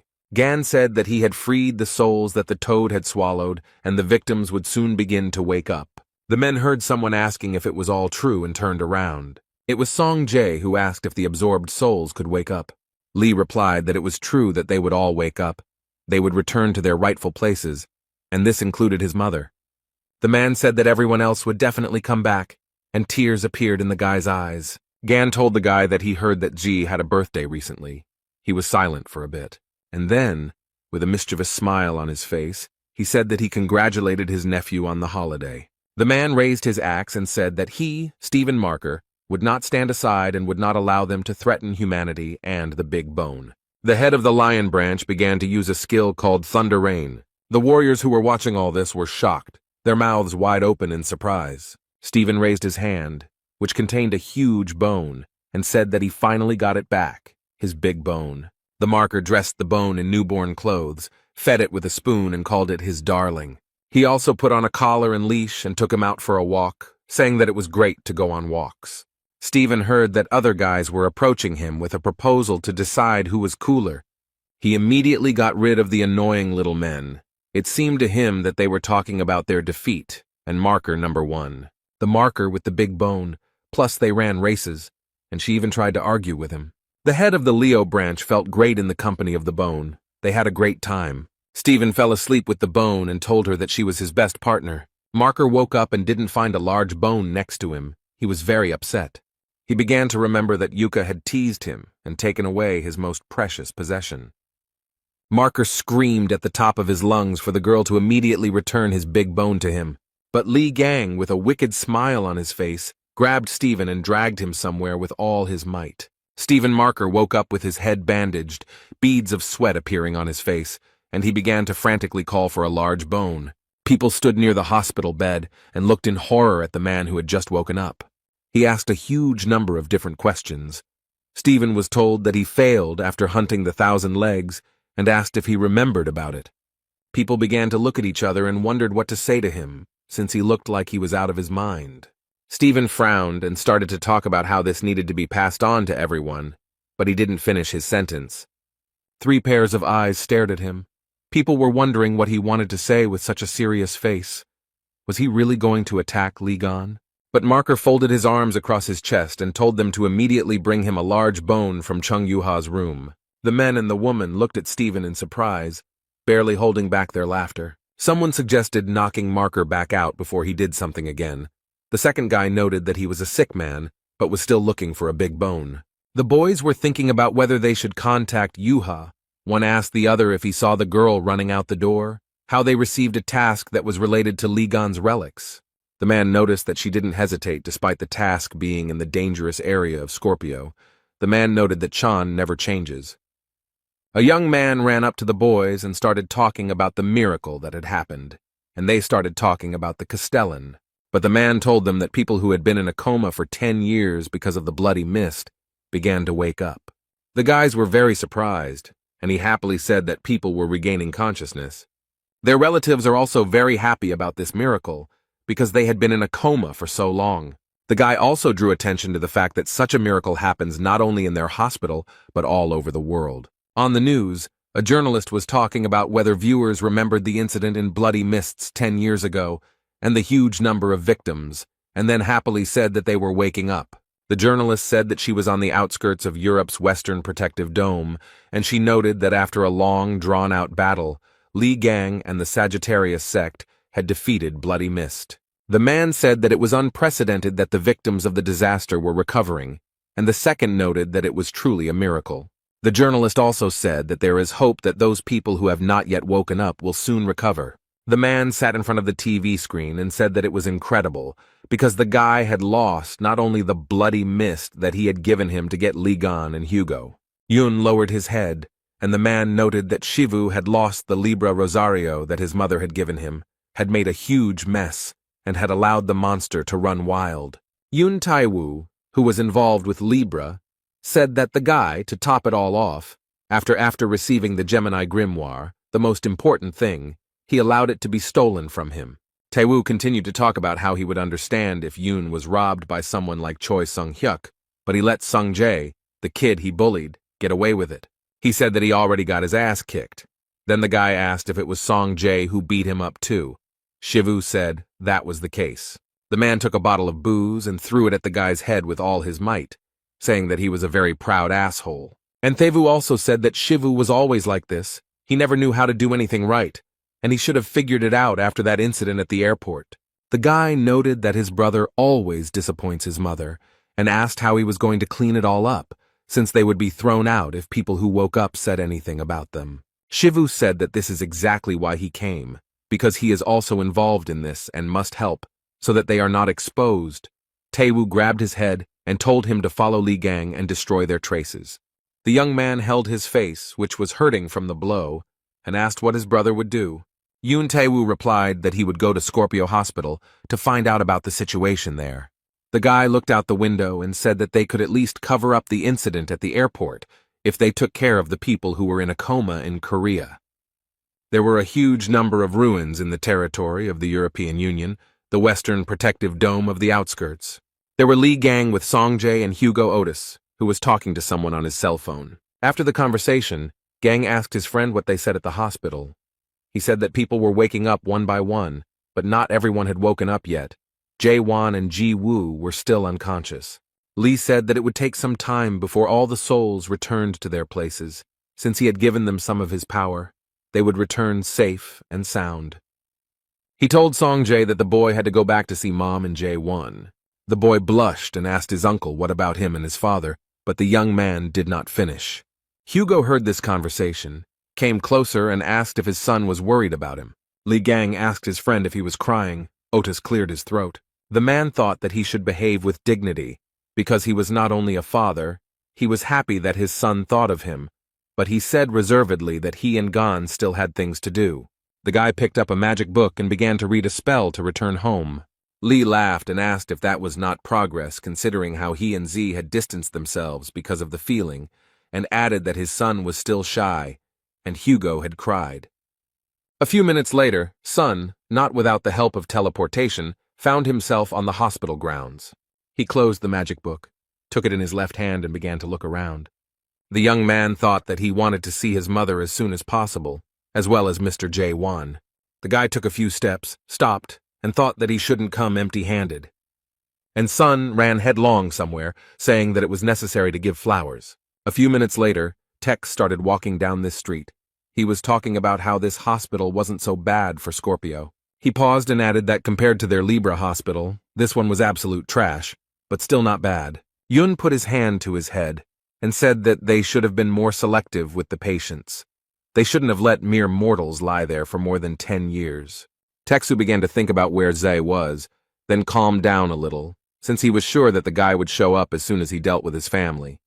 Sun had already managed to buy a beautiful bouquet and went to the hospital with a joyful smile on his face. Western Protective Dome, National Disaster Zone of the European Union. Police and military personnel walked around the area and carried out various countermeasures. Journalists were interviewing him, and one of the soldiers said that it was great when trouble was over. Then a man was heard shouting that during the search, wounded people had been found and they needed help. The man was sitting at the bar. He exhaled and said that he thought it was a dead body, and then asked what the hell it was. Lee Gang was drinking and reading the system messages, of which there were a huge number. The guy realized that he had passed the test, but there were still tests of fame and intelligence, where he needed to get the Templars with the archivist. He thought that this was not the most important thing now, because just think that he would find another one like that. Lee looked at Toadie's core and thought that this fragment was similar to the dagger of a mysterious civilization. He thought about Blood Mist, and began to realize that the fact that it was inside the core meant that the man who had stabbed him in the Devil's Tower had also controlled Toadie. The man came to the conclusion that all the evidence pointed to Virgo as the prime suspect, but the fragments fit too well. The guy smiled and thought that the answer would come to him as soon as he beat the crap out of them. A man came into the bar and Gon asked him if they had finished cleaning the scene of the crime. He answered in the affirmative and said that he had helped command the people as best he could. It was Hugo. Lee suggested that he go catch Virgo, and the man laughed and said that they should rest. Gan got angry and said that people these days were so weak. At his age, failure followed failure, so that it was impossible to catch your breath. But Otis said that he did not understand him. Branch leader Streltsov asked his friend why he didn't go with his son, Song-jae. The man said he didn't think he had the moral right or emotional fortitude to see Ji-woo and Jae-won again because he needed time. He paused for a moment, frowned, and said that he still had a lot to do. The fair-haired man understood that the problem was not only with Virgo, but also with Libra. Giselle Lawrence, the head of the Vesem branch, told Hugo Otis to choose only one thing, and the man said that they were separated from the happy ending of the victory over the bloody mist, and they were obliged to find the culprits responsible for all this. Lee said that according to Song-jae, there was a mastermind behind all of this, and he would hold the bastards who caused his family so much grief accountable. And Otis added that he would punch a hole in their heads. Gan laughed and replied that this was all correct, and added that his friend was on fire again. He loved it. Gan turned to the men who were in the bar and asked if they could go back to Korea right now. They looked at him in surprise. The boys said they had a lot of things to do, and Lee replied that he only fought them because of their bad blood with bloody mist. And then he said that the warriors would only get in his way while hunting Virgo, so he didn't need them. A guy walked into the bar, and Gan told everyone to look and see that Mr. Slicked Back Hair was back. He blushed and thought that his power was recognized as useful. Someone began to say that everything was as expected from Mr. Gott. Lee was thinking that they needed at least one stubborn person, and Hugo began to guess what his friend was thinking about. Gang said that they sent Sung-jae alone to Korea, and then added that there must be a whole truckload of people burning with shame, and asked the guys if they thought it was dangerous to be alone in Korea. Hugo cursed and said that he was focused on the current situation, but did not think about this, and Lee reassured him. He said that so far everything is fine, since he put up protection. Otis was seriously scared. He extended his hand towards Gan, with a coin clutched between his fingers. The man thought that it was this coin that was given to his son for protection. Hugo remembered how Gan gave Z a coin. The guy even asked what it was. Lee then replied that it was his nephew's birthday gift, and the man then activated the God's fixing eye skill. The guy looked at the gift in surprise, and Gan calmly told him to take the coin, since he would need it soon. Then Lee very quickly changed the subject and began asking Otis what they told him at the hospital. Song-jae carried flowers in his hands, looked at the coin, and told himself that his uncle had said that he would need it. He looked at her carefully and could not understand how to use her, and from different sides he heard a voice saying that something had woken up. Sun turned his head to the side and saw how his father woke up somehow. His family members were happy, asking the man how he felt. The guy smiled. He thought that people here were waking up, which meant that soon Mom and Mr. Jae-won would also wake up. Z heard someone's voice saying that this wasn't allowed here, and he turned his head to see what was going on. He saw some guy put his foot right on the young man's neck, and he wheezed in pain. The man spread his arms out to the side and told Jay where he was. It was very difficult to find him. The guy recognized Yun Taewa. Sun immediately began asking what he had forgotten there, and Shiva had not cried to him, but he had replied that the guy lacked manners and said that he shouldn't talk to him like that. And then Yun called Z a fucking annoying piece of shit and wanted to hit him. But the young man was no longer as naive as he had been then, and did not let himself be hit.